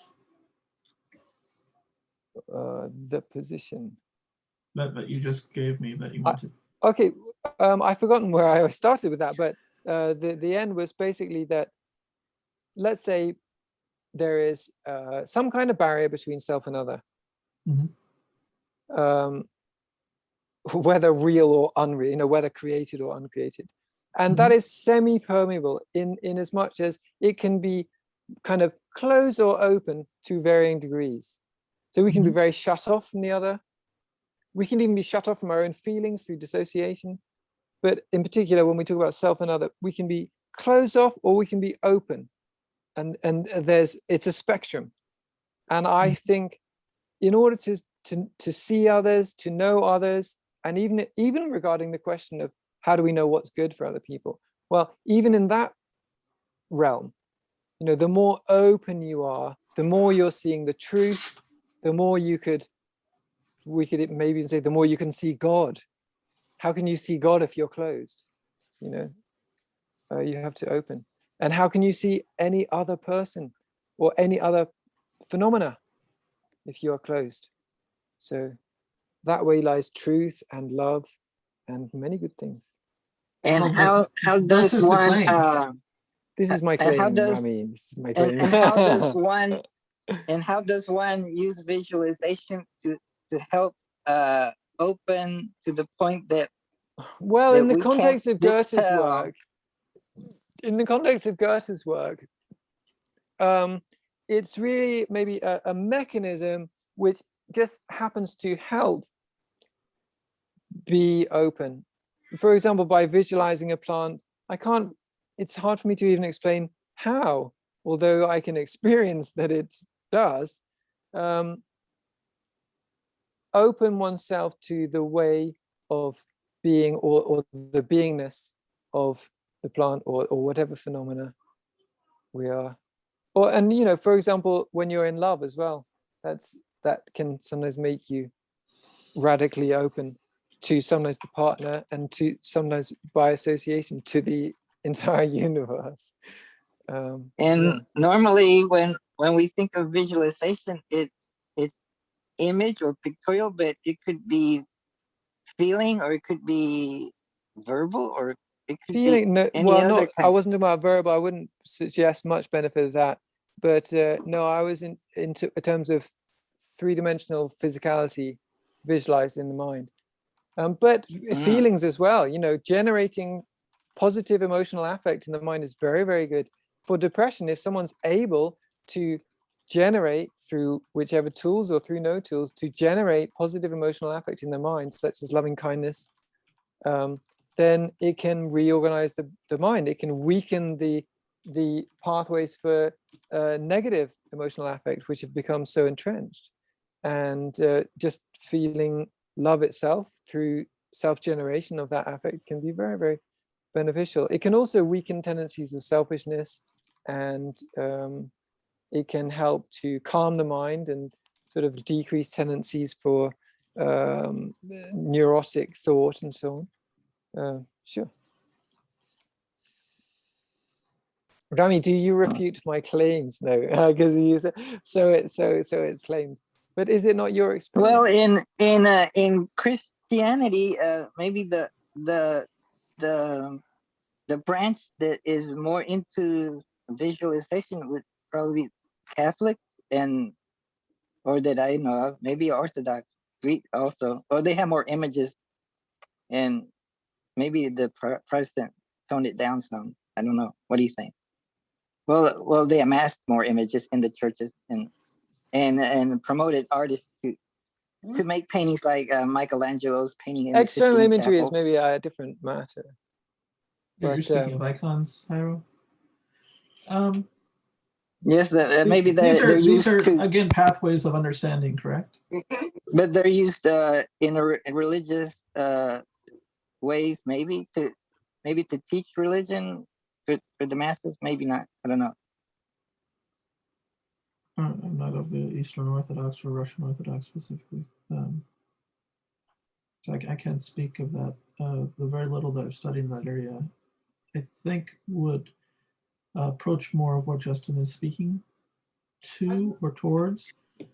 But again, you still are running the risk of, because you built this model in your head of understanding. I can't hear this now. I'll be back in just a second. And yet, From- there's the case of Islam where they reduce images or icons to just drawing geometric flowers all over the place. And Right, yeah, what is the there's- purpose for that? because the icons can be confused for the thing itself. In other words, when the representation of the thing becomes a substitution for the divine, for instance, then you just created an idol, and it's very much about smashing of the idols. In other words, you remove the barrier to the divine. Islam is very much about cutting out the middleman. Rami, It's- in Buddhism, I mean, so when I was talking about visualization, for me, the Goethean scientific use of visualization is maybe more profound, personally, than the Buddhist application. Although I see maybe the beneficial side of the potential of that Tibetan practice. But just to mention, in Buddhist visualization, we don't consider that the being that we are visualizing is an externally existing entity, but rather a kind of archetypal symbolic representation of that being, and the details of the visualization have meaning. So for example, they often hold a bell and a vajra, and the bell will represent wisdom, and the vajra representing skillful means, and so on and so forth. But what it seems in that context, since one has culturally acquired the meaning of the symbols, then when you visualize it, firstly, it's helping the concentration of your mind, because you're concentrating on visualization. So mundane thoughts and selfishness can retreat.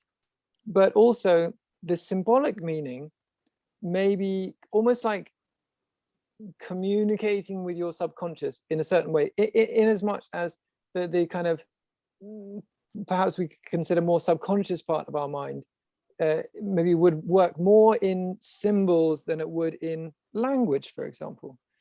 So in this respect, you're basically trying to resonate with qualities of your own mind, because we consider that the fundamental nature of everyone's mind is completely perfect and completely compassionate and completely wise and so on. So what you're doing is through quite an kind of assumption. yes, indeed, but as it happens, that's the Buddhist doctrine, which I'm happy to have questioned, but just at least in their system of visualization, so through visualization, you're kind of stimulating yourself to resonate with certain qualities that we consider are part of your fundamental nature, which is to say, you're basically bringing out those qualities and letting them dominate.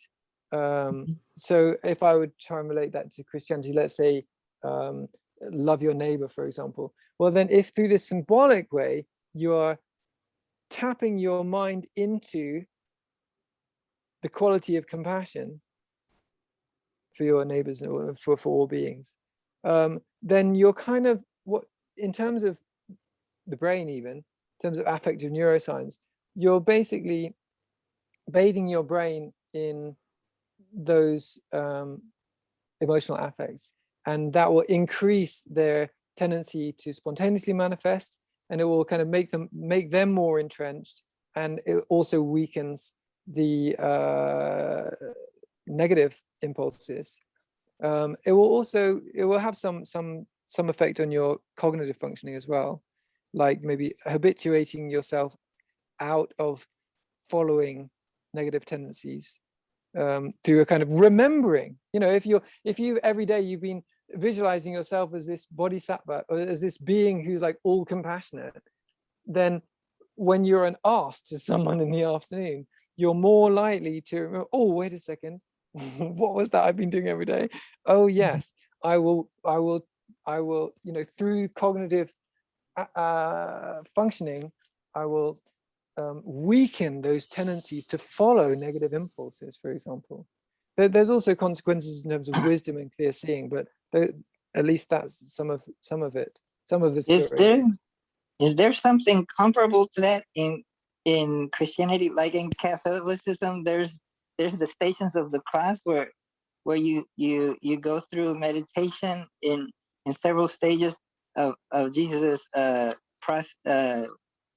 going from Jerusalem to the hill where he got crucified, and the different scenes that happen, and you're supposed to kind of visualize that you're there seeing it happen. It's kind of like a involves visualization, or maybe Via de la Rosa, or or some. the name of that particular path or journey. I've got some relatives living in Jerusalem who promised to walk me through through Or what about at least one of those paths. Or what about that movie that what is it, that guy that actor that made that movie of where you see Jesus talking in Aramaic and he's covered with blood on his face? The Passion of the Christ. The Passion of the Christ. That's kind of a visualization, but is there a beneficial aim to it? Like, I guess effective aim for it? Like, does it make one, after seeing it, be more compassionate towards others, or what? What is its purpose, or there is one? Maybe it makes people more anti-Semitic. I don't know. I don't know that either. Yeah. It depends on how you want to. I haven't seen it. Respond to it. I do recommend it, but only if you can set aside a couple hours to be not distracted, because it's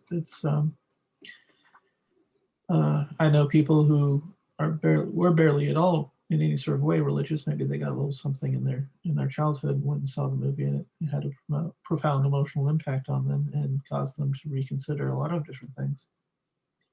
And that is that's part of the power of the gospel. The idea that of the what school?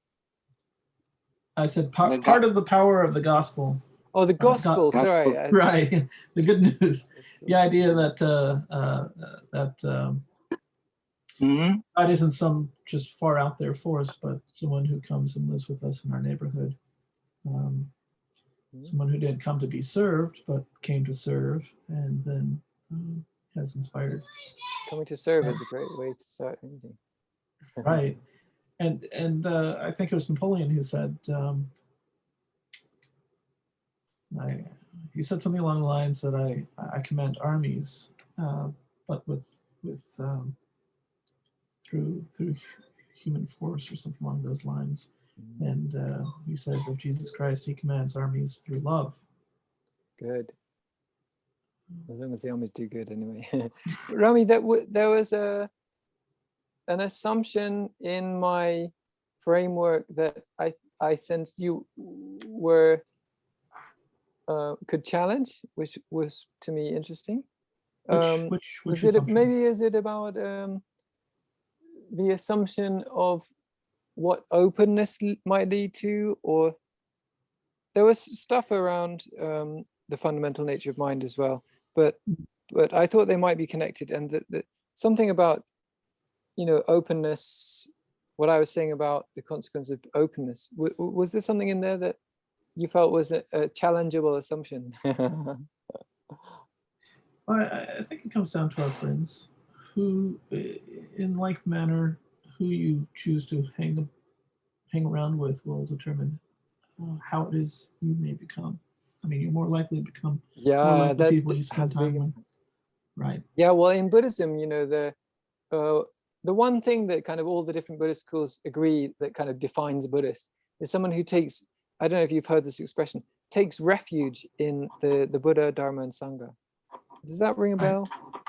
Well, I can understand the concept from a Christian perspective in that. Well, I wanted to touch just on one aspect of that then, which was the why do we take refuge in the Sangha, and what does the Sangha mean?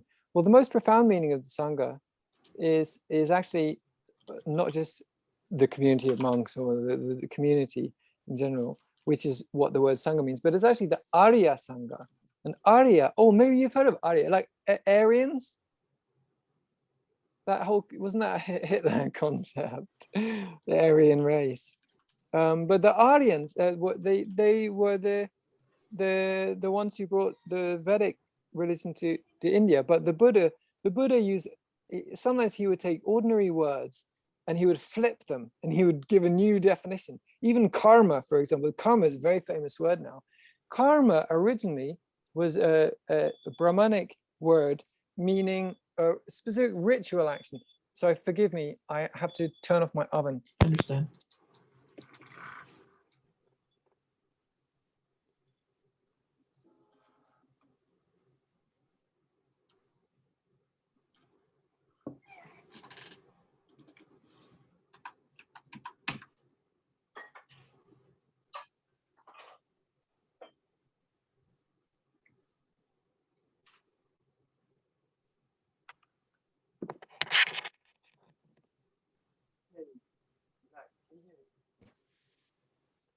Can you hear me, Rami?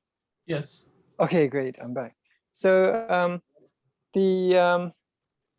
yeah, karma meant ritual action. It was like some kind of, you sort of do some kind of ritual, you recite some magic words, and then you get a better harvest, or your dead ancestor gets good things. And the Buddha took this common word and flipped it, and he was like, karma is intention. So he ethicized the concept. So your actions have consequence through your intent. They have a consequence on you, on your mind, based on the intention of your actions. So anyway, where did we get to hear from? As I took my call. Oh yes, because Aryans. So Arya kind of means like the noble ones or whatever. And he was saying what's truly noble, the noblest people are the people who have, well, technically have attained at least the first stage of awakening. There are 4 stages of awakening. The first stage of awakening is, the Tibetans would say, to realize the nature of mind, which is like directly experiencing the nature of mind unobscured, the nature of your own mind and of everyone's mind. Other traditions, how would we describe it in other traditions? It's basically a moment of enlightenment. And in some Christian mystics, I don't know how they would explain it, but they might explain it as kind of experiencing God, or maybe the Sufis even. And so it's important to have contact, for a person serious about the Buddhist path, it's important to have contact with someone or some people who have at least experienced basically the goal. Otherwise, it's just the blind leading the blind, and you've just got a bunch of words. So you need to have someone who actually has experience of it. All right, Yes. that's the first of 4 you stated. Oh, well, then basically, from the first direct experience of the natural state, the journey becomes stabilizing that realization. So basically, you might just suddenly awaken, have this awakening experience, and it might last for seconds or minutes or hours or days. And you might think, oh my gosh, this is it, I'm enlightened. Or depending on your tradition, you might think, oh, I'm the Messiah, or I'm God, or whatever. You might frame that in various different ways. Once intellectualization starts to creep in, maybe not initially, but once you start, the intellectualization kicks back in, and like, well, how do I frame this? But at some point, you're going to slip back into delusion. Well, even those thoughts might be delusional in some respect, although in some respect they're not, because how do you language this experience? What I am God, I am everything. But that's, by the way, the same thing that for some of the reasons that you might appreciate Luis right. Delpino, he's someone who I identify as someone who's most often caught up in that delusion. Yes, definitely. Yes, it's quite unfortunate, but it's hard for him to challenge that because he's very fixated on his views, and he's almost become inaccessible because of seeing himself as the authority and no one else as an authority, or he's so sure that he knows what his, he believes his thoughts so strongly that there What? is an element of That's stuckness. blasphemy. Are It's, you smearing? Are you smearing my guru? No, I'm just ego. speaking transparently about my perceptions or misperceptions. I will There openly you admit. go. All right. What about Sangha? Did you cover Sangha? Yeah, that's what about, we're talking. Yeah, that's what we're on. So, but Rami, I think you were just about to say something. I'm just going to summarize it as ego as idol.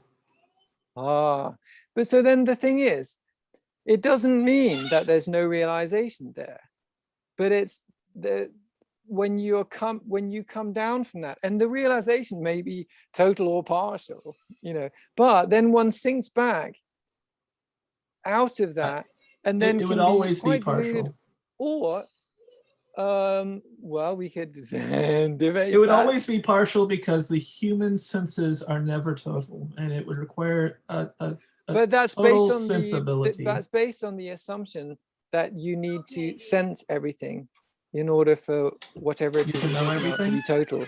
You're done. Well, I think it's a truer assumption that you would have to be able to have You're done. a greater sense of the universe to have a greater understanding of Bye. the universe. And at this point, I have to go for today. Because you've spent 4 or 5 hours on this thing. And you're done. Yes, this has been the longest meeting ever. Thank you, Rami. That was excellent. Yeah, bye, Rami. Yeah. You can't hear us anymore, but it was great. You're gonna cover the Buddha, Dharma, and the Sangha, and you said the highest ideal of the Sangha is about the Arya. The Arya Sangha, yeah. So those who have attained at least the first stage of awakening. And Rami was asking me, what are the other 4? What are the other 3? And really, it's just about stabilizing that realization. So what about the Bhumis? Is that related to the Bhumis? Well, so the Bhumis is not an idea from the Buddha, and it's an over-intellectualization, really, I'd say. I mean, I'm not saying it was not useful, but men love to collect ideas and thoughts and make very, very complicated ideas. And over centuries, many more ideas were added, and they tried to make many systems. And even the Bhumi, there's so many different Bhumi systems. There's some say 10, some say 8, some say 13 or 12. The most popular one today is 10. But I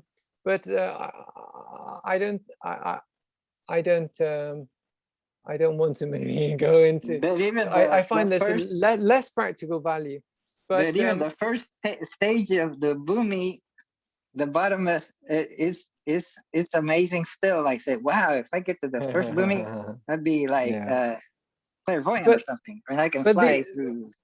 This perspective of the 4 stages from the earlier teachings, I can speak in a way which is actually compatible with the views of Mahamudra and Dzogchen, which don't involve themselves so much in that kind of Mahayana Bhumi stuff, but more about, well, I can tell you really. So initially experiencing the nature of mind directly, realizing the nature of mind, we could say, however we want to language that.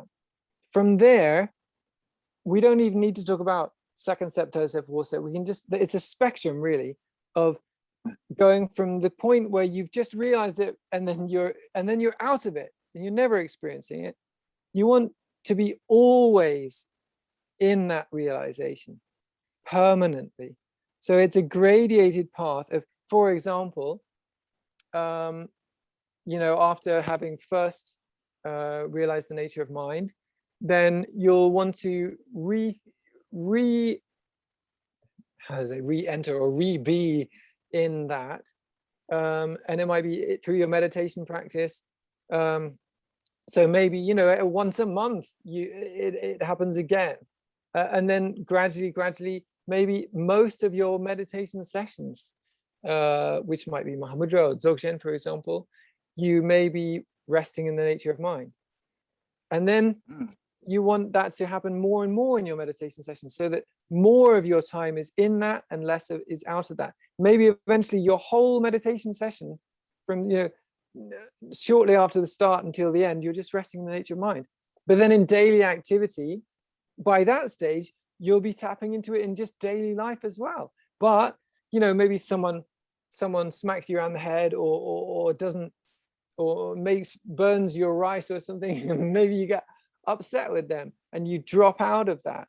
So not just in meditation practice, but outside, you want to be more and more in that. And then when that's finally stable and your mind never departs from that realization, we call that enlightenment.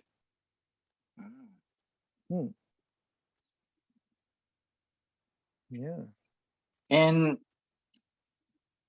I've heard it expressed as that during the meditation, one can realize emptiness, and then when one gets out of the meditation, one goes back to conventional experience or view. And so, but supposedly a Buddha can be seeing them both at the same time, like, well, if they're not the, two different things, really. So it's or, not, so when I was saying object, realizing the nature of mind, it's the same as realizing emptiness. It depends in which way you're realizing emptiness. You can have a kind of intellectual realization of emptiness, and the realization of emptiness can go to different depths. Let's say, even sometimes you might have a more intellectual based realization that kind of can have even a profound effect in reorganizing your worldview when you really get emptiness. But that doesn't necessarily mean you get it at your core. So whereas the Gelugpas will focus on a negative definition of emptiness, the absence of this, the absence of that, the more the sort of yogic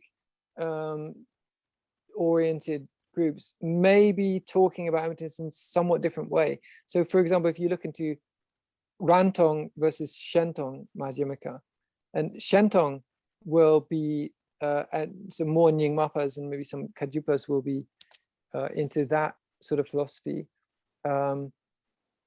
It's a positive experience. There is presence of certain qualities. So, and sometimes there's some slight danger if you too much habituate yourself into negation through Madhyamaka philosophy.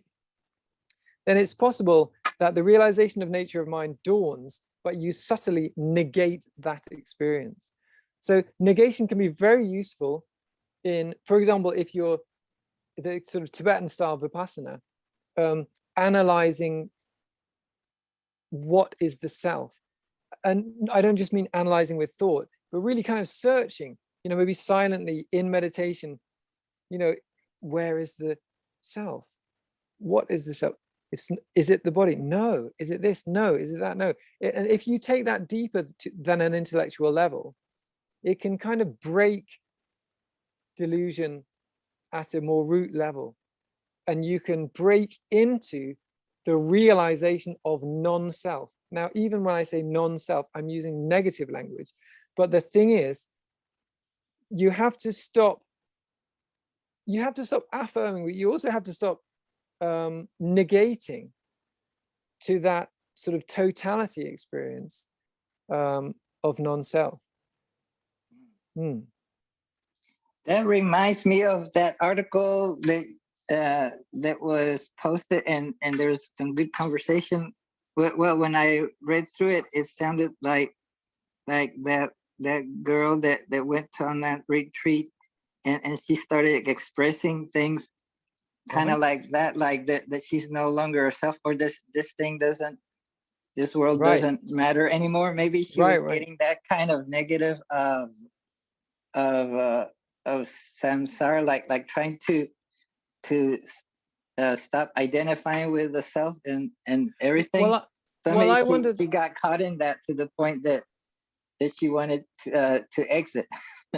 Well, I wonder that maybe, for example, if you realize that there is no self in the way you thought of, in the sense of this separate entity, and that and also that nothing that you thought matters. All the thoughts, even people dying, it's all part of the absolutely natural and perfect phenomena. Then when you're not merely in the direct perception of that, but when you're coming out of that, and when you then back in this sort of more human, more gross world that we mentally inhabit, then you try to explain that to yourself. You try to contextualize that. And that's where there's, there are dangers where you can be deluded. You can be so sure of your thoughts, your ideas about your experience, but your thoughts are not your experience. And usually when people are engrossed in thoughts about that, they are not in that experience. They may have still some taste of it, or they may be at some level connected to it somewhat, but they can also be very stuck in this conceptual framework. And the way she framed it was, okay, yes, nothing matters. But then you bring that to her thinking mind, which has its own cultural conditioning, and then she came to very strange conclusions about that. Oh, I should say from the Buddhist perspective, very unskillful, akusala conclusions about that. Yeah. So, we can go wrong in a variety of ways, whether it's to become suicidal or to become some kind of guru who thinks they know things that they don't, or has, wrong ideas that they strongly hold to, or there's a number of avenues that could go wrong on. One could, another avenue, for example, would be to think, oh, I came to this through this religion, therefore, and this is amazing, and this is, this is the truth. And actually that's true. This is the truth. That direct experience is perhaps the more true than anything that anyone could ever realize. But one may then mistakenly think, therefore, the religion that got me to this is true. It's all true. So then you could be fanatically Muslim, or fanatically Jewish, or fanatically Buddhist, or fanatically anything. You could even be fanatically atheist. You might have come to it through some, who knows what means. There are many means to help trigger such awakening. It's not limited to any one religion. But I'm wondering if meditating on the nature of mind is equivalent, or it leads to, or what's the relationship between the other? It would be meditating on the nature of reality, or of things, like the nature of reality, the nature of emptiness. So when one meditates on it, even though the script or the logic, if one goes through logic steps or whatever, or one is meditating on the nature of mind, it should be, or it might end up supposed to end up in the same result, or even though the same result as what? Differently. So or the same goal. Do two things lead to the same result? You're saying, but I don't understand. What are the two things? So one is meditating on the nature of mind. What's the other one? And the other one on the nature of reality, or those two are not the meditating on emptiness. Those three are not different things. They're all the same thing. So the important thing is we're using words to refer to something. So we mustn't, in meditation, we shouldn't even be using words. I mean, okay, not in this kind of meditation. So in Tibetan Buddhism, for example, tantric meditation has two aspects. There's the generation stage and the completion stage. Now, generation stage involves complex functioning of the mind, visualization. You might be saying things.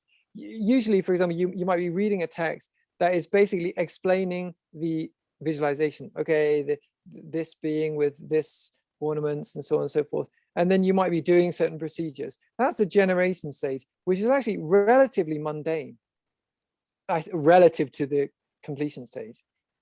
but it's setting your mind up. It's basically, one of the things it's doing is training you in concentration. For example, if you're visualizing something, if you're really properly visualizing something, that means your mind should be one-pointedly concentrated on the visualization, maybe accompanied by a mantra. So you might be reading certain text and then you might be doing a mantra for a while, for example. But that, in a way, is shamatha practice. It's concentration practice. It's for someone with a busy mind, it would be better to take a much simpler object like the breath. But if you are undistracted enough, then even such complicated concentration practice is useful. And you are setting yourself up in resonating with certain qualities. For example, loving kindness or wisdom, if it's manjushri, or whatever aspect it is. These are a bit like a diving board's, you know, a diving board from a swimming pool. And you jump up and it pushes you off in a direction. That's what the creation stage is like. You're being pushed off in a certain direction. And at the end of the creation stage, you should rest in that. For example, you might be visualizing a bodhisattva, and then you might visualize them dissolving into light and dissolving into you and all beings. And then the visualization is dissolved, including yourself, and then you rest. You rest your mind non-conceptually, critically. So that is, the diving board has now sprung you off into that. Now, the best of things to be sprung off into is the nature of mind itself. So, for example, guru yoga is very important in Tibetan Buddhism, and that's very much focused on that. Or things like Mahamudra and Dzogchen, you're just trying to rest your mind, rest in the nature of mind. Yeah. So, I don't know, does that answer the question?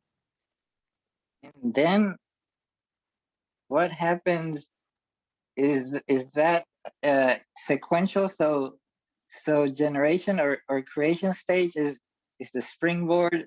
Yeah. And it involves or it requires concentration and visualization and maybe mantras. It doesn't necessarily, yeah, most tantric practice would include visualization, yeah. And eventually you should get to a non-conceptual state of meditation from it. Yes. And then that's the completion stage. No, that's called completion stage. Yes. And I guess it depends on what tantric practice or what bodhisattva or whatever is being done. Is there some that involve a dying process, or is that you could visualize you could visualize dissolution, yourself dying? Is that what you mean? Or there's some that involve oneself dying or dissolving? Well, for example, I mean, in Tibetan Buddhism, you might even meditate next to a corpse. They even do that in a monastery here in England. So you're contemplating death. You're contemplating impermanence. Or in Tibetan practice, you could even visualize chopping your body into pieces and boiling it up in a giant skull cup, and then offering that as food. But why something like meditating on death is useful is because, well, for a number of reasons. One, it can make you reorient your life, so you stop wasting time and you realize you should bloody well do what's important, because you can die at any time. Otherwise, we can literally put off plans until death, and then we just left with regret. But also, deeply understanding impermanence can, again, break you through to kind of realization of what you might like to call emptiness or the nature of mind. It's a way to kind of break the grasping mind and open out beyond the rigid framework of so much of our mentality. Yes, I was reading a scripture. I don't. Maybe it was a commentary on what Nagarjuna set off, and he was praising Manjushri Nagarjuna and saying that out of the Buddha's idea of impermanence came, and then on top of that, the dependent origination, and in other words, there's causes to whatever is there. So from that, somehow there's a jump or realization in the mind that out of that you get to emptiness, because everything has a cause to it or causes to it, then nothing is there permanent, and nothing is there by itself, that nothing has inherent existence. Yeah, so again, this can kind of break this clinging and this false perception of a separate self. But the important thing here is not the ideas, but the ideas are a tool that can help break you through. And even realizing non-self, it's not the idea of realizing it, but it's the consequence, really. It's the openness, the kind of radical openness, and we can also have to mention its clarity, the clarity of this. So kind of radical, open clarity. That's the aim. That's the aim, really. I mean, we could say many things about that, or we could take a more Taoist approach and say it's unsayable. But all of the philosophy and so on, the only use for it properly is that directness.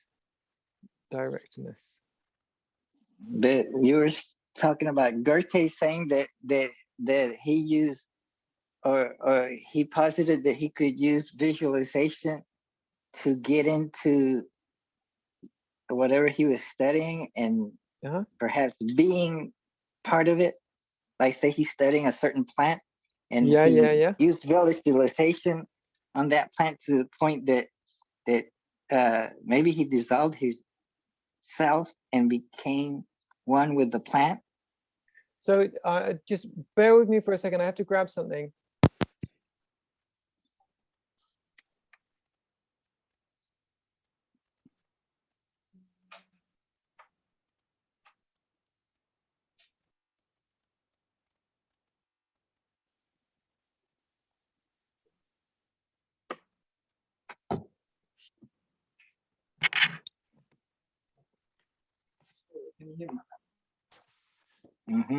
Okay, sorry, and I might have to have a little nibble. Oh my gosh, my food's gone cold already. But so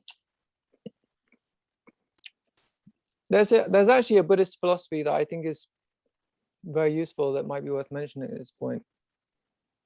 I think I may have tried to introduce it before, but I think Darwin stopped me. So this was a long time ago. I mean, a common. Oh, someone's trying to call me.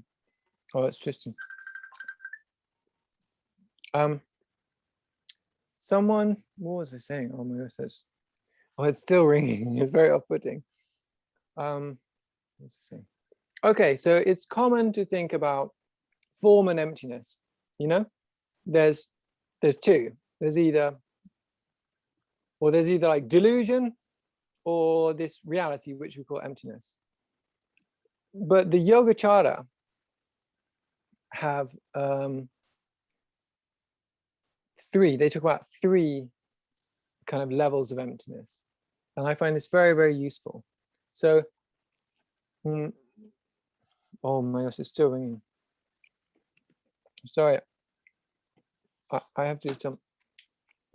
Tristan, can you hear me? Can you hear me? Tristan?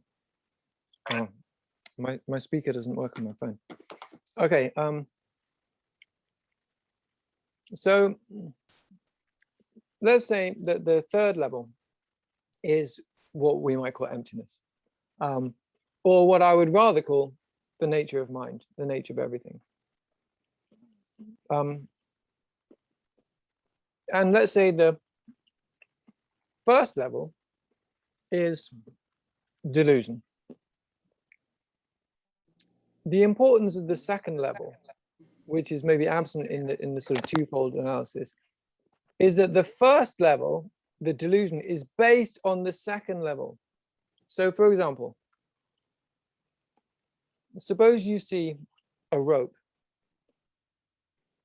on the ground, but you mistakenly think it's a snake, right? Mm-hmm. Now the snake is empty of any reality. It doesn't exist in any way except in your mind, right? Mm-hmm. However, that delusion of the snake is based on a real phenomena, a real external phenomena, which is the Mm-hmm. rope. Okay. Now the rope, if we say rope, we're using a concept, and even that concept is somewhat mental, but the concept does apply to an external phenomena, and you know, there is a reality to that rope. Mm. However, that rope is empty of inherent existence. It doesn't Mm-hmm. exist independently from everything it's codependent upon. Mm-hmm.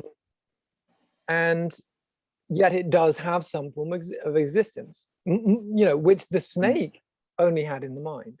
Mm. So then there's the fundamental nature of the rope, which is the third level, as I was saying, you know, which is the nature of everything. So these three levels make it very, very useful, I think, in philosophy. So, for example, Goethe, you know, if he was, let's say, looking at a plant and someone says, oh yes, the plant is 7 centimeters high and it has 8 sepals and 7 petals and it's called Linnaeus Maximus or whatever the name is, you know, and it reproduces with this frequency, then he would say, you know, these are thoughts. These are all thoughts. These are concepts. And really, they're this delusory level. I'm not saying that they don't have usefulness, but these are not what the plant actually is. They are not the phenomena. They are concepts about the phenomena. But they are based upon the phenomena, which is the second level. You know, there is a plant there. And what Goethe, I believe, was in that kind of method, as far as I've used it myself anyway, what I perceive is that I am perceiving the real phenomena in some fairly direct way. It doesn't mean it's the only way to perceive the phenomena, but you're much closer, at least, to perceiving what is actually there. That is not the same as realizing emptiness. It's not the same as perceiving the essence, like the fundamental essence of the phenomena, but it's perceiving it at the second level. But it's maybe less diluted than the first level, maybe. Yes, or just, well, the just first as level seeing could be useful. Just as seeing the rope for the rope is far less diluted than seeing the rope as a snake. You see? So, and I think Buddhist practice, you know, good Buddhist practice, I should say, or good, successful Buddhist practice, it's not only about realization of emptiness, but it's also about being less deluded about complex phenomena. For example, racism is deluded. So a Buddhist, or any person who is, in the Buddhist sense, seeing things as they are, then racism will make no sense. I mean, we could maybe understand, I could understand it, but we wouldn't agree with it because it's not in accordance with reality. And I'm not talking about the reality of emptiness. I'm talking about the reality of phenomena. You see? And that's why we have compassionate action as well. If you only realize emptiness, compassionate action is irrelevant. Actually, you can realize emptiness, and you know, just like this lady, you could come to you could do any kind of action. When you know that everything is perfect, then actually compassion is not there. I mean, compassion isn't inherent in emptiness in that way. It's like everything's perfect. So you're saying that Goethe is saying that mainstream scientists at his time were so focused on the jotting down the properties and concepts. the flower to the point that they were looking at the properties and forgetting about the phenomena in front of them. And Goethe was trying to observe and have a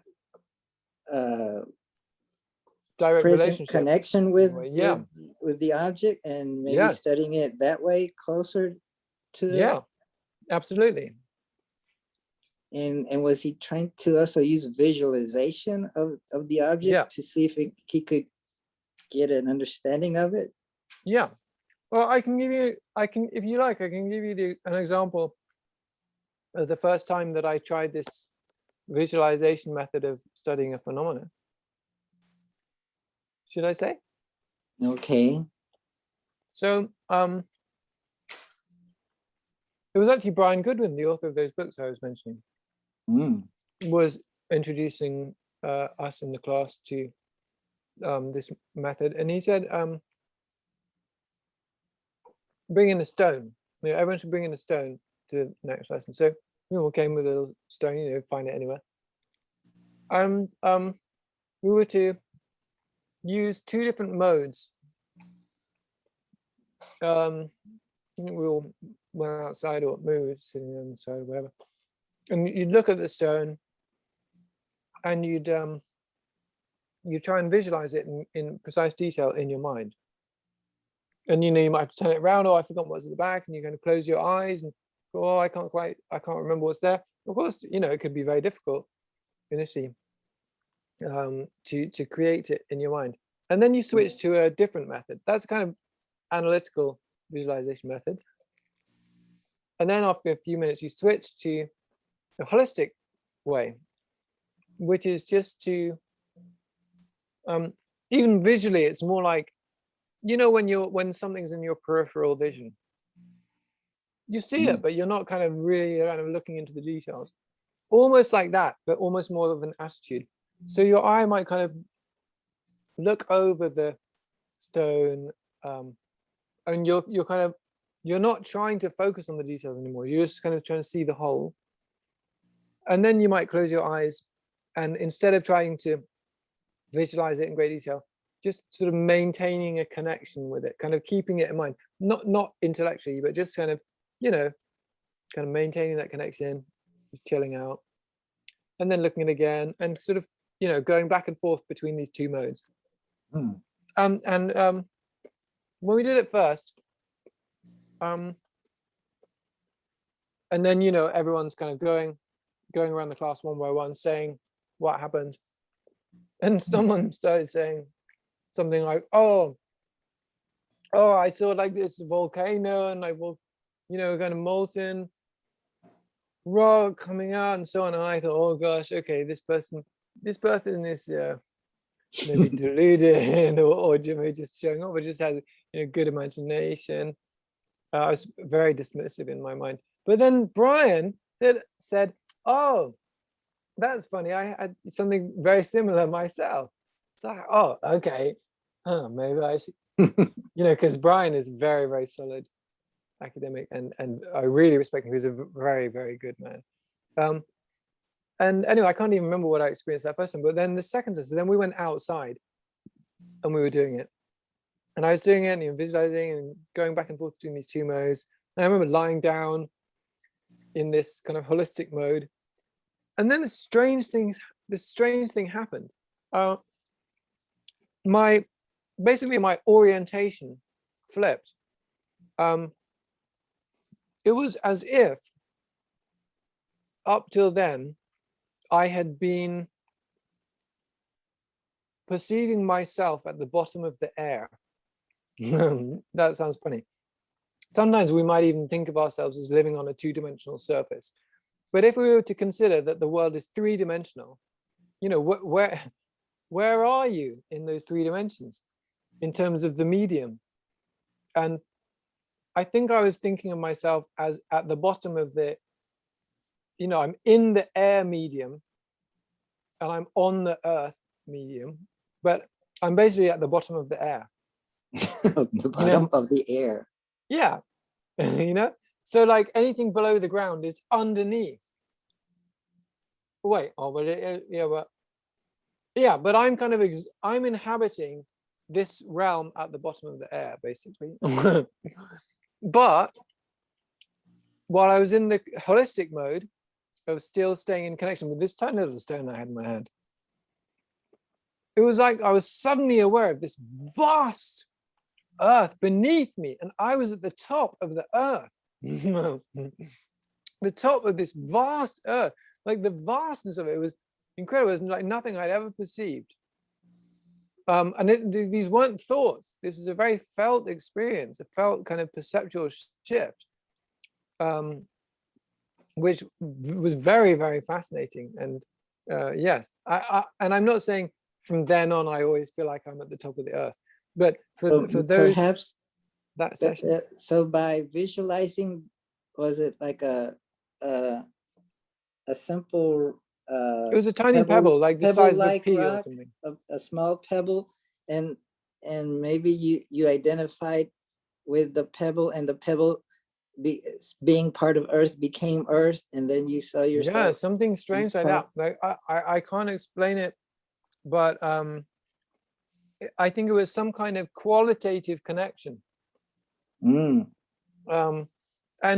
you know, since then I did similar studies with plants, and my method changed somewhat. I found that basically first I would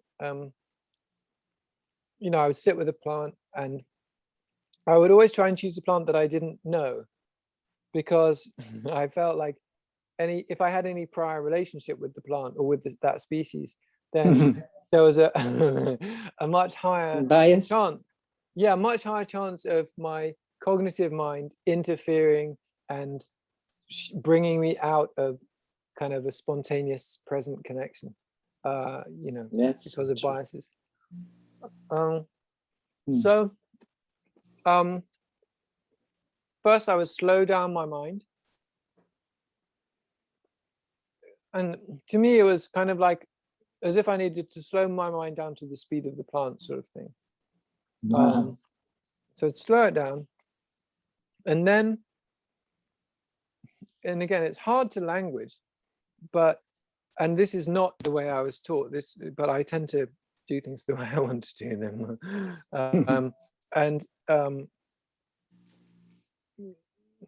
I basically kind of pour my mind into the plant. Now I can't say to a scientist, and, oh yes, that's what I was doing.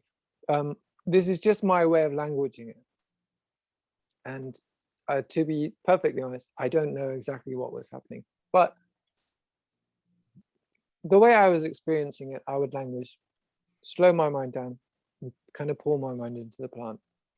And from this, I would have feelings, like qualitative feelings. For example, the first plant I did this with, I felt very, very calm, very peaceful. In fact, on later occasions on the course, I think at one stage I was quite anxious or something was troubling me. So I went out to sit with that plant to vibe into it, very common.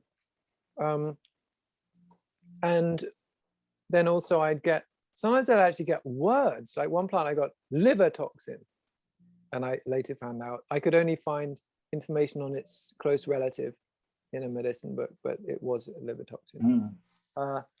And the very calm one was evening primrose. And I had a sense from that it was good for the heart as well. And so I'd record all my findings, and then I'd try and identify the plant and look it up. Because I take a bit of a skeptical approach. I don't want to assume that what I'm experiencing has any kind of basis in reality, but through my careful analysis and checking, of all the findings, it was very clear that there was a direct correlation between what I was experiencing and what are the recorded medicinal properties of these plants in sort of well-established herbal medicine traditions. Wow, So I should this, try that.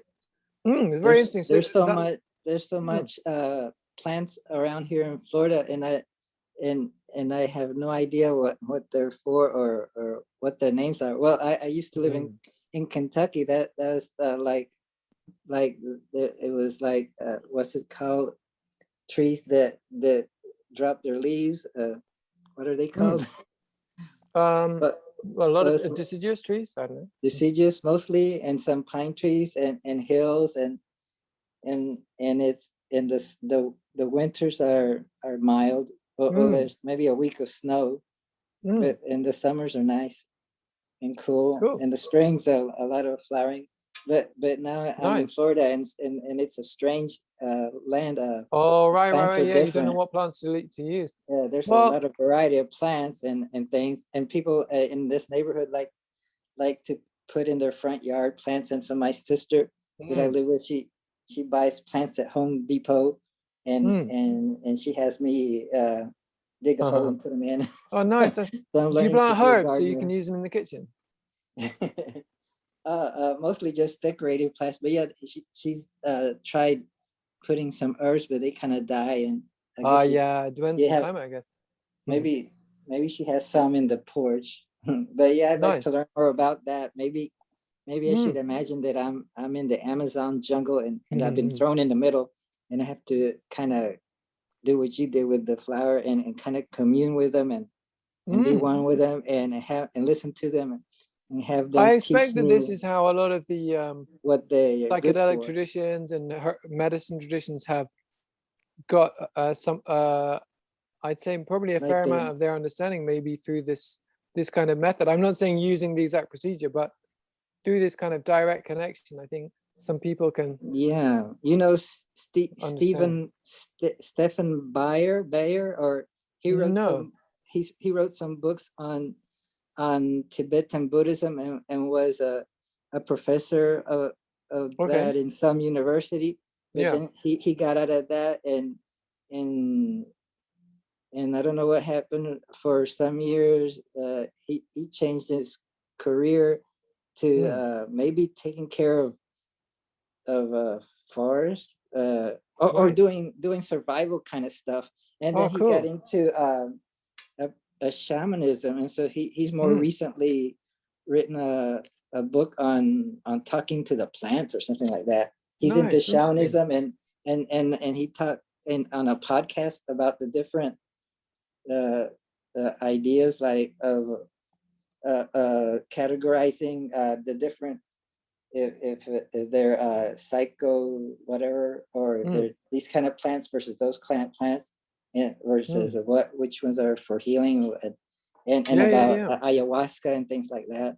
So I mean ayahuasca itself, I mean it's incredible, like that, you know, they've got, I think mainly using two separate plants from like different kinds of species that only work when combined. You know, it's like take the DMT by itself, it doesn't do anything. You got to take it with the monoamine oxidase inhibitors. But neither of these two are food plants. So, you know, if it's by random selection, what are the chances that you happen to boil up and prepare two totally different inedible plants to get, you know, it's much more likely, I think, that it's coming through a kind of direct perception of the plants. I can give you an example of a medicine, because you were saying you were interested in finding out what the medicinal plants are in your area. Well, there was one plant. I was living with a girlfriend. She was Chinese, and I was studying some of the plants in my garden.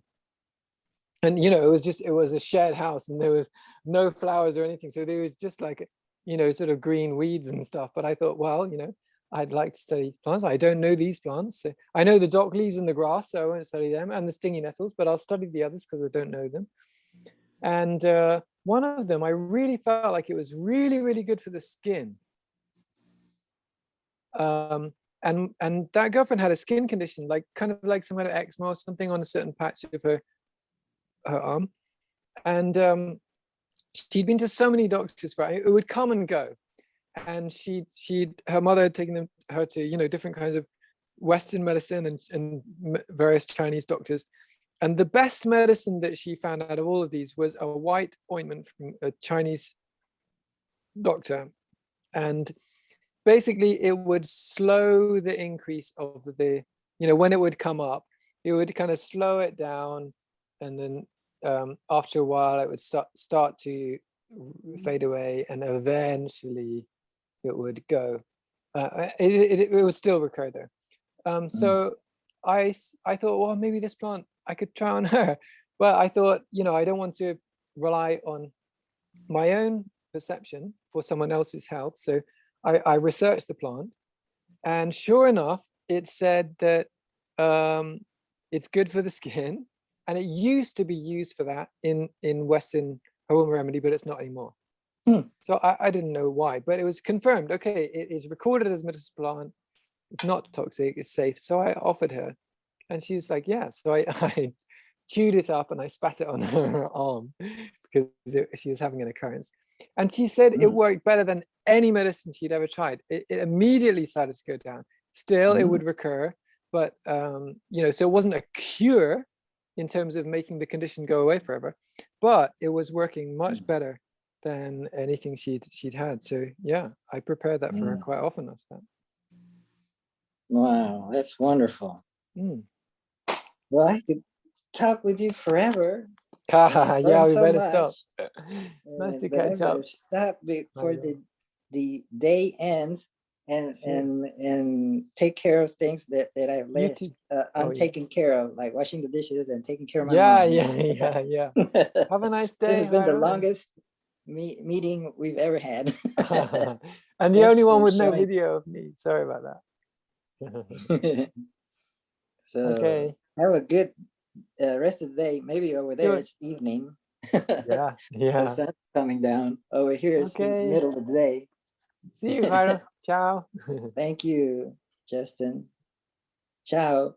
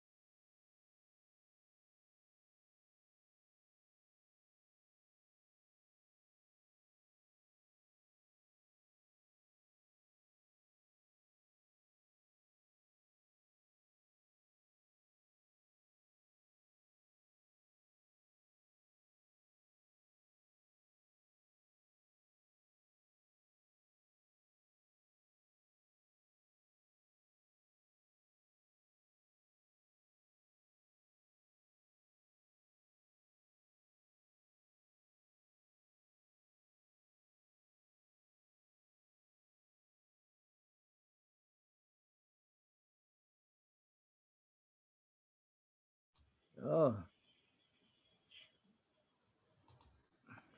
Oh boy. Now, hello, friends. I was gone to do stuff.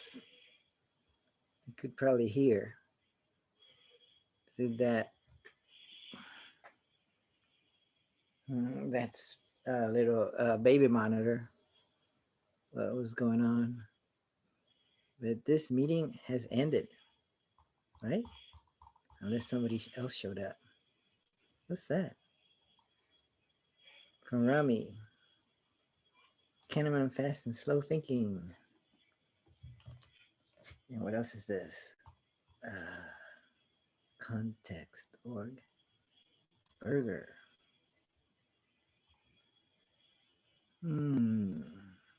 Schumacher College open to store. School of Ecological and Spiritual Studies. To sting the earth. Okay. Well, thanks everyone for making this be an interesting conversation. Going somewhere or nowhere. Stimulating the mind, hopefully. And hoping that we continue our efforts to wake up and think clearly. All right. See you next time, I hope.